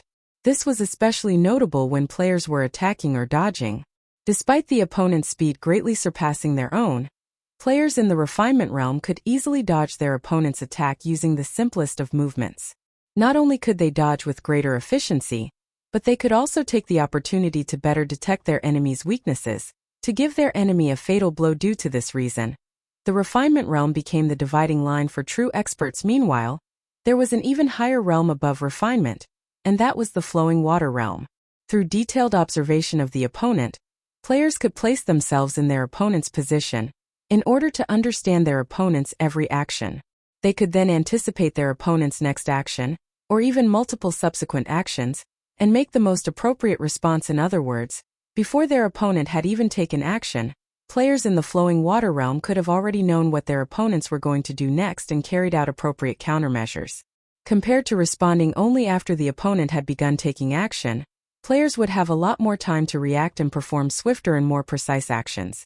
Hence, for Shifeng, who had already seen through the coordinated attacks of 5th Ghost and 6th Ghost, it was very easy for him to dodge and react to his two opponents' attacks. When Shifeng slowly approached 5th Ghost and 6th Ghost, the two ghosts unconsciously began backing away as well. Looking at this scene where one side was advancing while the other was retreating, the surrounding spectators were stupefied. In particular, the underworld guards' jaws nearly fell to the ground upon witnessing this scene.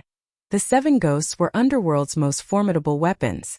Yet, the 2 ghosts before them were actually displaying cowardice right now. How could this be any more inconceivable? Meanwhile, Shifeng also wore a helpless expression on his face as he took in this situation.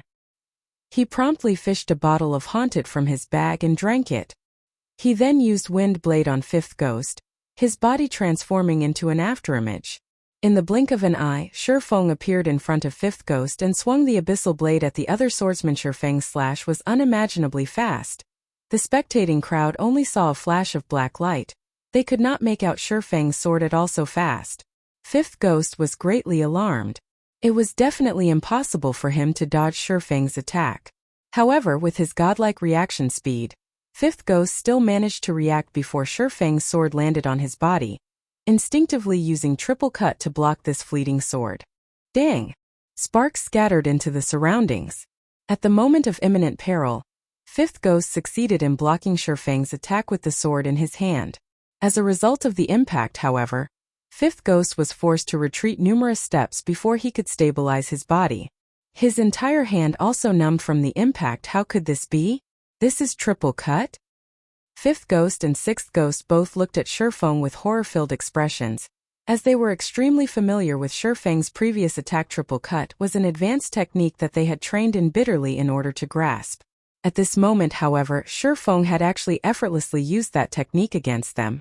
How could they not be shocked? So there's such an effect as well. Shifeng looked at the Abyssal Blade in his hand, similarly surprised just now. He had taken advantage of the pressure 5th Ghost and 6th Ghost had placed on him to enter the flowing water realm. However, he had not expected that, after he entered the flowing water realm, his attack would also receive such a boost. Originally, he had relied on eliminating excess actions in order to increase the speed of his attacks. At this moment, however, maybe because his control over his body had received a huge improvement, the instant he attacked, he was able to apply all his physical power into that single slash. As a result, not only were there no excess movements in his attack, but his attack had also received a huge acceleration, which allowed his sword to reach its maximum speed in the shortest amount of time possible. Taking 5th Ghost as example, if the initial acceleration of 5th Ghost's sword was counted as 100 and his sword's maximum speed as 20, then from the moment he started swinging his sword, he would need 0.2 seconds for his sword reach its maximum speed. As for Shifeng, his current initial acceleration would be 200.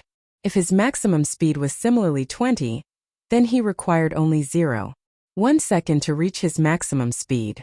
Hence, his sword could reach his target much faster than 5th Ghost's. However, this was assuming both sides possessed the same maximum speed. In reality, as Shifeng's attributes were much higher, his maximum speed was a lot higher than 5th Ghost's and 6th Ghost's. Thinking up to this point, Shifeng could not help but grow excited.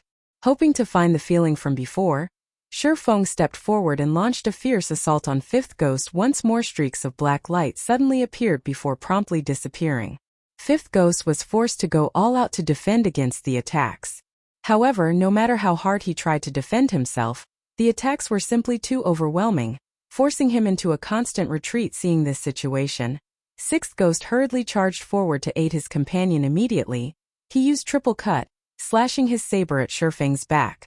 Originally, with Shifeng's speed, it had simply been impossible for him to block the attack. However, 6th Ghost suddenly saw a streak of black light emerge behind Shifeng, the black light deflecting his attack completely. Just what is going on here?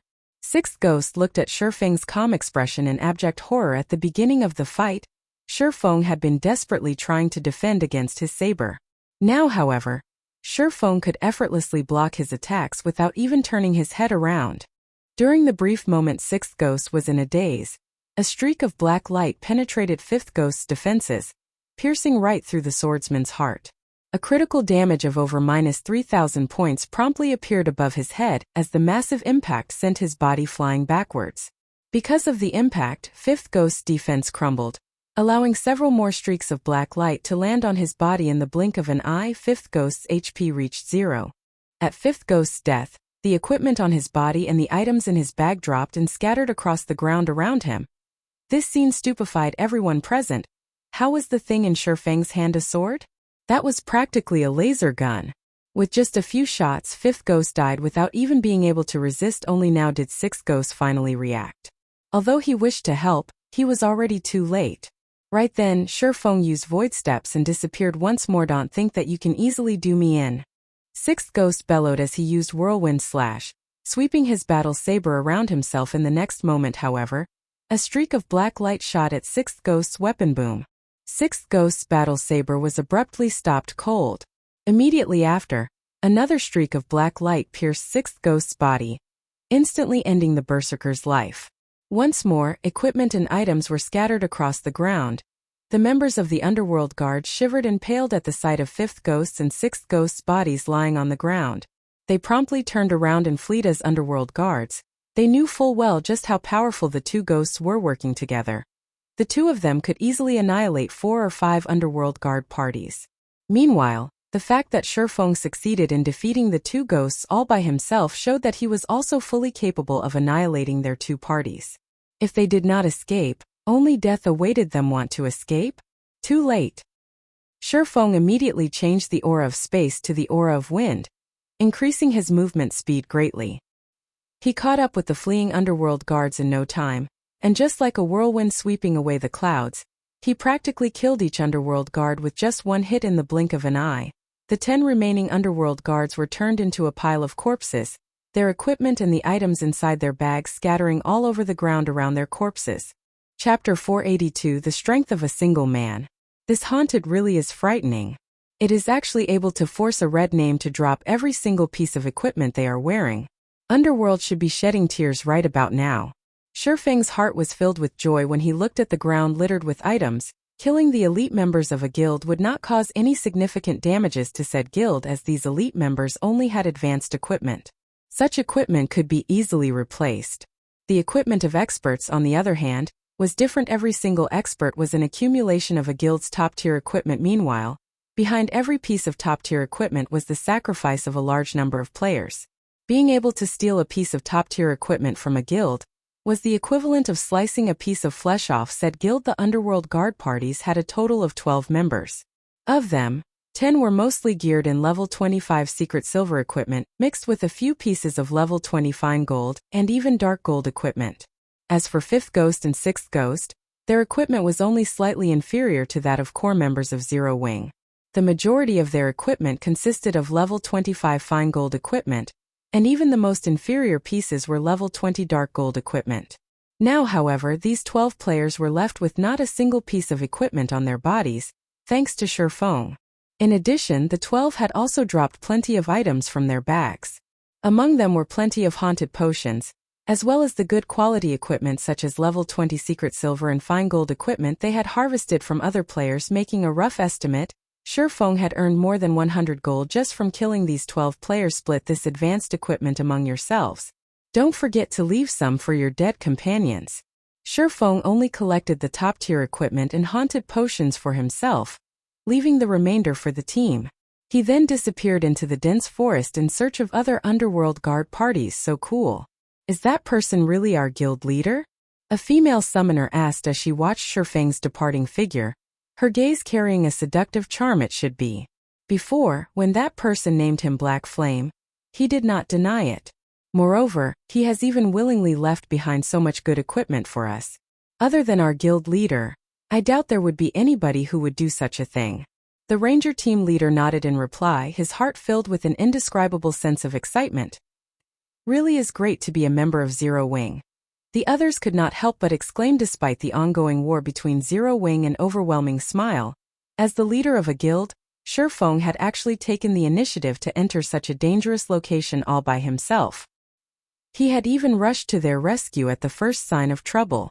With such a guild leader, even if they fell back to level 0 as a result of battling Overwhelming Smile, They would still do so willingly. Although guild leader has left all this good equipment to us, I suggest that after we set aside several pieces for those who died, we should place the remainder in the guild's warehouse. Now that we are waging a war against overwhelming smile, the guild's expenditure is very large. We can't take advantage of the guild at such a crucial period, the ranger said. The others promptly nodded in agreement. Currently, Shifeng was searching for treasure chests in the Watch Cemetery, while waiting for space movement's cooldown to end and news to appear in the guild channel.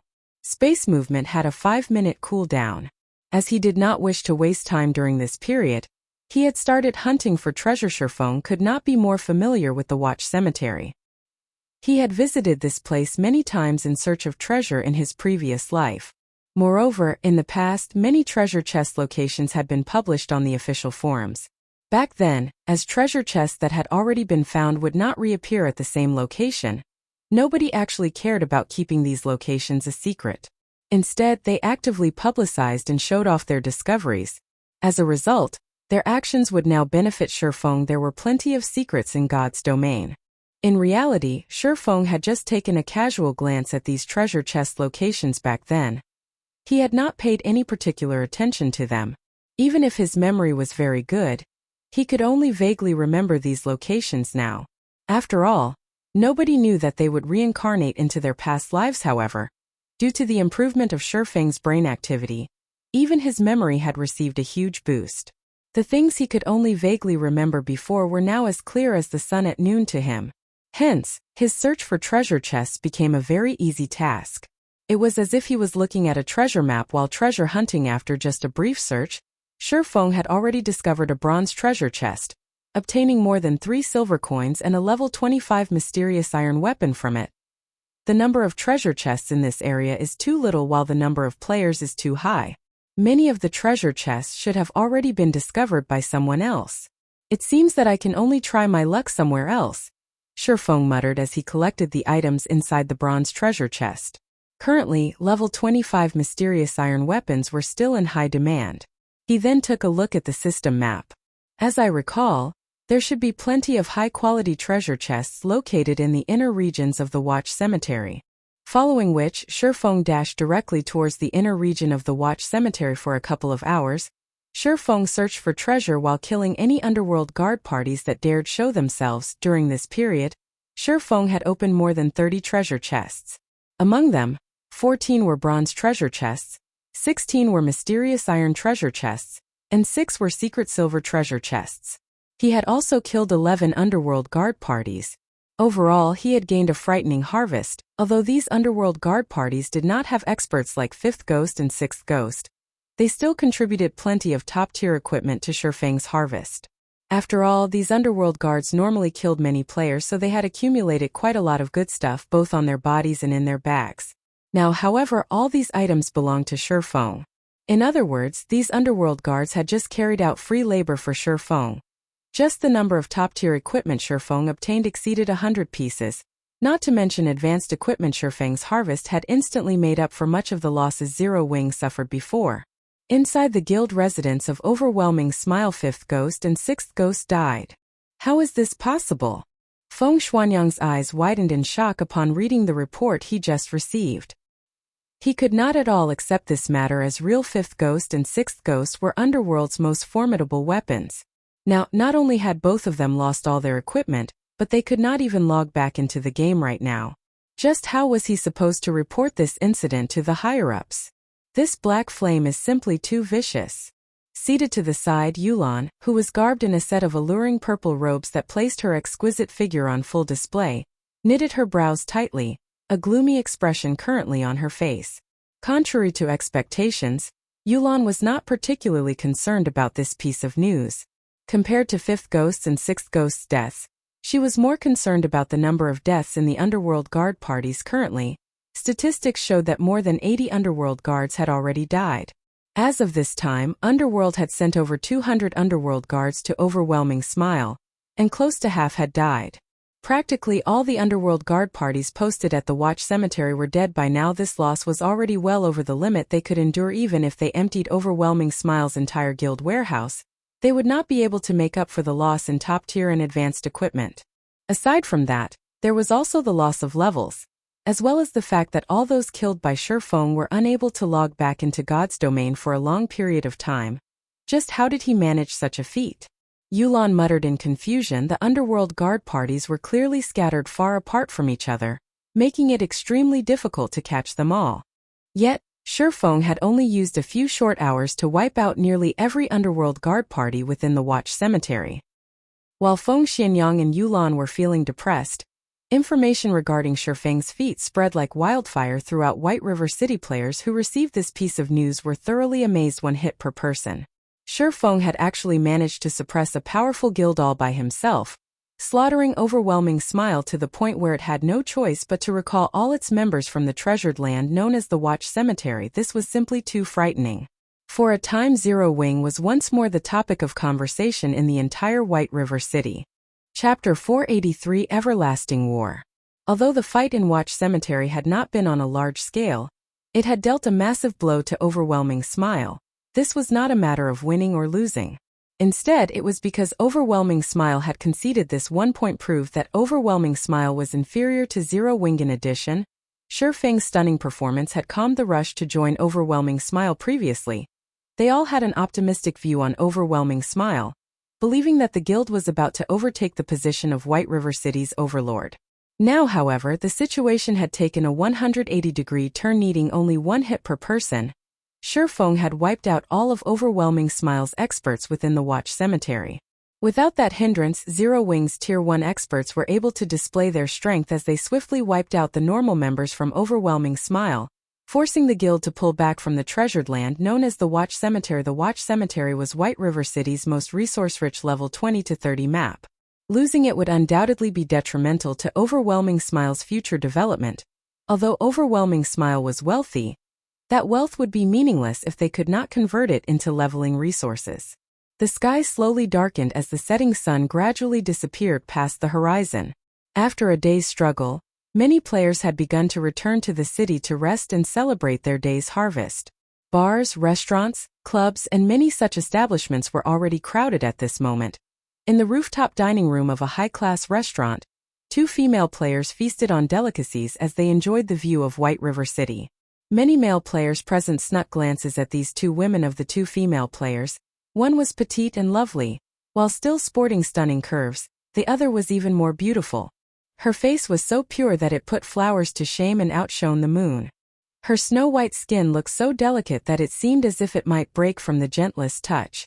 Currently, although she wore a long aqua-blue mage robe trimmed in gold, the clothing failed to conceal her graceful body. These 2 were none other than Blue Bamboo and Thoughtful Rain, the pair that had originally planned to join Overwhelming Smile. Blue, what did I tell you?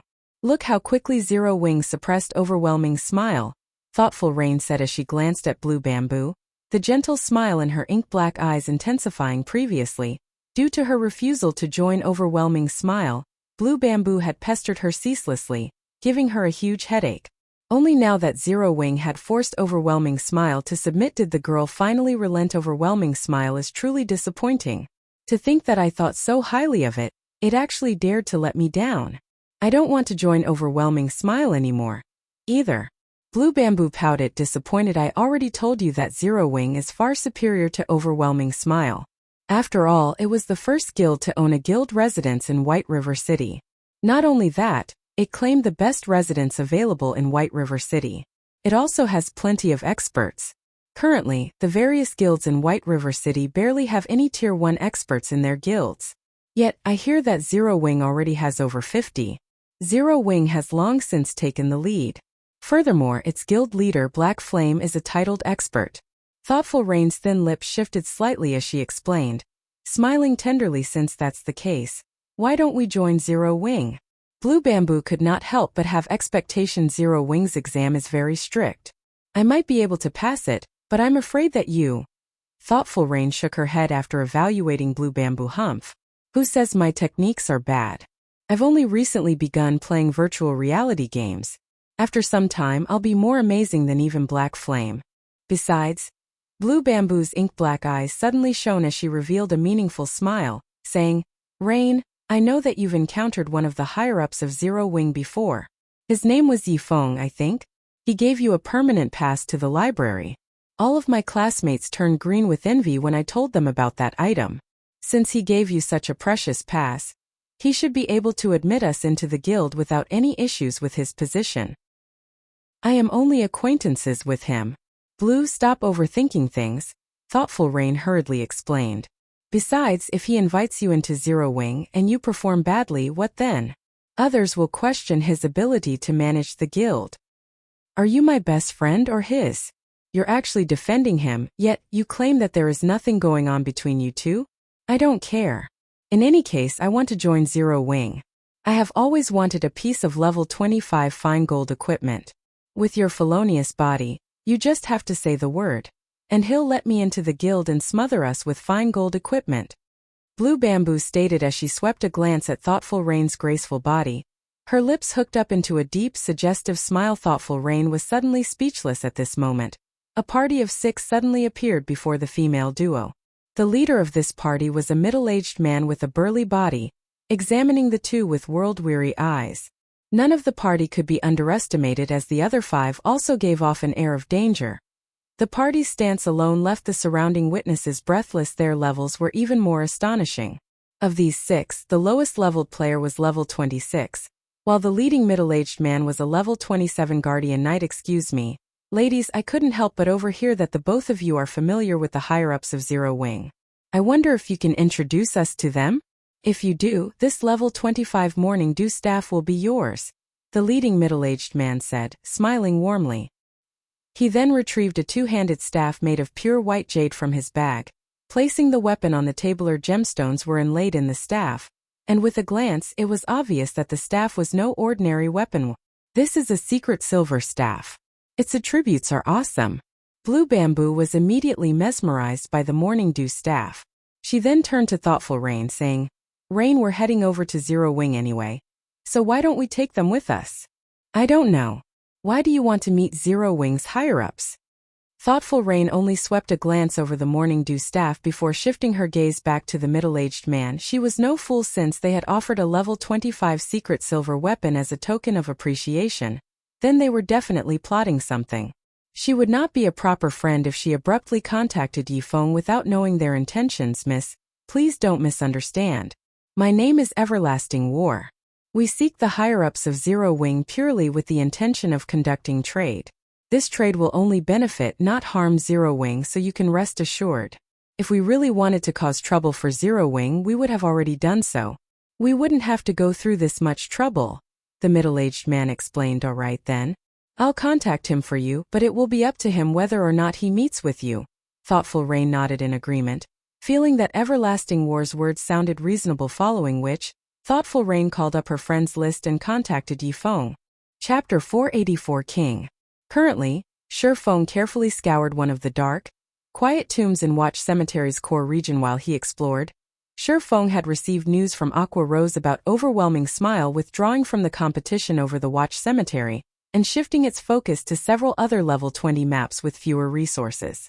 The members of Overwhelming Smile had also begun to keep a low profile with the threat of Overwhelming Smile gone.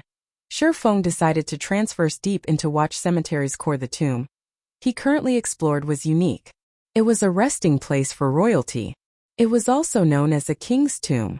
Locating this particular tomb had not been easy, as it had been built to prevent grave robbers from plundering the valuables buried with the dead. This place had been carefully hidden. It had been built inside a cave under a steep cliff. After its construction, the original path used to travel to this place had been destroyed. After several hundred years, vines had covered the cliff, making it even more difficult to notice the cave. In the past, a skilled assassin had accidentally discovered this location. Afterward, that assassin had led a powerful team to the king's tomb and successfully plundered the treasure inside. After claiming the treasure, he sold the item for over 1,000 gold, earning everyone's envy. Even so, in the god's domain of that time, the assassin had still taken a loss when he sold the item. Why had it been a loss? Although the item was utterly worthless to an independent player, to guilds, it was priceless. Various large guilds would willingly spend 2,000 or 3,000 gold, much less 1,000. The treasure the assassin had found was a guild residence promotion order. All guild residences started out as a 1-star residence when established. If a guild wished to upgrade it to a 2-star residence, They needed to meet two requirements. First, a guild needed a sufficient amount of guild popularity. The second thing they needed was a 2-star guild residence promotion order. If a guild residence reached 2-star status, the guild could establish certain facilities that were unavailable to a 1-star residence. More importantly, a guild residence's private rooms would change. Guilds could only establish 1-star private rooms in a 1-star residence, whereas 2-star private rooms could be established in a 2-star residence.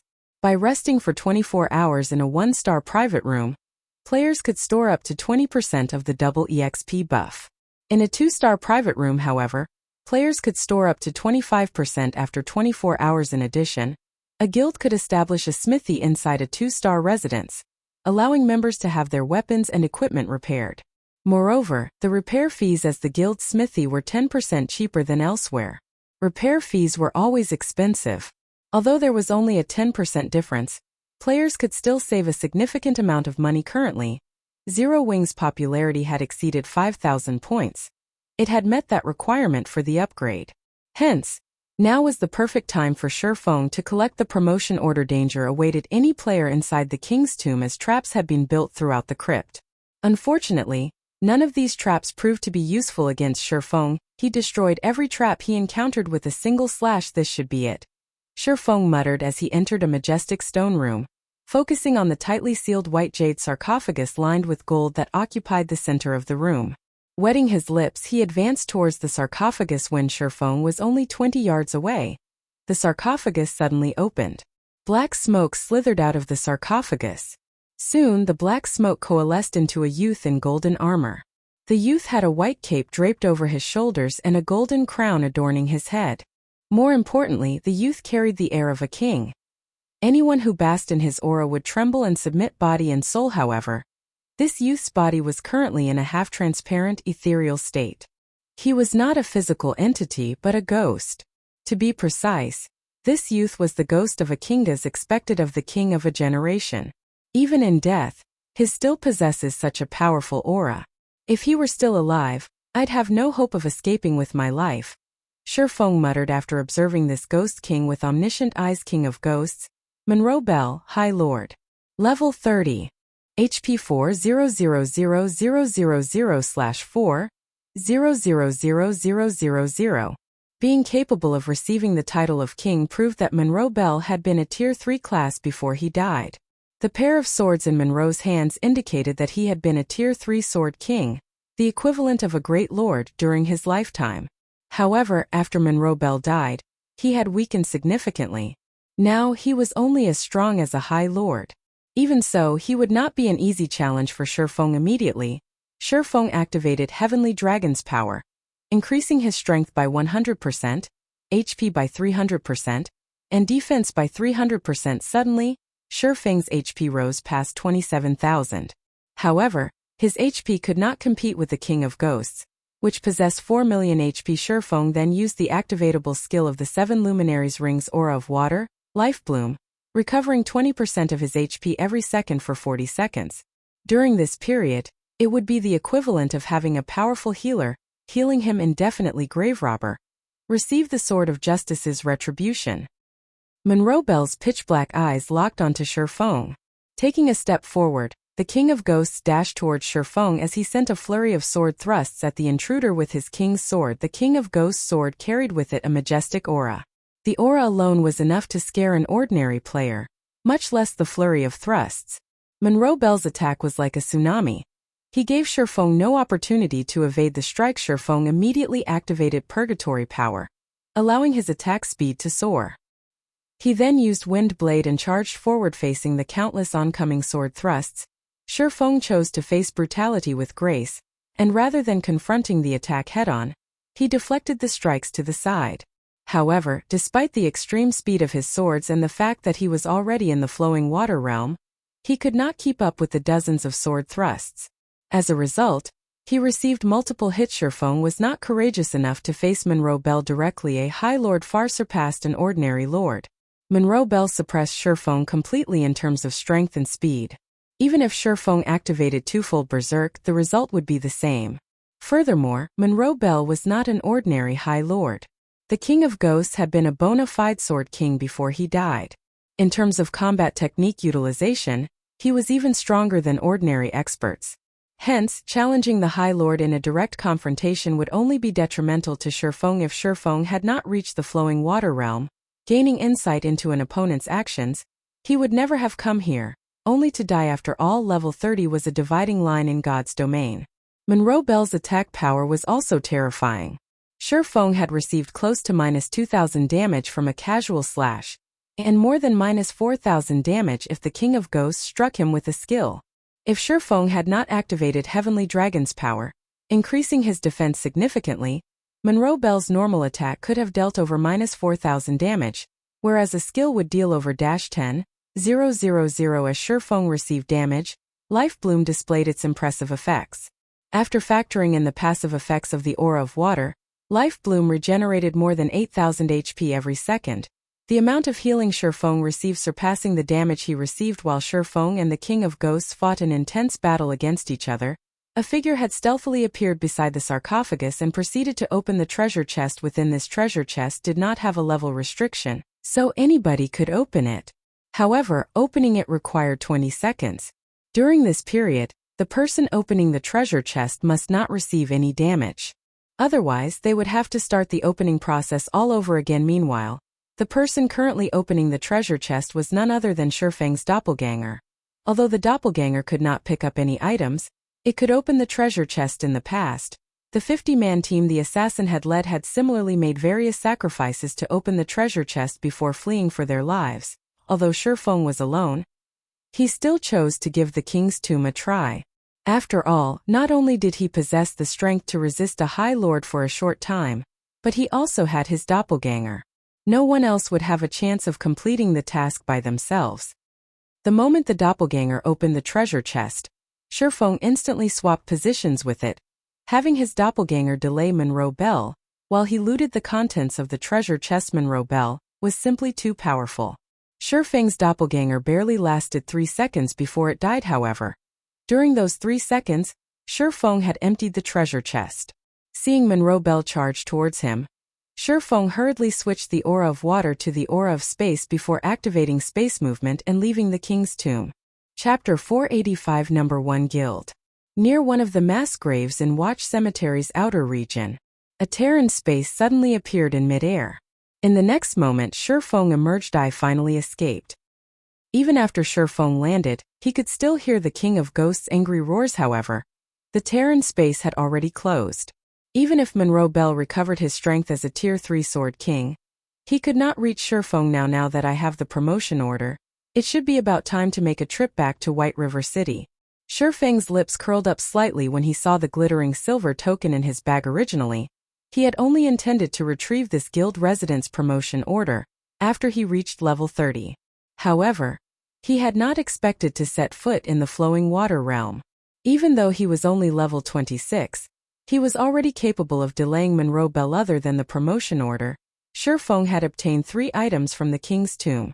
Of these 3 items, one was a fiery red 2-handed staff, one was an azure 2-handed greatsword, and the last was a silver stone tablet. Appraising these items with omniscient eyes, Shifeng discovered that both the 2-handed staff and 2-handed sword were actually level 30 dark gold weapons.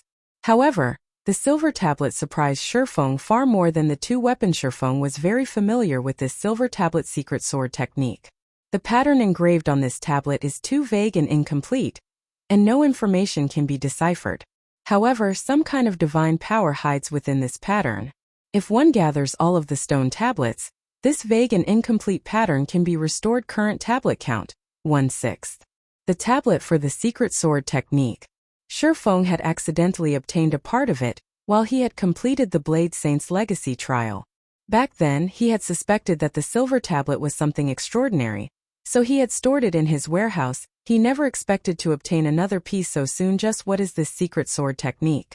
Despite examining the tablet, Shifeng could not find any differences between the tablet he had just obtained and the one he had found in the Origin Sword domain. The 2 pieces looked identical. Shifeng even suspected that the piece he stored inside his warehouse had somehow grown legs and run to the King's Tomb by itself. Forget it. Let's head back for now. Following which, Shifeng retrieved a return scroll. However, just as he was about to start channeling D. Suddenly, Shifeng's communicator rang. Thoughtful Rain, a girl he had only met once before, was contacting him. Is she looking to buy equipment? Shifeng looked at Thoughtful Rain's name, feeling slightly surprised. Previously, when he had met Thoughtful Rain at White River City's library, the latter had expressed her interest in purchasing weapons and equipment from him. Shifeng felt a sense of familiarity from Thoughtful Rain. Now that his brain activity had increased, he could recall even the smallest fragment of the past. Yet, even after his memories had refreshed, he still could not recall the girl. He only felt that she was familiar, but he did not know why. Miss Rain, since you have contacted me, are you interested in purchasing some equipment? Shifeng asked pleasantly, smiling. I'd like to, but today I'm contacting you because I have found a big business opportunity for you, Thoughtful Rain said, smiling sweetly. A group of people just happened to overhear me when I spoke about our acquaintance. In the end, these people asked me to contact you for them. They hope to meet with you now. Do you have the time? Who are these people? Shifeng asked. He says his name is Everlasting War.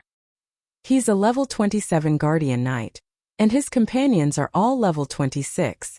From the looks of it, they seem quite powerful and they have excellent equipment. I'm assuming that someone with significant financial power backs them, Thoughtful Rain said. Alright. Then let's meet at Zero Wings Guild residence. Shifeng nodded before disconnecting the call. He then activated the return scroll. Shifeng had heard of Everlasting War before. That person had been a famous character in God's domain, having the title of Everlasting War God. He was also an Apex expert, and his fame was not the slightest bit inferior to Summer Sunshine's. In a direct confrontation, even Summer Sunshine would not be a match for Everlasting War. 20 seconds later, Shifeng transformed into a streak of white light as he teleported back to White River City. The sky gradually darkened. A large number of players had returned to the city, and people crowded the streets. Passing through the lively streets, Shifeng soon arrived at the bank. He then stored all of the top-tier and advanced equipment he had obtained in the guild's warehouse. He also placed the level 30 Dark Gold Staff, the Roaring Blaze Staff, and the level 30 Dark Gold Greatsword, the Azure Heart, on full display in the guild's warehouse. For a time, the members of Zero Wing went into an uproar. The war between Zero Wing and Overwhelming Smile had significantly depleted the stock of equipment inside the guild's warehouse. Now, however, over 1,000 pieces of equipment had suddenly appeared. Aside from the large amount of advanced equipment, the stock of top-tier equipment had already exceeded 100 pieces. Beyond that, there were actually level 30 Dark Gold weapons inside the guild's warehouse. Currently, the players of various large guilds still struggled to obtain level 25 equipment. Bronze equipment was a challenge to obtain, much less mysterious iron. On the other hand, their guild had level 30 weapons. They were Dark Gold weapons to boot. They were definitely the best weapons in all of God's domain right now. However, shortly after everyone in the guild started spreading the news, Shifeng had arrived at the Adventurers Association. He handed over the guild residence promotion order, officially promoting Zero Wings residence to a 2-star residence. Star Moon Kingdom system announcement. Congratulations to Zero Wing for becoming the first guild in Star Moon Kingdom to own a 2-star guild residence. Rewarding 30,000 guild popularity, 500 gold coins to the guild, and 1 guild smithy promotion order. White River City system announcement. Congratulations to Zero Wing for becoming the first guild in White River City to own a 2-star guild residence. Rewarding 10,000 guild popularity and 200 gold coins.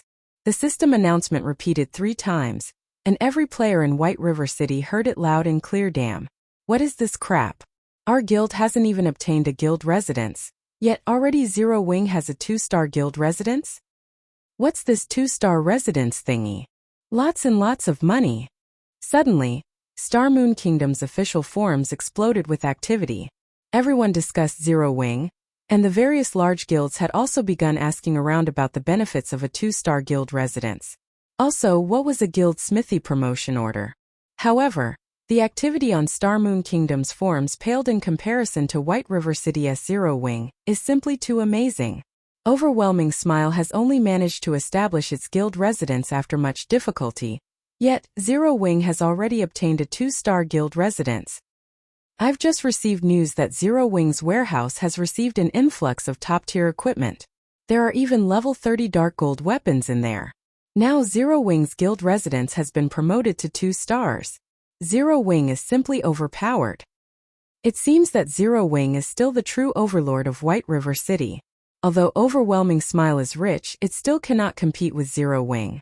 Now, even Overwhelming Smile's financial power in the game is no match for Zero Wing. We will have a better future if we join Zero Wing. That's not all. I've just made some inquiries and found out that guilds can establish a guild smithy inside a 2-star guild residence. The repair fees there are 10% cheaper than elsewhere. Meanwhile, that guild smithy promotion order can be used to promote a 1-star guild smithy into a 2-star guild smithy. The repair fees of a 2-star are even lower, 15% cheaper. You can save so much on repair fees alone. Other guilds have no chance against Zero Wing. All hail Zero Wing. I want to join Zero Wing. For a time, Zero Wing became the #1 guild in the hearts of White River City's players of White River City. Suddenly, White River City went into a frenzy as players tried to join Zero Wing. Chapter 486 Generous Benefits. Inside the Adventurers Association, Shifeng was currently applying to establish a forge inside Zero Wing's guild residence, sir. This is the model list for smithies. In addition, there is also a list of blacksmiths. You may choose any of the names listed there. The NPC at the counter smiled as she passed 2 lists to Shifeng in God's domain. Buildings were not limited to a single model. There was a large variety of models available for players to choose from.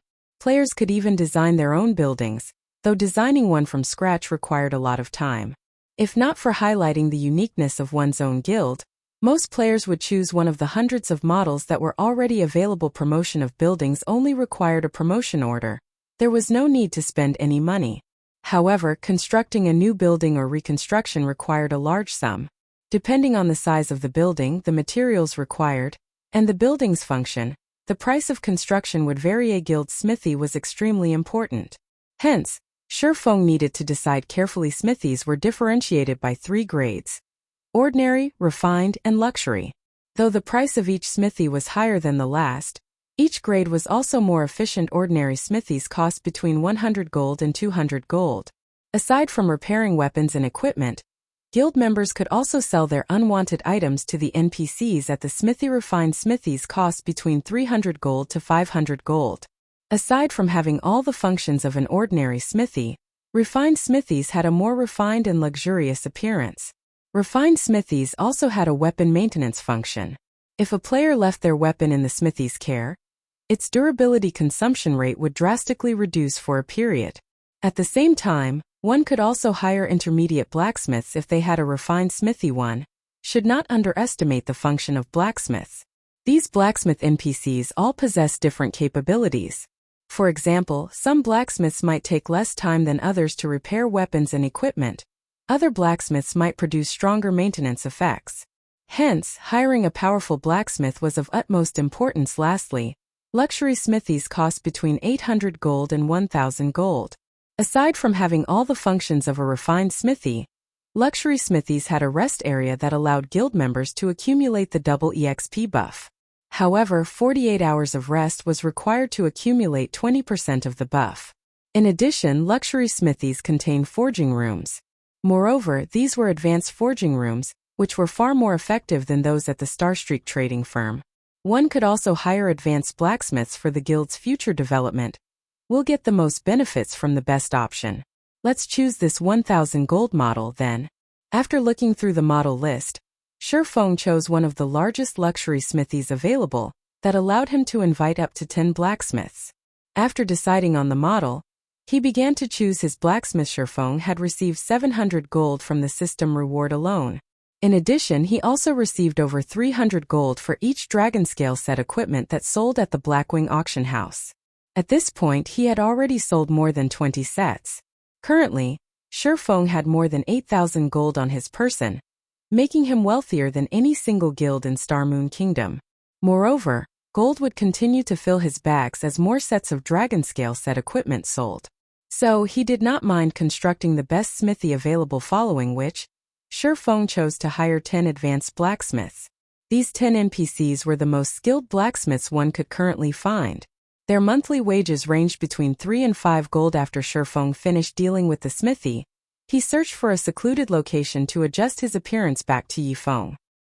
He then hailed a horse carriage and returned to Zero Wing's guild residence. When Shifeng arrived at the residence, he discovered a sea of players crowding the entrance, creating an extraordinarily lively atmosphere. There were currently 2 berserkers in Dragonscale set equipment standing guard and maintaining order at the residence's entrance. The fine gold rank glow from the sets thoroughly awed the players who had come to sign up for the guild. Is that a fine gold set equipment? I've seen it on the forums before. I think it's the Dragonscale set equipment. Currently, a single set costs more than 300 gold. Zero Wing is just too rich. They actually bought 2 sets. Not just 2. I hear that Zero Wing's warehouse also has 1 set available for trade. As the crowd discussed Zero Wing's wealth with astonishment, the newly constructed smithy also attracted their attention. The smithy's construction was not as tedious as the guild halls. The smithy required much less time as it had fewer functions. As long as the guild paid the construction fees, the smithy could be completed in less than 10 minutes. Zero Wing's smithy was 3 stories tall. The smithy's luxury-grade appearance dazzled the onlookers, and many among the crowd even believed that they had arrived at the capital city's advanced smithy. The smithy was large enough to accommodate several hundred players, and it was even larger than an ordinary guild hall.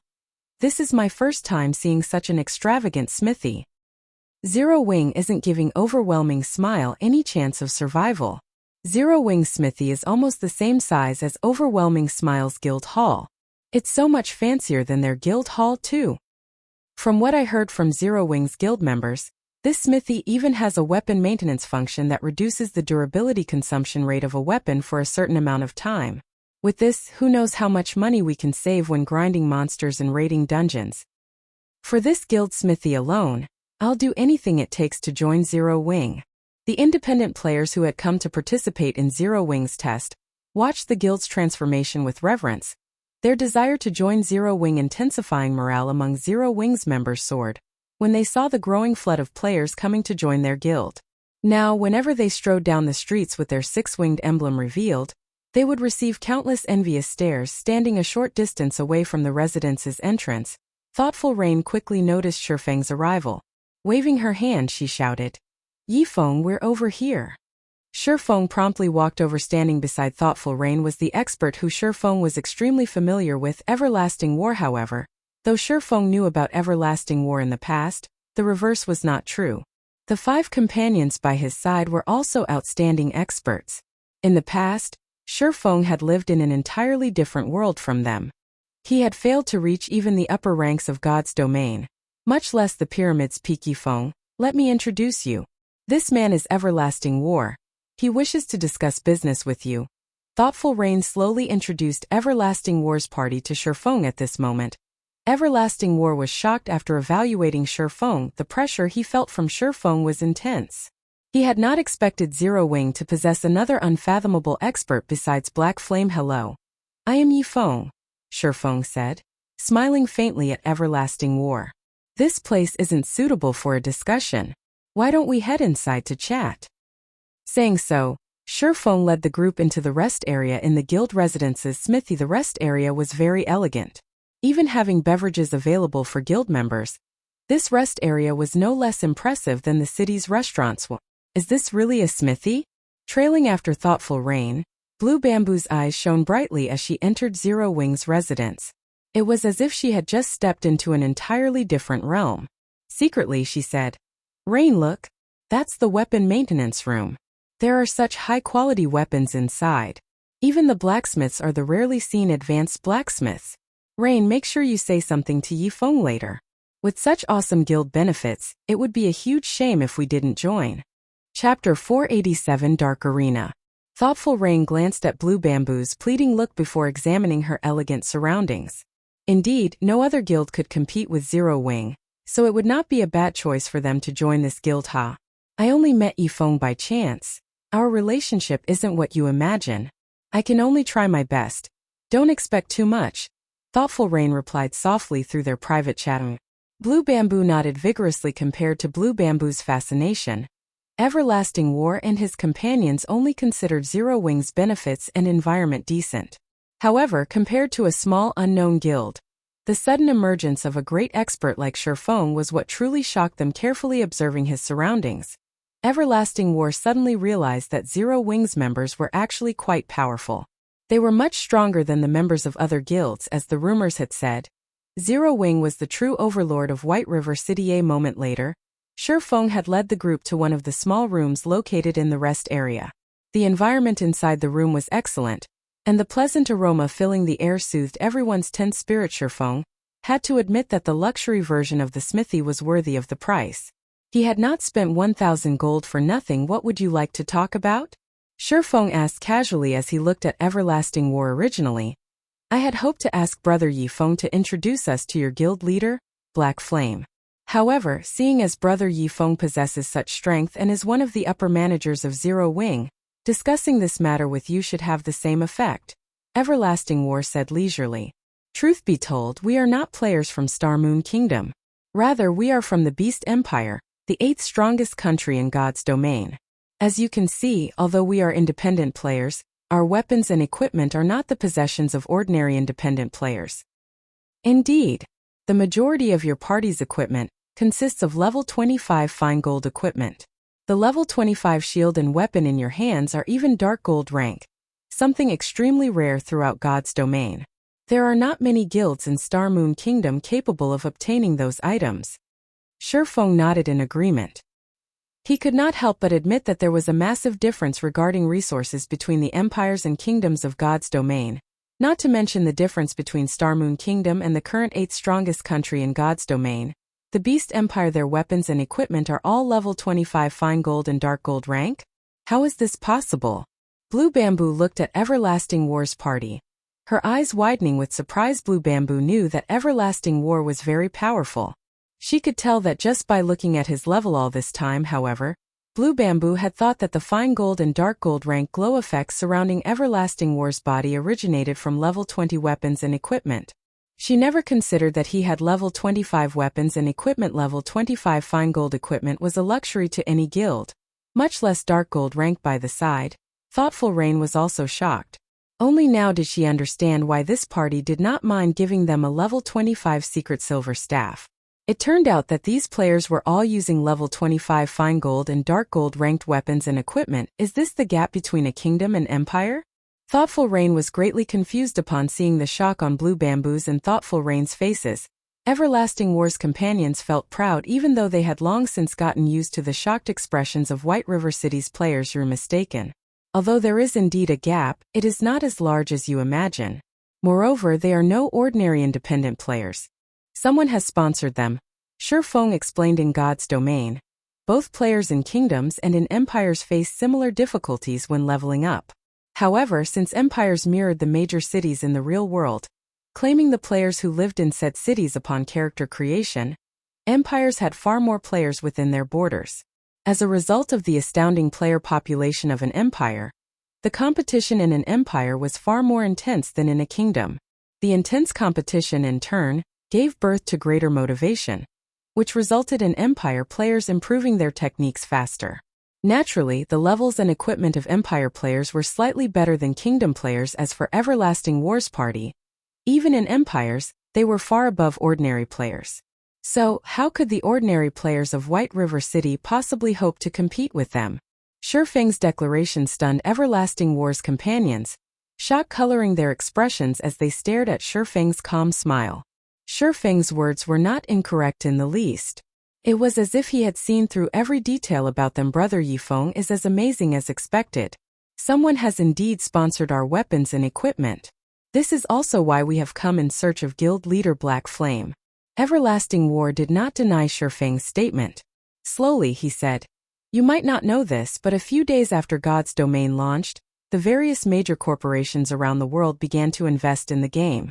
In order to prevent an overly intense struggle, these corporations began hidden competitions with each other. These competitions take place in the dark arena. The various major corporations send their experts to face each other, taking the chance to probe the opponent's strength. The victors earn large amounts of gold, credits, rare materials, and other benefits that you cannot even begin to imagine. I have come here today with the purpose of inviting guild leader Black Flame to join our battle team. If our battle team wins, it will benefit a guild such as Zero Wing that lacks funding. Not only can you obtain a large sum of credits, But you can also obtain a large sum of gold coins and top-tier equipment that you cannot even imagine exists now. However, I want to invite Brother Yifeng to join us instead. What are your thoughts on this? Although Everlasting War's voice was soft, it was sufficient to shock everyone present. This was a competition between the top 500 corporations around the world. This competition was several times more intense than the competition between first-rate guilds. The experts that were invited to participate were on an entirely different level. I understand. I can agree to your invite, but I have a request, Shifeng calmly said. He had long since known about this dark arena. It was a gathering place for experts. However, the experts there were far more powerful than the experts one usually saw in the virtual gaming world.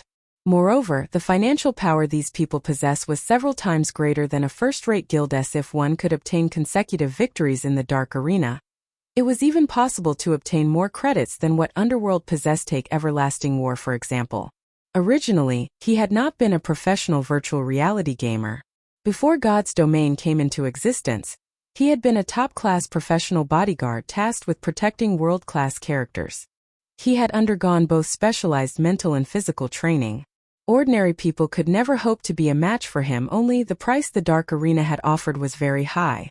It was enough to tempt even Everlasting War to play God's Domain. In the end, Everlasting War had become the Everlasting War God of the Dark Arena, one of the apex existences of God's Domain in the past.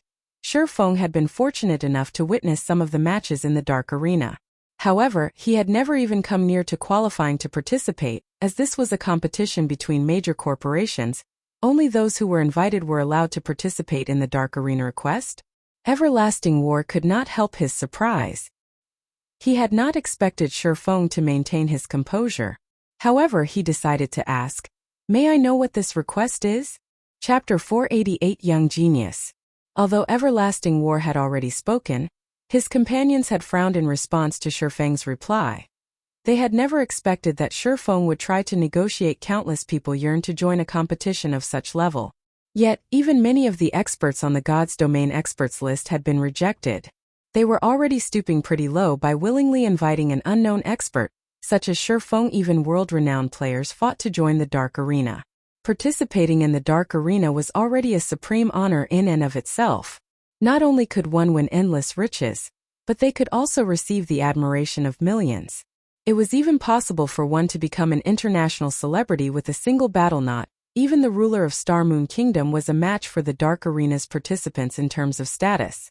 After all, that was a stage at the international level. Thoughtful Rain and Blue Bamboo's little jaws hung in shock. Their eyes filled with disbelief as they watched Shifeng. The competition between guilds in God's Domain was intense. Almost every guild was supported by many corporations. However, not even the backer of a first-rate guild could compare with international corporations. It was merely an ant in the eyes of such giants. Although the virtual gaming industry's total value rose with each passing year, it was still significantly inferior to other top industries. If a guild could obtain the financial support from such a corporation, they could instantly become a super guild, surpassing any first-rate guild in God's Domain. With such a good opportunity at hand, Shifeng actually had a condition. However, Shifeng did not care about what others thought about him. Taking a sip of tea, he returned his gaze to Everlasting War, saying slowly, "My request is very simple. I hear that each battle team participating in the Dark Arena consists of 10 members. Seeing as you only have 6 members at the moment, I wish to invite 3 of my people to join. That way we will have a full battle team. What do you think?"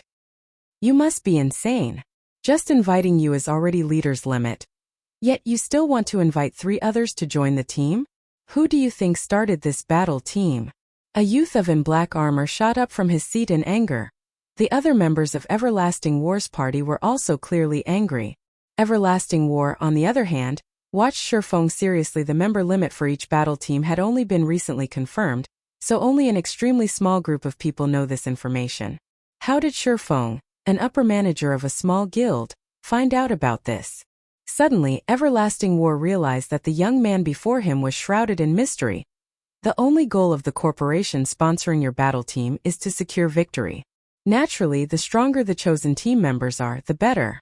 I can guarantee that the players I want to include are all very formidable," Shifeng explained. Although Shifeng had not personally participated in the Dark Arena, He had a certain understanding of it. After all, it was the future battlefield for the apex experts of God's domain. He had learned plenty of techniques from the matches held in the Dark Arena. For example, he had learned void steps from watching the Dark Arena's battle videos. If he could allow the experts of the guild to participate in the Dark Arena and experience those battles, it will enable them to improve their techniques further. Brother Yi Feng, I am afraid that I am really powerless on this matter. There are a limited number of slots for the battle team. Although I am the team leader, I only have one invitation for the test, not the member slot for the battle team. Originally, I intended to test Guild Leader Black Flame's qualifications. However, even if he is qualified, I believe that, as the leader of a guild, he should be very busy with its management. Even if he has the strength, he should not have that much time to spare. That's why I wanted to invite Brother Yi Feng, Everlasting War said. Smiling bitterly, the competition between these international corporations was extremely intense. Every position on the battle team was unimaginably precious, so how could they give them away to Shifeng so easily? I expected as much. Alright, I accept your invitation. When will the test be held? Shifeng nodded. He knew how valuable the slot was. The invitation alone had already greatly surprised him. However, he still wanted to know how much power Everlasting War, this battle team's leader, wielded. If he could obtain another slot, he would have truly profited. The unified testing time has yet to be determined. Let's add each other as friends for now. Once those in charge have decided on a time, I will contact Brother Yi Feng immediately. Everlasting War promptly sent a friend request to the swordsman before him. After Shifeng added Everlasting War as a friend, they chatted about matters relating to the Dark Arena. Seated by the side, Blue Bamboo was utterly stunned by the two's conversation. She had never imagined that Zero Wing was so amazing. It had actually received an invitation from an international corporation. If the guild received support from such a corporation, its potential would be unimaginable. Blue Bamboo's decision to join Zero Wing solidified after both sides chatted for another half an hour or so. Everlasting War's group departed. Big Brother Everlasting, there are countless experts in God's domain. Aside from Black Flame, how could you invite Yi Feng so casually? What if he fails to pass the test when the time comes? It won't look good to our superiors. Why don't we head over to Star Moon City and take a look? There might be some other amazing experts there. A beautiful female elementalist wearing crimson robes suggested. I know. Our superiors gave me an invitation slot precisely because they wish to test my judgment and to see whether or not I am suited to lead this team. They will definitely replace me if I fail. Knowing this, I won't act recklessly. However, this Yi Feng is indeed amazing. Based on his appearance, I'm guessing he is only around 20 years old. Yet, when he moves, not a single action reveals a weak point. There were not even any excess actions in his movement. I have already been in the refinement realm for close to 27 years already, so I can tell that he has clearly already set foot into the refinement realm. Moreover, his progression into the realm is also not shallow. This Yi Feng is simply unbelievable. He is truly a young genius. As for Black Flame, I have already watched his battle videos. Although Black Flame is indeed amazing, his performance shows that he has only taken half a step into the refinement realm. He only displays such overwhelming might due to his equipment and skills. With the power backing me, I can easily obtain things such as top-tier equipment. Otherwise, I would not have chosen Yi Feng. Refinement realm experts are as rare as phoenix feathers in God's domain. We are already very lucky to have encountered one. Even if we went to Star Moon City, it is unlikely that we will find another such expert. Alright, let's return to leveling up for now. His teammates could not help their surprise after listening to Everlasting War's reasoning. They had not realized that Everlasting War had such a high opinion of Shifeng. However, they also had to admit the scarcity of refinement realm experts. Even the 5 of them had only taken half a step into that realm. After Everlasting War and his party left, Shifeng turned to thoughtful Rain, thanking her. I am truly grateful for Miss Rain's help today. If not for your introduction, I would not have such a fortuitous opportunity. If Miss Rain wishes to purchase equipment for yourself, I can offer a 50% discount. Really? Thoughtful Rain knew how expensive top-tier equipment was on the market. Moreover, top-tier equipment was not necessarily available. If she could purchase top-tier equipment at a 50% discount, she could save tens of thousands of credits with each item. She could save over 1,000,000 credits if she bought an entire set. In addition, the equipment available on the market was nowhere near as good as Zero Wing's equipment, of course. Shifeng laughed. Great. I want to buy a set then. Also, my best friend here, Blue Bamboo, has always been very interested in joining Zero Wing. However, as she has only recently started playing virtual reality games, she's not very strong. Can you perhaps allow her to join? Thoughtful Rain asked meekly. I'm afraid I really cannot help you with that. Not even an upper manager like myself is allowed to bend the guild's rules, Shifeng said, shaking his head. However, I can allow your friend to join and train herself with our guild's elite parties, having her learn the combat techniques of God's domain. Once she's sufficiently strong, she can then become an official member of Zero Wing. What do you think? I'll do it. I'll go. Originally, Blue Bamboo had been extremely disappointed when she heard Shifeng's initial refusal. However, being able to improve herself with the elites of Zero Wing was not a bad alternative. Chapter 489 Shop. Upon hearing Blue Bamboo's agreement, Shifeng immediately contacted Aqua Rose and had her organize an elite dungeon raiding party. A dungeon was a very good place for players to improve their techniques. Independent parties normally only raided normal mode dungeons.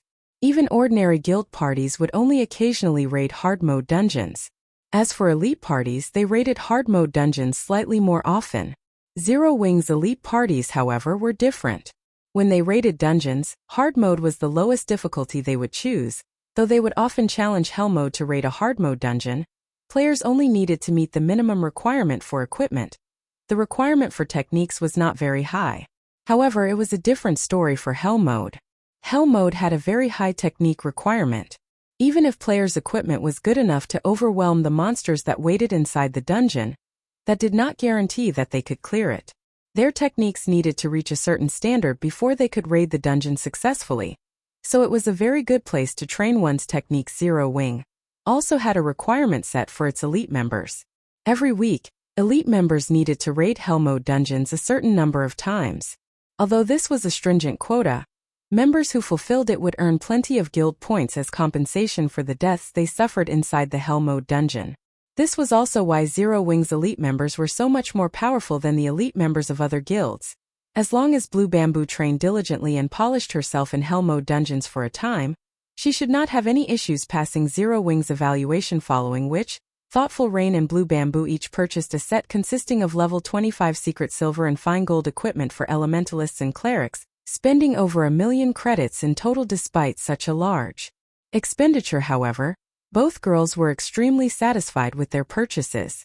They even felt that they had profited significantly. They knew very well that, should they purchase level 25 top-tier equipment from the Virtual Trade Center, they would have to spend over 2,000,000 credits at the very minimum. Moreover, there was no guarantee that the equipment would be available. After all, every guild was in dire need of top-tier equipment. Naturally, they would not sell such equipment easily. After Shifeng finished dealing with these matters, he immediately departed from the residence and headed towards the Starstreak trading firm. Rain, you're the best. I can't believe you actually know someone like Big Brother Yifeng. Previously, one of my classmates boasted in front of me about how her boyfriend wore several pieces of level 25 fine gold equipment. If she finds out that I now have several pieces of level 25 fine gold equipment, she will definitely turn green with envy. Blue Bamboo laughed as she fiddled with the fine gold equipment in her hands. Honestly though, Big Brother Yifeng really treats you nicely. On the way here, I've researched the forums and found out plenty about Zero Wing's elite members. These elite members normally raid hell mode dungeons, and they never offer to carry anyone, not even their own ordinary members. Always wondered what it feels like to clear a hell mode dungeon. Now that Big Brother Yifeng has arranged for us to accompany Zero Wing's elite parties to improve our strengths, it won't be long before we become experts to say. Seeing as how Big Brother Yifeng is such a young and handsome man, do you think he has a girlfriend? If he doesn't, Rain, this could be a good opportunity for you. Even an international corporation is trying to recruit him to their battle team. Once he becomes famous, who knows how many people will be gunning for him.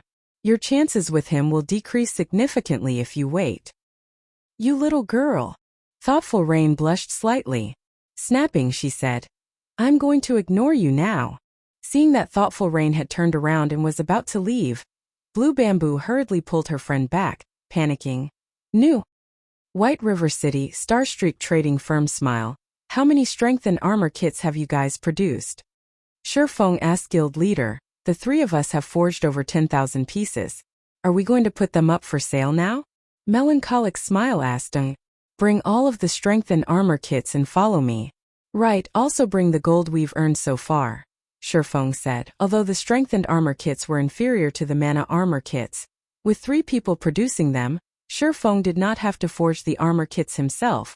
Naturally, the stock they had created was astounding. With the burden of 30,000 gold on his shoulders, Shifeng felt that it would be best if he dealt with the problem as soon as possible.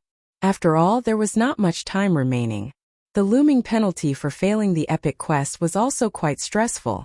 Moreover, Horizon Alliance had already nurtured quite a number of lifestyle players, forgers in particular. They had also recruited close to half the advanced forging apprentices from White River City's 7 neighboring cities. The Horizon Alliance even employed basic forgers, which no other city possessed. Once Shifeng accumulated the 30,000 gold, he would no longer have a connection to the Starstreak trading firm. Hence, Shifeng had been planning and accumulating his wealth, preparing to open his own market, and now was the perfect time to do so. Fortunately, he had accumulated a sufficient number of gold coins. It was time to display his strength. Guild leader. I have everything with me. Aside from strengthening scrolls, we also have the 13,000 plus gold that we've accumulated. Melancholic smile said as she placed the money and the items on the table. This was the first time she had ever seen so much money. There were more than 13,000 gold coins stacked on the table. This was the accumulation of all the money Starstreak Trading Firm had earned from the 8 cities it occupied. Including White River City, there was not a single guild in Starmoon Kingdom that could compete with the Horizon Alliance's wealth.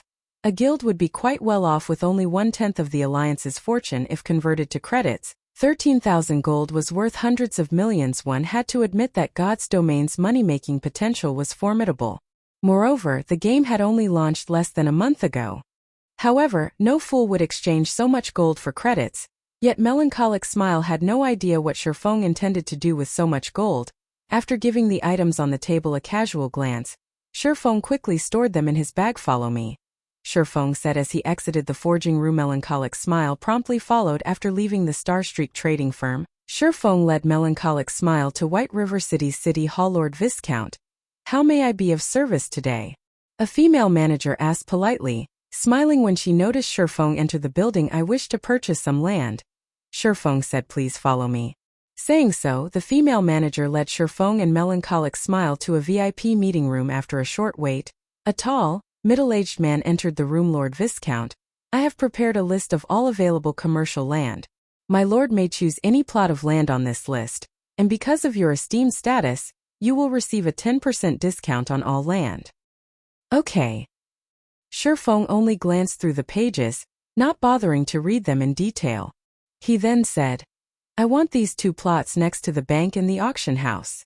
If one pointed out the most valuable plots of land in White River City, the first would be the plot directly beside the auction house, the second was next to the bank, the third was near the 2 aforementioned establishments, and the fourth was next to the Virtual Trade Center and the Adventurers Association.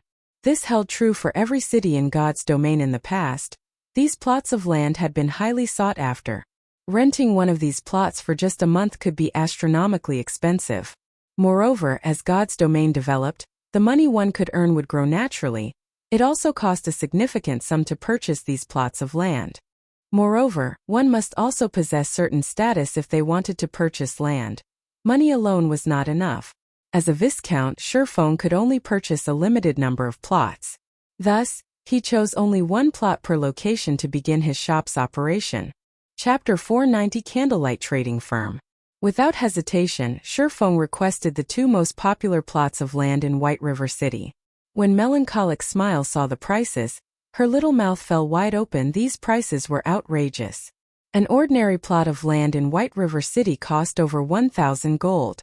If the land were in the densely populated Central District, it would cost more than 3,000 gold. As for the 2 plots Shifeng had set his sight on, each cost over 8,000 gold. If they converted 8,000 gold to credits, they could establish a relatively large company in the city in reality. However, Shifeng did not consider his choices to be expensive. In the future, these 2 plots would become extremely valuable. In the past, he could not have obtained them even if he wanted to. Players frequented both the auction house and the bank. Hence, the traffic was guaranteed. If not for his need for money right now, Shifeng would have preferred to purchase several more plots of land.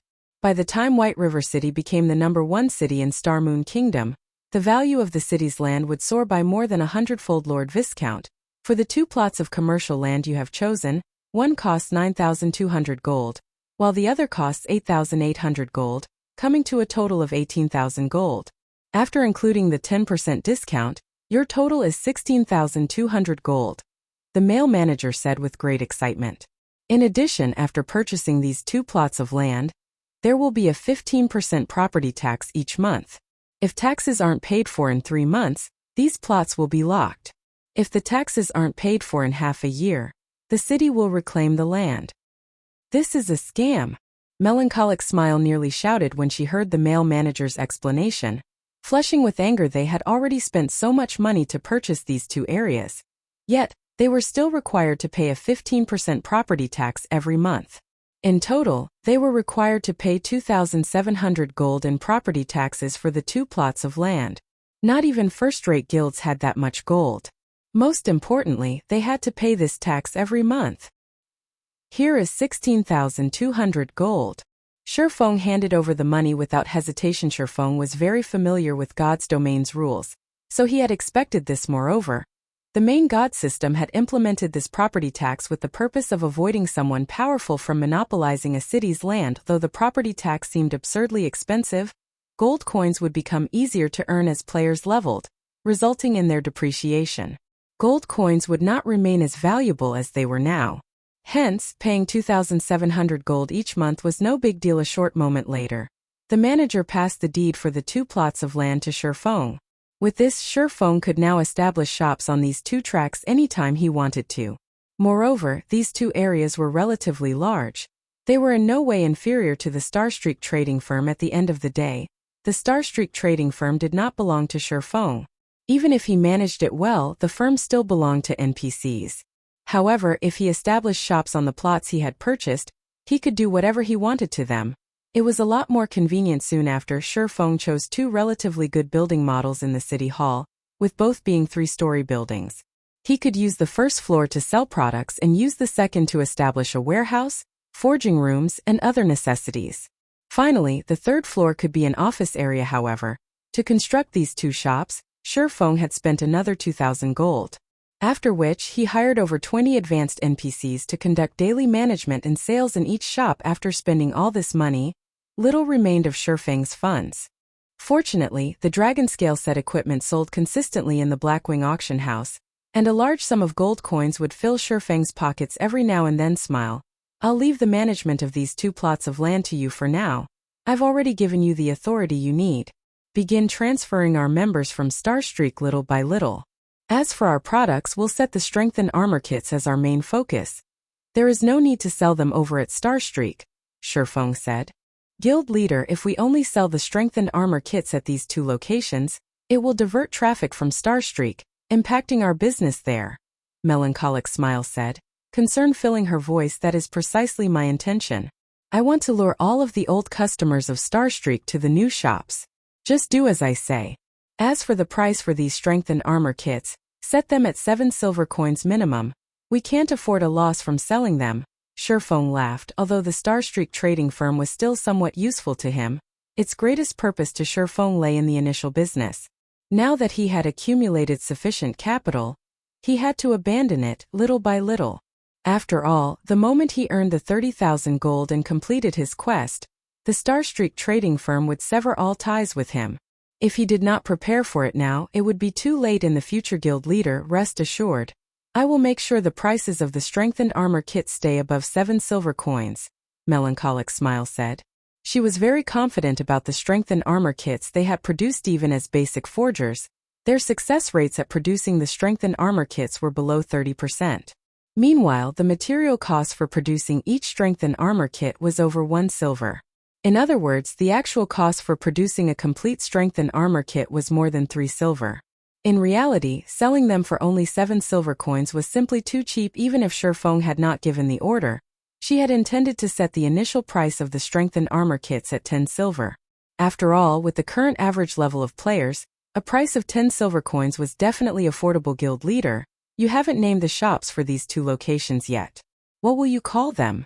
Melancholic smile asked as she looked at Shifeng. A small spark may kindle a raging fire.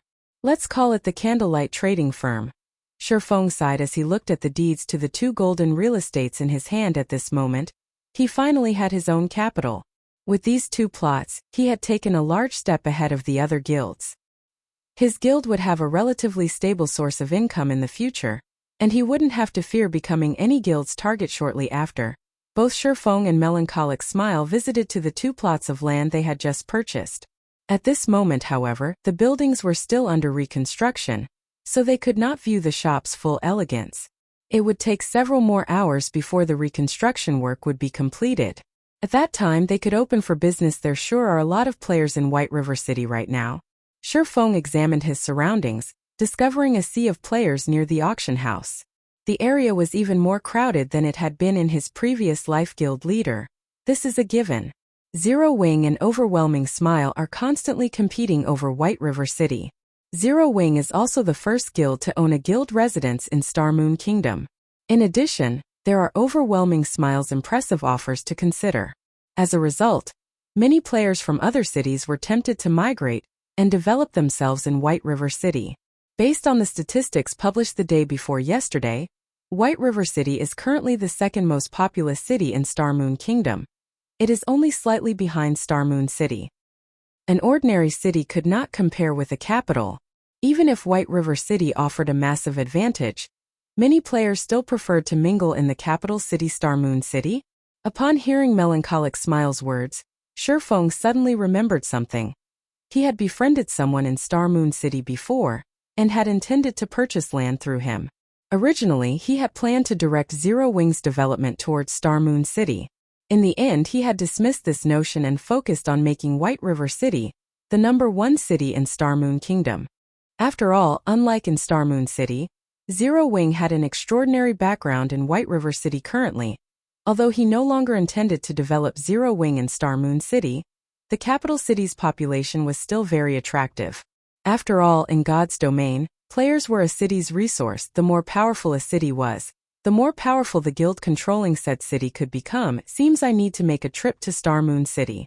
Shifeng suddenly thought of a plan that could advance White River City's development further. Chapter 491 Holy Land for Experts.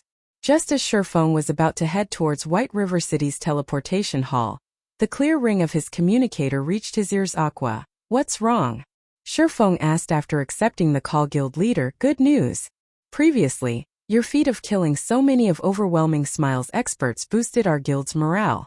Currently, our members are flooding the fields to participate in the war. As Overwhelming Smile's expert parties are no longer appearing on the battlefield, we've gained significant advantages. We have already taken out over 20,000 Overwhelming Smile members. Probably because we're the first guild to kill over 20,000 players in an all-out war. An advanced NPC from the Adventurers Association just visited, issuing an epic guild quest. The quest is called Ancient Battlefield, and only the guild leader of the guild is allowed to accept the quest. Moreover, only 10 guild members can participate in the quest. Unfortunately, we can't learn anymore until we accept the quest. I'm worried that this epic guild quest might disappear if we don't accept it soon, so I contacted you immediately after learning about it. Aqua Rose was extremely excited when she spoke. This was her first time encountering an epic quest. She had only ever heard rumors of them on the forums. Every epic quest represented a massive opportunity. If one could complete it, they could receive extremely bountiful rewards. Based on the information she had gathered, epic quests would reward players with an epic item at the very minimum. If it were a high-difficulty epic quest, one could even obtain 2 or 3 epic items. Meanwhile, the quest the guild had just received was an epic guild quest. It was a lot more difficult than an epic quest meant for individual players. If they could complete it, they would reap a frightening harvest. Ancient Battlefield. Shifeng was stunned upon hearing Aqua Rose's words, indescribable thrill growing in his heart. Hurriedly he asked, Aqua, are you sure you read that correctly? The information on the guild's quest board is clear, and I made sure to read it very carefully. I can say with certainty that it is an epic quest. Even I didn't believe it at first when I was told.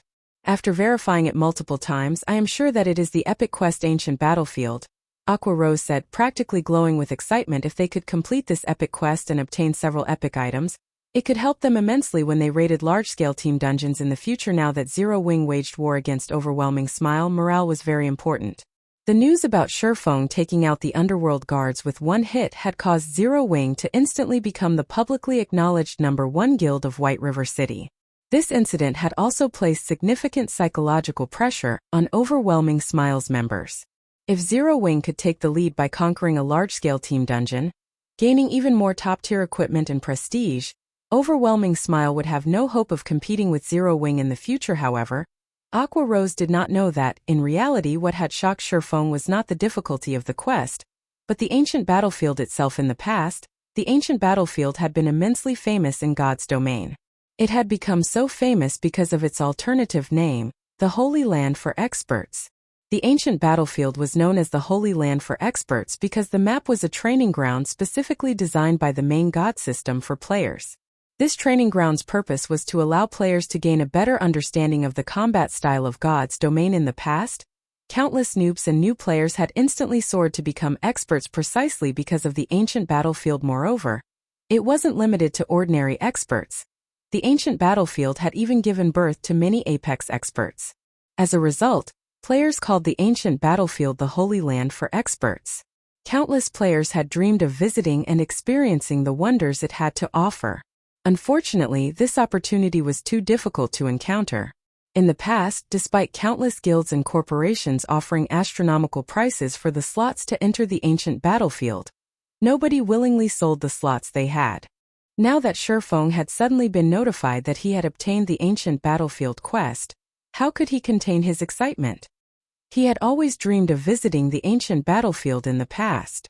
Unfortunately, he had never been lucky enough to receive an invitation. Now, however, he had to understand. The difficulty of an epic quest is not to be taken lightly, so set it aside for now. Don't worry about it disappearing. After a guild quest is issued, it will be available for 3 months or until someone accepts it. Since it has just been issued, leave it there for now, Shurfeng said after calming down. However, although we are setting aside the quest, I have a few tasks that I'll need you to do for me. Tasks? Aqua Rose was confused. She could not understand why Shurfeng did not intend to accept this epic quest. Although she knew that the difficulty of an epic quest was unmatched, without accepting the quest, how could they possibly know whether or not they could complete it? It was a pity to leave the quest there like that. Most importantly, it was so tempting. That's right. In order to complete this epic quest, we will need sufficient combat power. I need you to contact Fire Dance and the others and tell them to stop trying to level up to deal with Overwhelming Smile. The same goes for you. All of you should focus on improving your combat techniques. I will also frequently give you pointers. In a few days, I will test you all to see how much your combat techniques have improved. At that time, I will select the top 9 players to participate in this epic quest. Shurfeng laughed. What should we do about the team dungeons? I hear that Overwhelming Smile has already allocated their experts for raiding level 20 hard mode dungeons. If we lose the race to raid the team dungeons, it will deal a significant blow to our guild's prestige and empower the enemy. Aqua Rose simply could not understand Shurfeng's decision. Previously, Shurfeng had strongly advocated raiding dungeons first. Wasn't this change of plans a little too sudden? She wasn't even sure how to react. The most surprising thing was the fact that a busy man like Shurfeng had actually offered to instruct them personally. This had never happened before. Having the #1 expert of Star Moon Kingdom tutor them would yield effects hundreds of times better than learning from Shurfeng's battle videos in secret. Countless players dreamed of such an opportunity. There were even some who had offered 1 million credits on the official forums, hoping to hire Shurfeng as their personal trainer. It would be a lie if Aqua Rose said she was not excited. This was just as thrilling as the epic quest. Sharpening your axe will not delay your job of cutting wood. Do you think that conquering a large-scale team dungeon will be so easy without a certain degree of strength? Beyond that, the quest only requires 10 people. We can just have the others continue with raiding the dungeons. Shurfeng did not bother to explain further. He could not reveal too much information. Aqua Rose had no idea just how important this ancient battlefield quest was. Raising an army was easy. Nurturing a general was not. In the past, no one had been willing to trade their spot on the ancient battlefield even when offered a legendary item. The competition over a measly dungeon had meant nothing. If possible, Shifeng would have accepted the quest immediately. However, doing so would be a massive waste. Besides, leaving the quest for players to see would provide a powerful incentive. Shifeng did not have any concrete information about the situation inside the ancient battlefield. He only knew that the better the combat techniques a player possessed, the greater their harvest would be. Hence, Shifeng had specifically instructed Aqua Rose and the others to spare some time to improve their techniques. By doing so, they would also increase their potential gain. I understand. I'll contact Fire Dance and the others immediately. They will be thrilled when they hear about this. Aqua Rose giggled as she disconnected the call.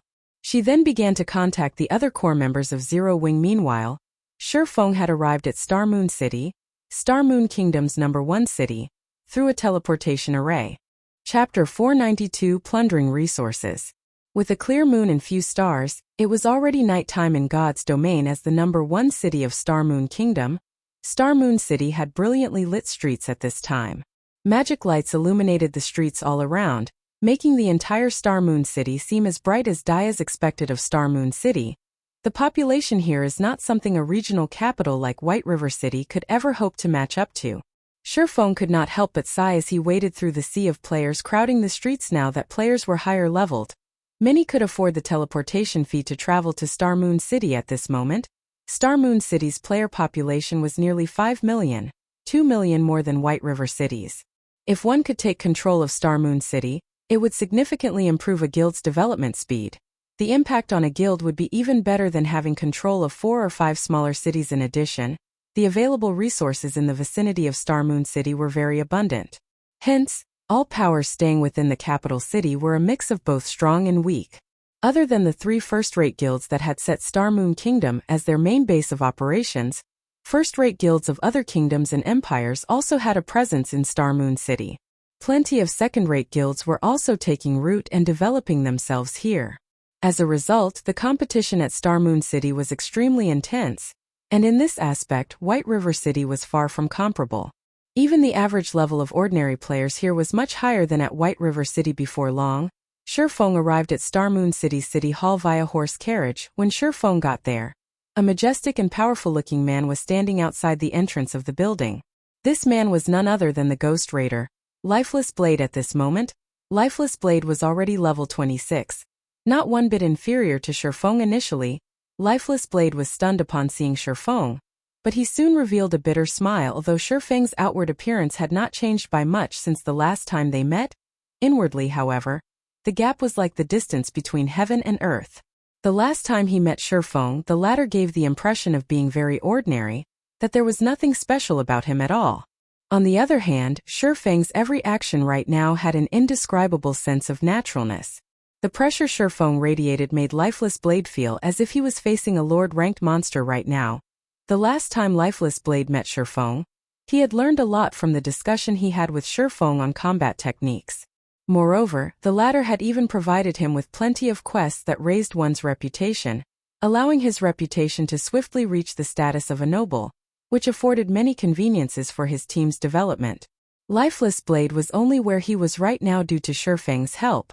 Hence, he felt immense gratitude towards Shifeng during this period. Lifeless Blade had raided plenty of team dungeons.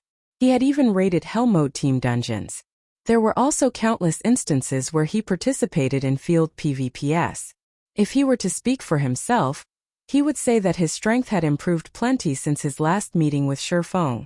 However, compared to Shifeng, his improvements paled significantly. Brother Yifeng, I've already completed the task you requested, Lifeless Blade stated when he saw Shifeng approaching. In a somewhat worried tone he continued, but Brother Yifeng, that plot of land you want is simply too far away from the high-traffic areas of the city. You will only make a loss by purchasing the land there. With the same amount of money, you can easily purchase a plot of land in the high-traffic areas of the city. This is really not a profitable purchase. No worries, I prefer a place that is somewhat peaceful. Shifeng laughed. Star Moon City was extremely large. There was also quite a lot of land available inside the city. However, the prices of the land here were not one bit cheaper than in White River City at all. Even an ordinary plot of land had a minimum price of 2,000 gold. With this sum of money, one could purchase a relatively good plot of land in White River City already.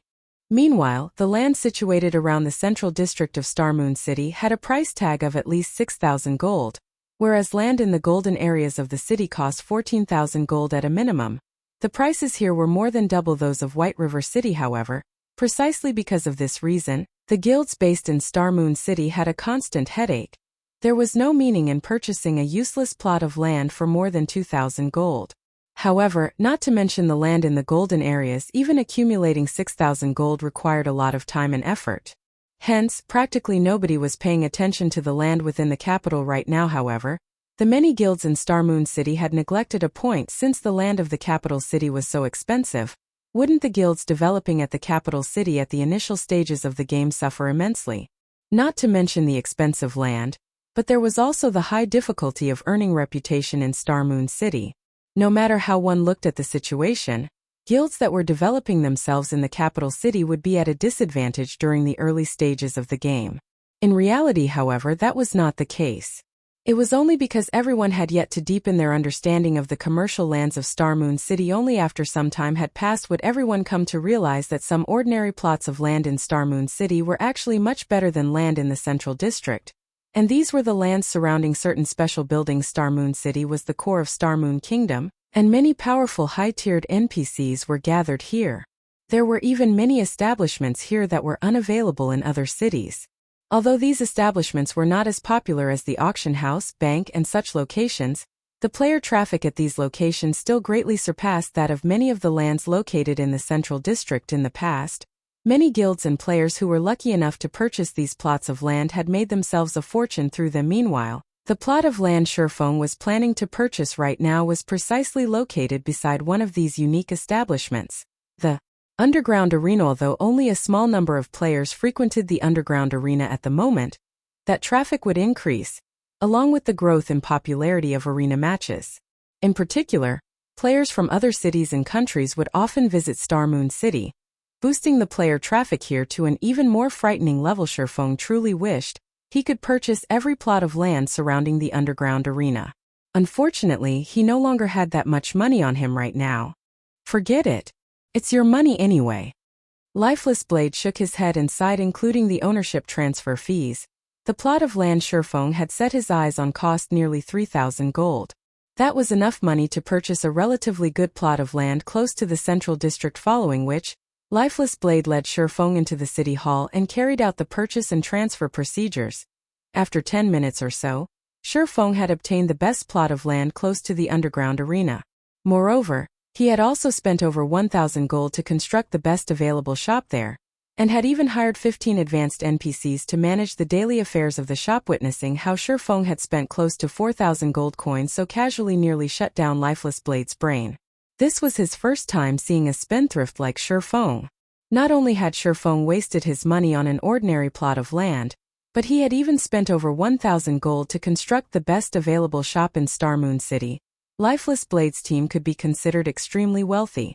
Yet, even so, their liquid assets only amounted to dozens of gold. Even a first-rate guild could not easily take out 1,000 gold. Yet, Shurfeng had spent it casually, as if he was buying vegetables at a market. At this point, Lifeless Blade had even begun to wonder whether Zero Wing, the guild behind Shurfeng, was manufacturing gold coins. In the face of Lifeless Blade's stunned reaction, Shurfeng simply gave the man a smile. He did not bother giving any explanations now that he had established a branch of Candlelight trading firm on this plot of land. He had the foundation to begin plundering the resources of Starmoon City. As long as he sold the strengthened armor kits here in limited quantities, the players here who needed these items would end up heading over to White River City's Candlelight trading firm to purchase them when the local supply ran out. With this, Shurfeng could secretly steal the player population of Starmoon City.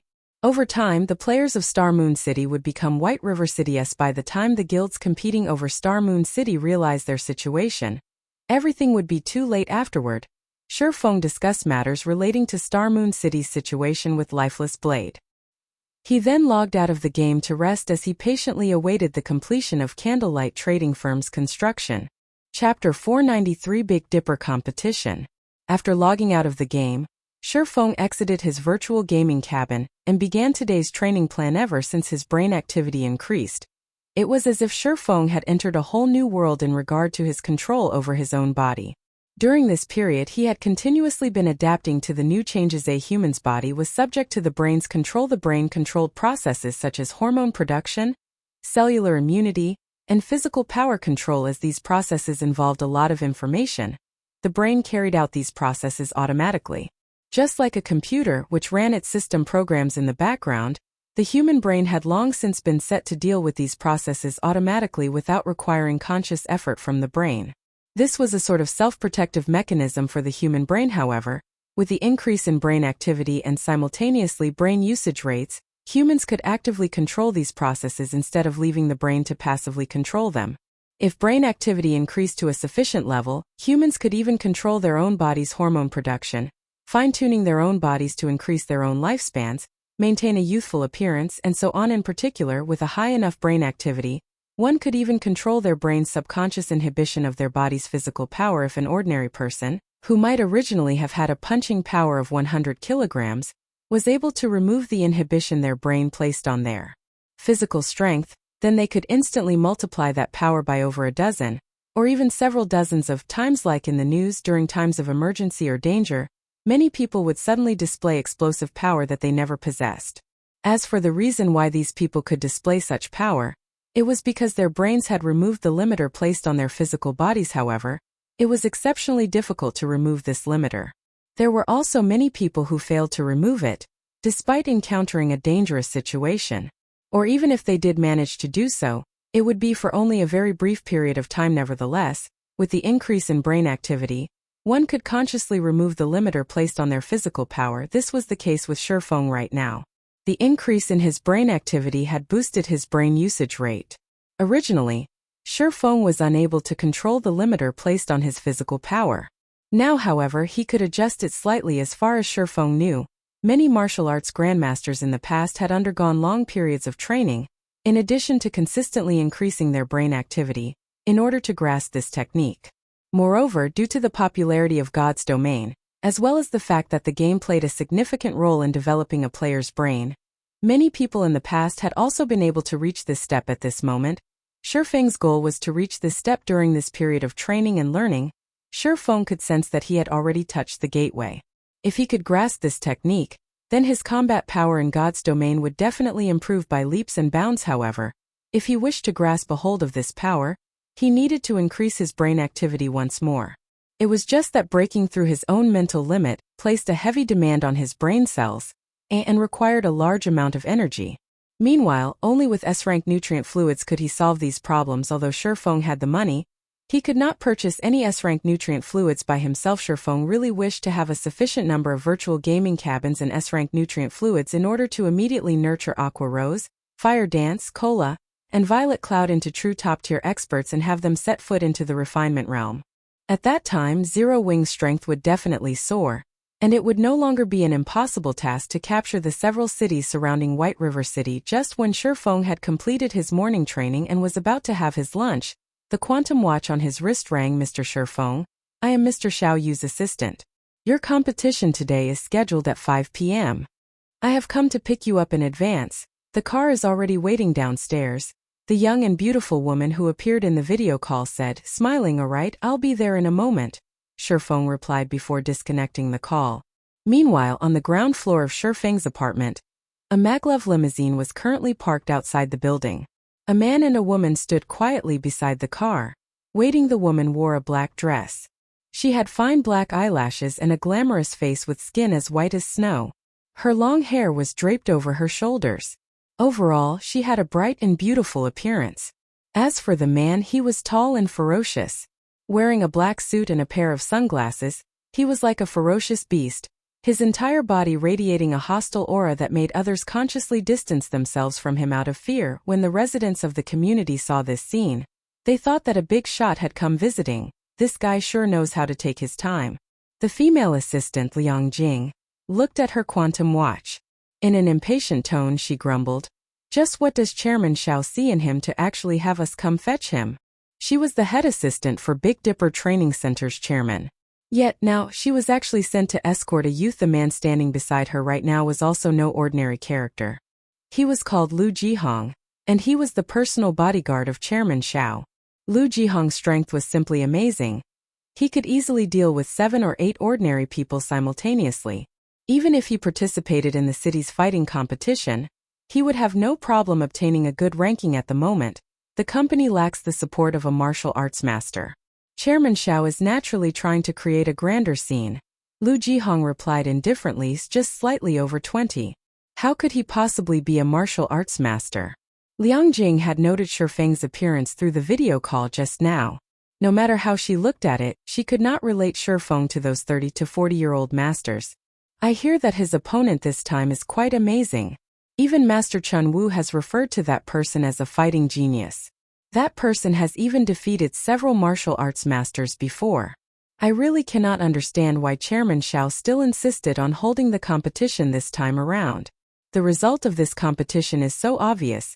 He could clearly just choose that person instead. She had personally seen martial arts masters before. Even from afar, every one of these masters gave off an imposing air that made others feel reverence for them. However, Shifeng did not possess such a feeling.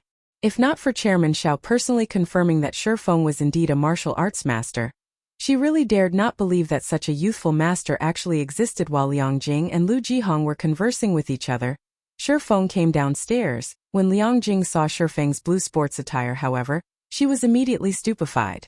How was this a master? Whether in terms of temperament or power, he was clearly just an athletic youth. At this rate, he would simply be seeking his own death by challenging a martial arts master.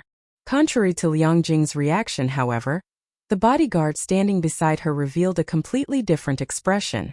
Despite the faint smile Shifeng had on his face, Lu Jihong felt as if he was staring at a dormant beast. Lu Jihong could not sense anything from Shifeng's every action that was right.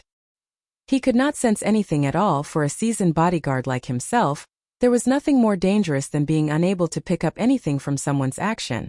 It was as if someone were pointing a gun at his head, and he still thought the other person was joking. If Shifeng were to take action, Lu Jihong felt that Shifeng could easily defeat him in just a few moves. Before the female assistant could even speak, the previously silent Lu Jihong hurriedly opened the car door, respectfully, saying, "Master Shifeng, please get in.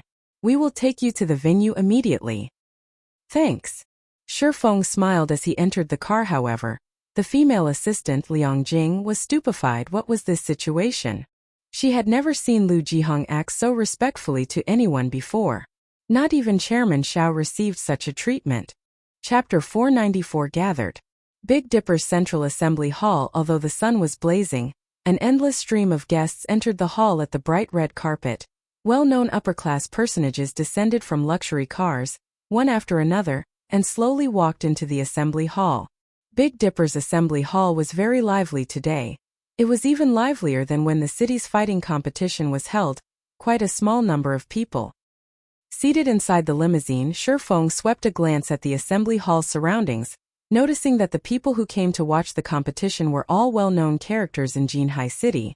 There was not a single commoner present at all. Logically speaking, by holding the competition this time, Big Dipper should be promoting itself to increase its popularity. In order to recover from its downward spiral, it would definitely want to widely publicize the competition this time around. Internal force experts were rare, and exchanges between internal force experts were even rarer. Countless people wished to feast their eyes on such a fight. However, when Shifeng looked at the scene before him, it did not seem as if Big Dipper had done any promotion at all. Otherwise, the venue would have been completely swamped with people. "Mr. Shifeng, it is like this. The other master wishes to hold this competition in private.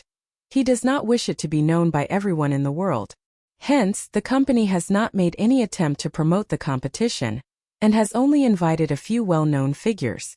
But even so, that master was not happy about it. If Chairman Shao had not offered sufficient compensation, the number of people attending this match might be less than half the current head count, Liang Jing said as she looked at Shifeng. Her lips curled up in a mesmerizing smile. Charmingly, she continued, "If Mr. Shifeng thinks that this event is too small, After this competition is over, we can definitely arrange for your name to be known by all in Jinhai City. As the head assistant of Big Dipper's chairman, observing another person's every mood was Liang Jing's specialty. After seeing Lu Jihong's respectful performance before, even if she was a fool, she would have realized that Shifeng was not as simple as he appeared to be. With such a great achievement at such a young age, Shifeng would definitely become a dragon among men. If she could narrow the distance in their relationship slightly, the familiarity would be of tremendous help to her future naturally. She could not pass up this opportunity sitting before her right now. That person sure likes to keep a low profile, but it's fine. I don't like being watched by too many people either. Shifeng laughed originally. Shifeng had no intention of making himself famous. He wanted to develop himself while maintaining a low profile.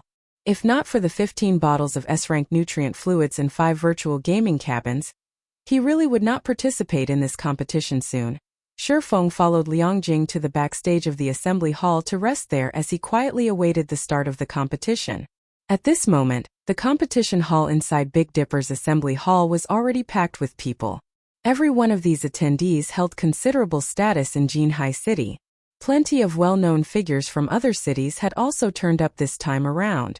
Meanwhile, seated inside the VIP room on the second floor were the few titans of Jinhai City at this moment. Xiao Yu was entertaining these VIPs. If Shifeng were present in this room, he would definitely discover a lot of people he was familiar with here. Seated in the center of the room was none other than Jinhai University's headmaster and chairman, Su Wenqing.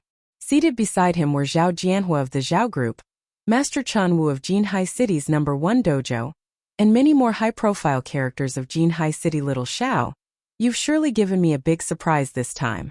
You were actually able to invite 2 martial arts masters to conduct a competition with each other. This is a first for our Jinhai City, Su Wenqing said as he stroked his white beard. A little excited, he said, I wonder if you can introduce me to the 2 masters you've invited this time around? The other VIPs promptly nodded their heads at Su Wenqing's words. In this day and age, fighting competitions were the most popular event in the world. The status of martial arts masters was naturally extraordinary, more so that of internal force experts. Normally, one could not see such experts in an ordinary city like Jinhai City. Even high-profile characters like the VIPs present would not be able to easily meet such experts. Old man Su, you must be joking. How could I possibly be able to invite 2 masters to conduct a competition with each other? The 2 of them just happened to want to compare notes with each other, so they allowed me to arrange this competition, Xiao Yu said, laughing. Currently, his heart was filled with an indescribable sense of joy. The 2 masters are currently resting and preparing for the competition later. It would not be convenient to invite them over right now, but I'll definitely arrange for a meeting afterwards. I hear that the 2 masters competing this time are very young. Is that true? Su Wenqing asked curiously. The 2 of them are indeed very young. Both haven't even reached the age of 30 yet. Xiao Yu nodded, then added proudly, in particular, Master Chen Wu has also met the master that we've specially invited this time.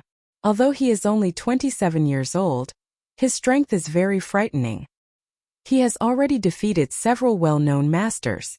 During this period, I heard that he is planning to join the qualifiers for an international fighting competition, and that he has a high chance of obtaining a good result. Indeed, that Master Lei Bao is really a prodigy. I've compared notes with him before.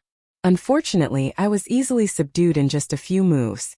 Now that Master Lei Bao has undergone over a year of intense training, his current strength should be even more frightening.